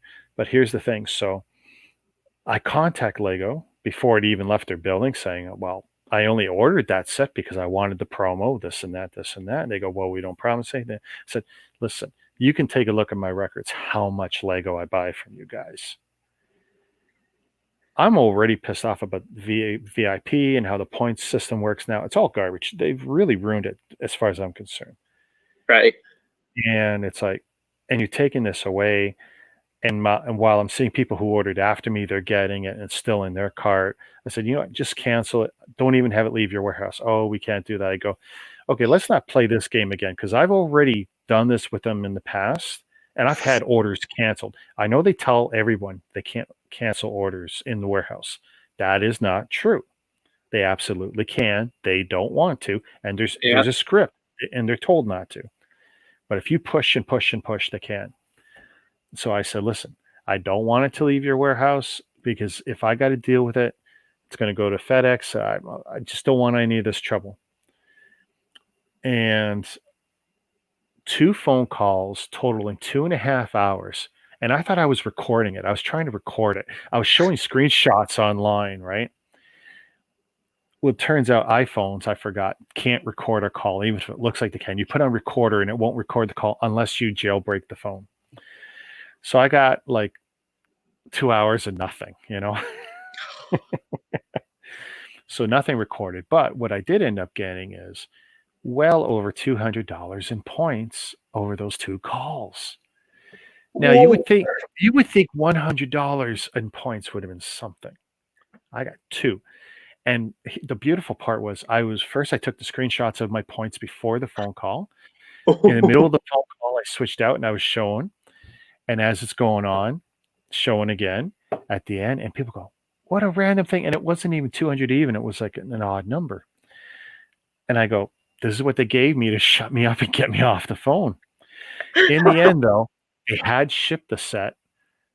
But I didn't have to go to FedEx or anything. I got back on the phone with Lego and I said, listen, you guys shipped the set and you promised it wouldn't leave your warehouse after 2 conversations with this person and this person. I listed the names. You gave me all these points to shut me up, and you still shipped the set. Oh, we're sorry, sir, for all this aggravation, this and that. $100 more worth of points. Oh, my Lord. For no Moss Isley Cantina. Now, it took, I don't know, 5 days, whatever, to get that credit back on my credit card. Okay. Over $300 in points. No cantina. So essentially you got $300 worth of points for free. For 2 hours, closer to 3 if you had the 3rd phone call, complaining about why was it shipped when they said it wouldn't. Even though I know the whole shenanigans, them always telling everyone that we can't stop it. But they have for me in the past.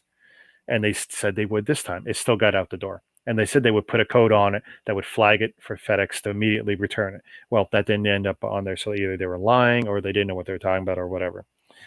But in the end, yeah, we hit that well 2 times and I got 300 out of it. And I used a very small portion of that to buy the Yoda promo from Jazz. And that's how I met Jazz. And then the rest I bought, I can't remember what the other set was. I bought something else that was really nice. So Lego was really nice to me during that 2-week period. And the thing is, the Moss Isley set, it's a nice set if you don't mind the play sets. It's huge, lots of nice figures, this and that. You can make some great vignettes. I think it's great for filming if you want to do some animations or something. Right. But I did not like it enough to want it without the promo.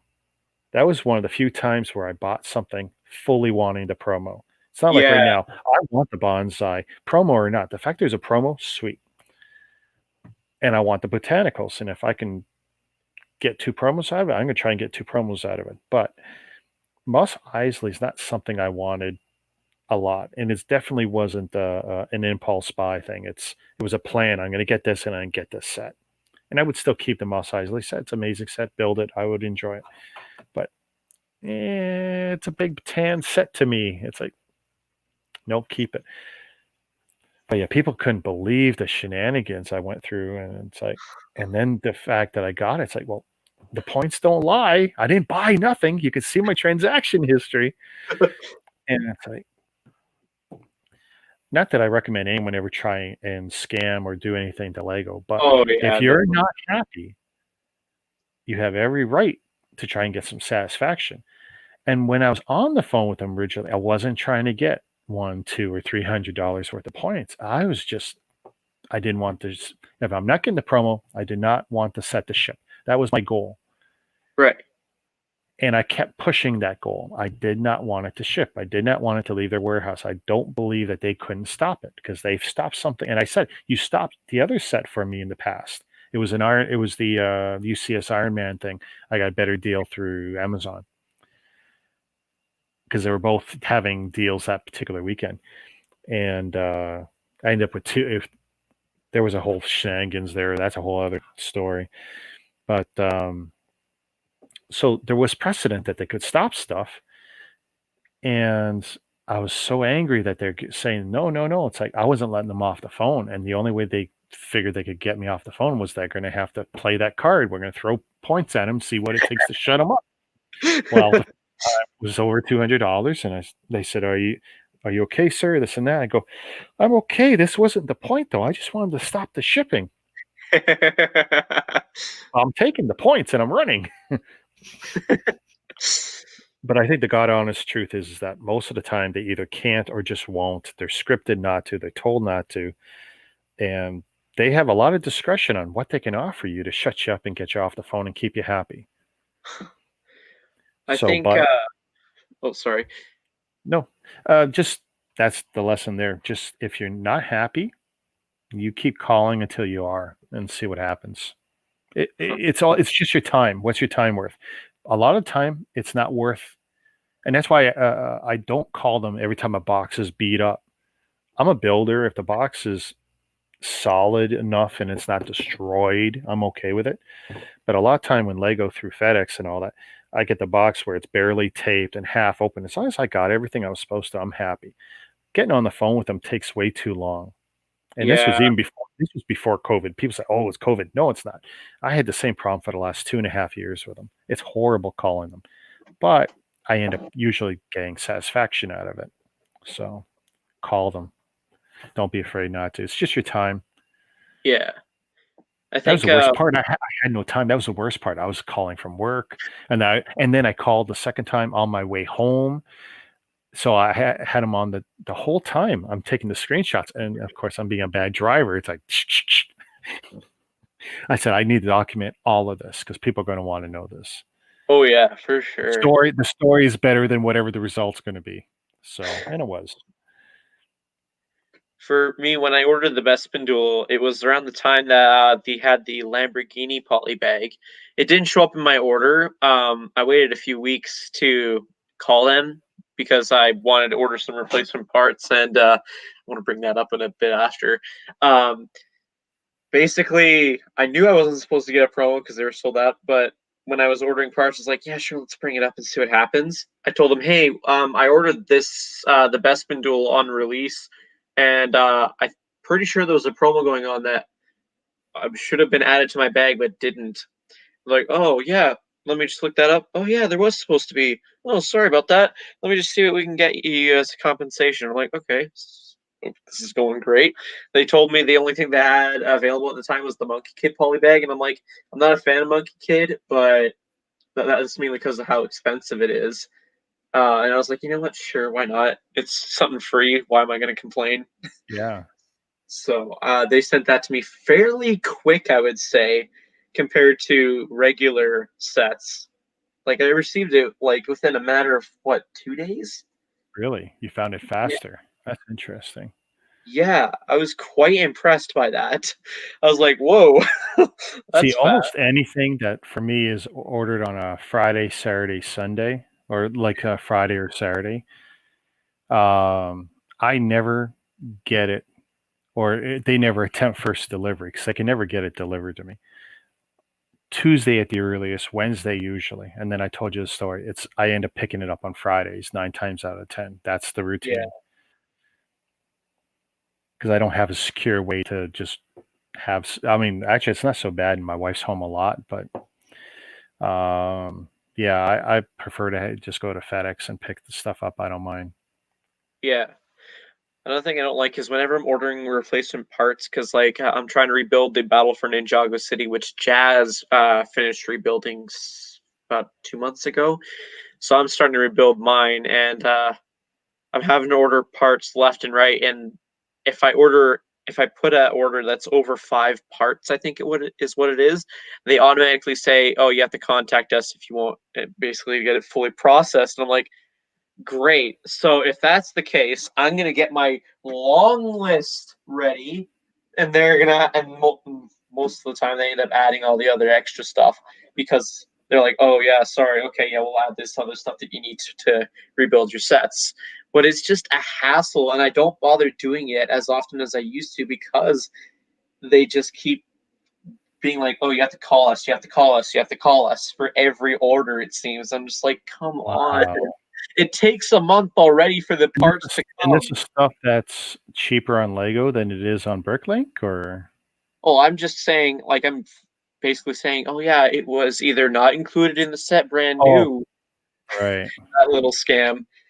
Thing is, I'm not reselling it. I'm genuinely trying to repair my set.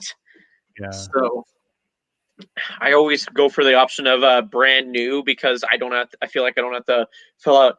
Okay, yeah, I moved and I lost the piece. I moved and I lost the piece. I moved and I lost the piece. I moved and I lost the piece. And it's just I just don't feel like doing that repetitive typing over and over. I could copy and paste, but still, I just can't be bothered. yeah.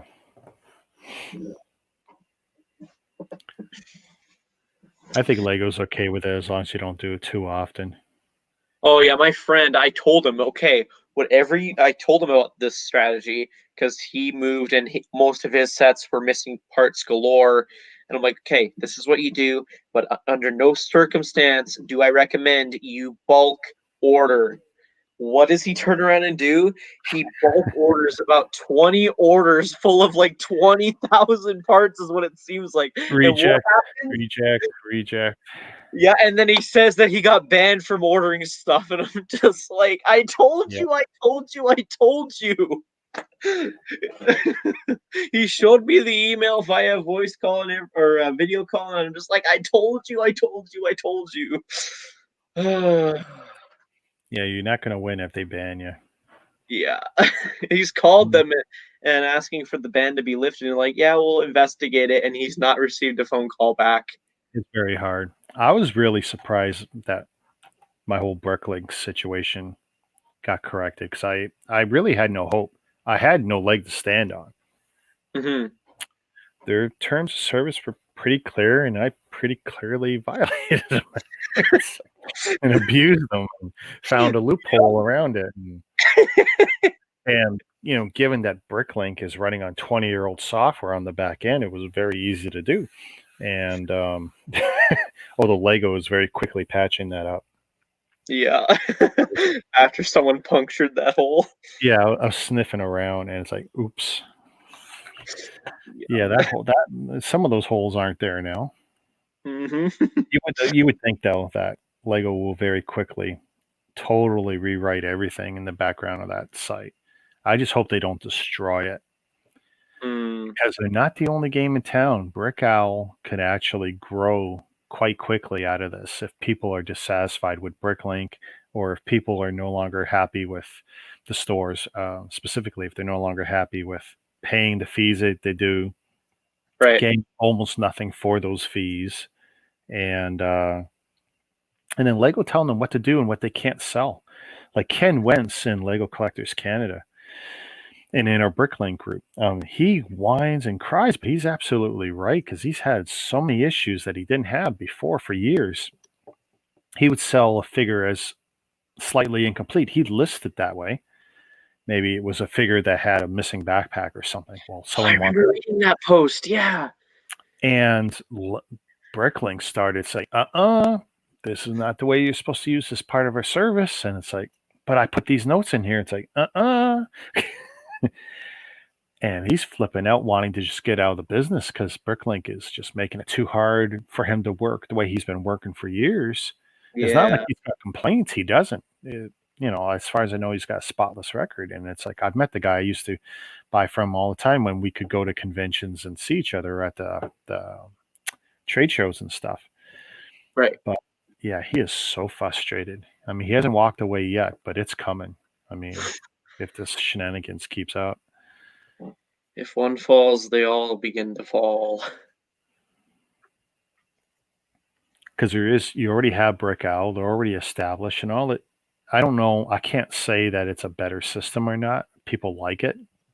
Sometimes you find stuff cheaper on Brick Owl than you will on Bricklink. People should absolutely get familiar with both.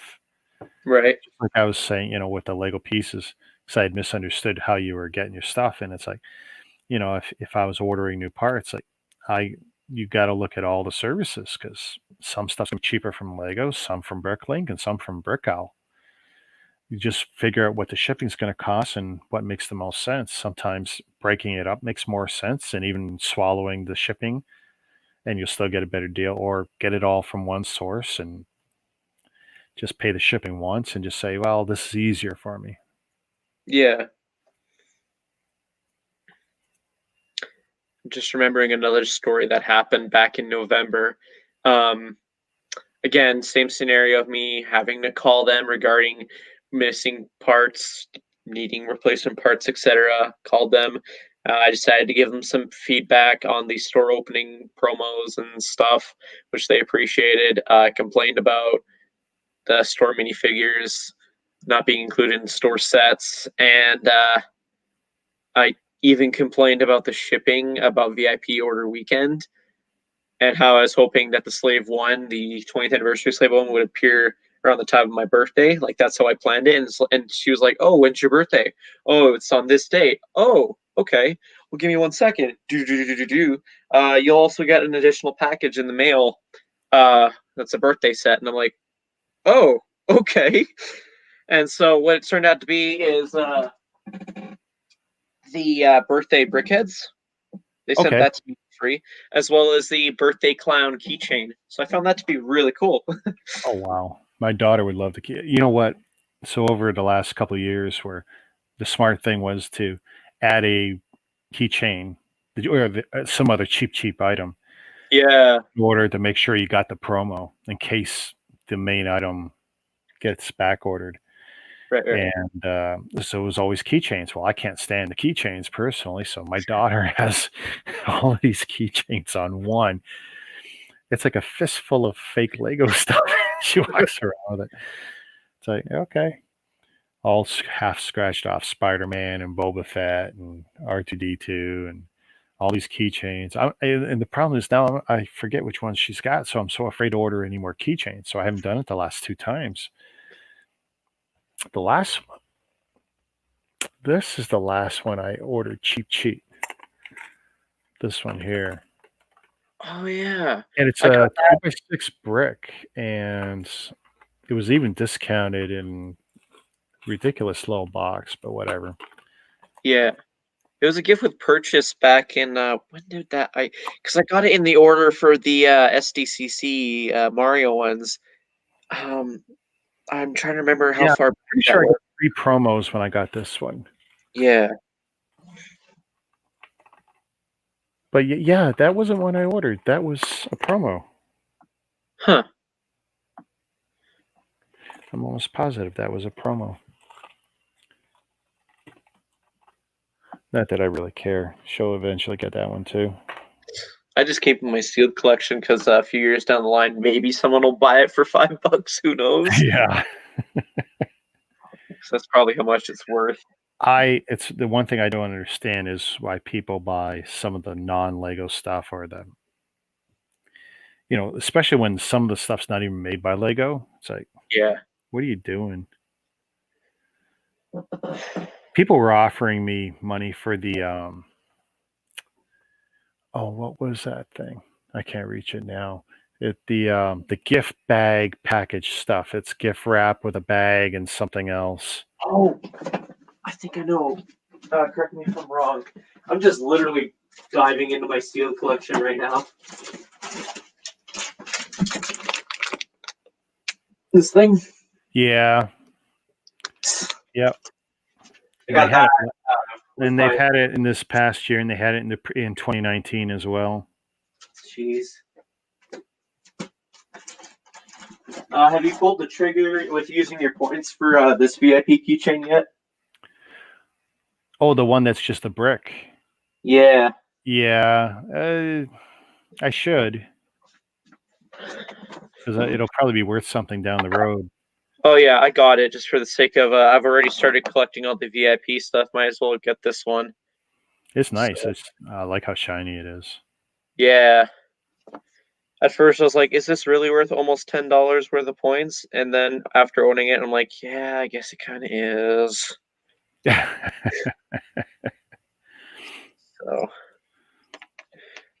the box is probably the same size as the Han Solo, based on what I've seen for images.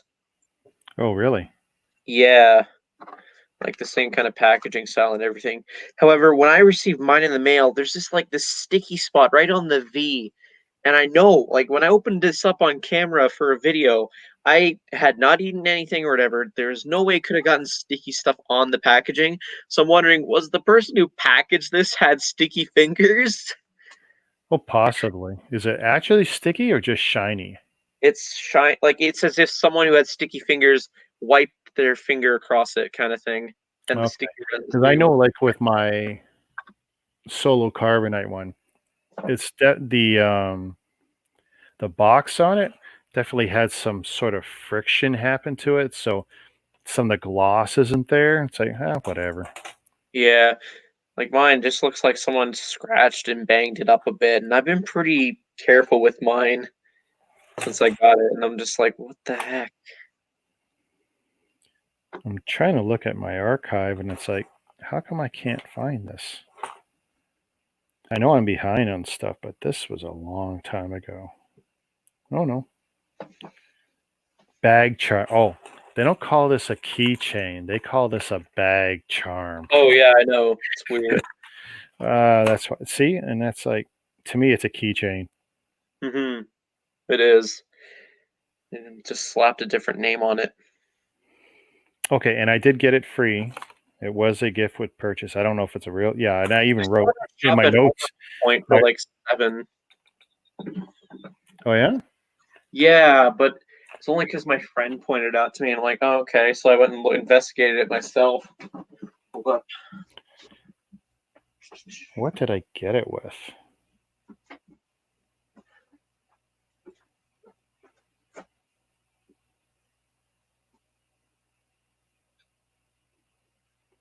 And I wasn't smart enough to. Usually, I'm smart enough to say what I got it with, and I can't remember.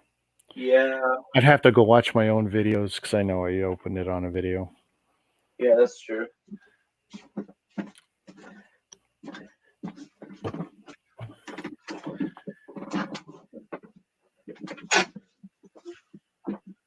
Well, this has been fun. I appreciate you hanging out with me tonight. Yeah, no problem. Thanks for I inviting know. me. Hey, no, anytime. And I know I wasn't going to sleep. I mean, my caffeine and sugar habits keep me up at night. That's a story for another day. All right. I will probably do something tomorrow. I just don't know what. All right, for T-Mog and for All Bricks Count, we're cashing out, everyone. Have a good night. Happy New Year. Happy New Year. And broadcast.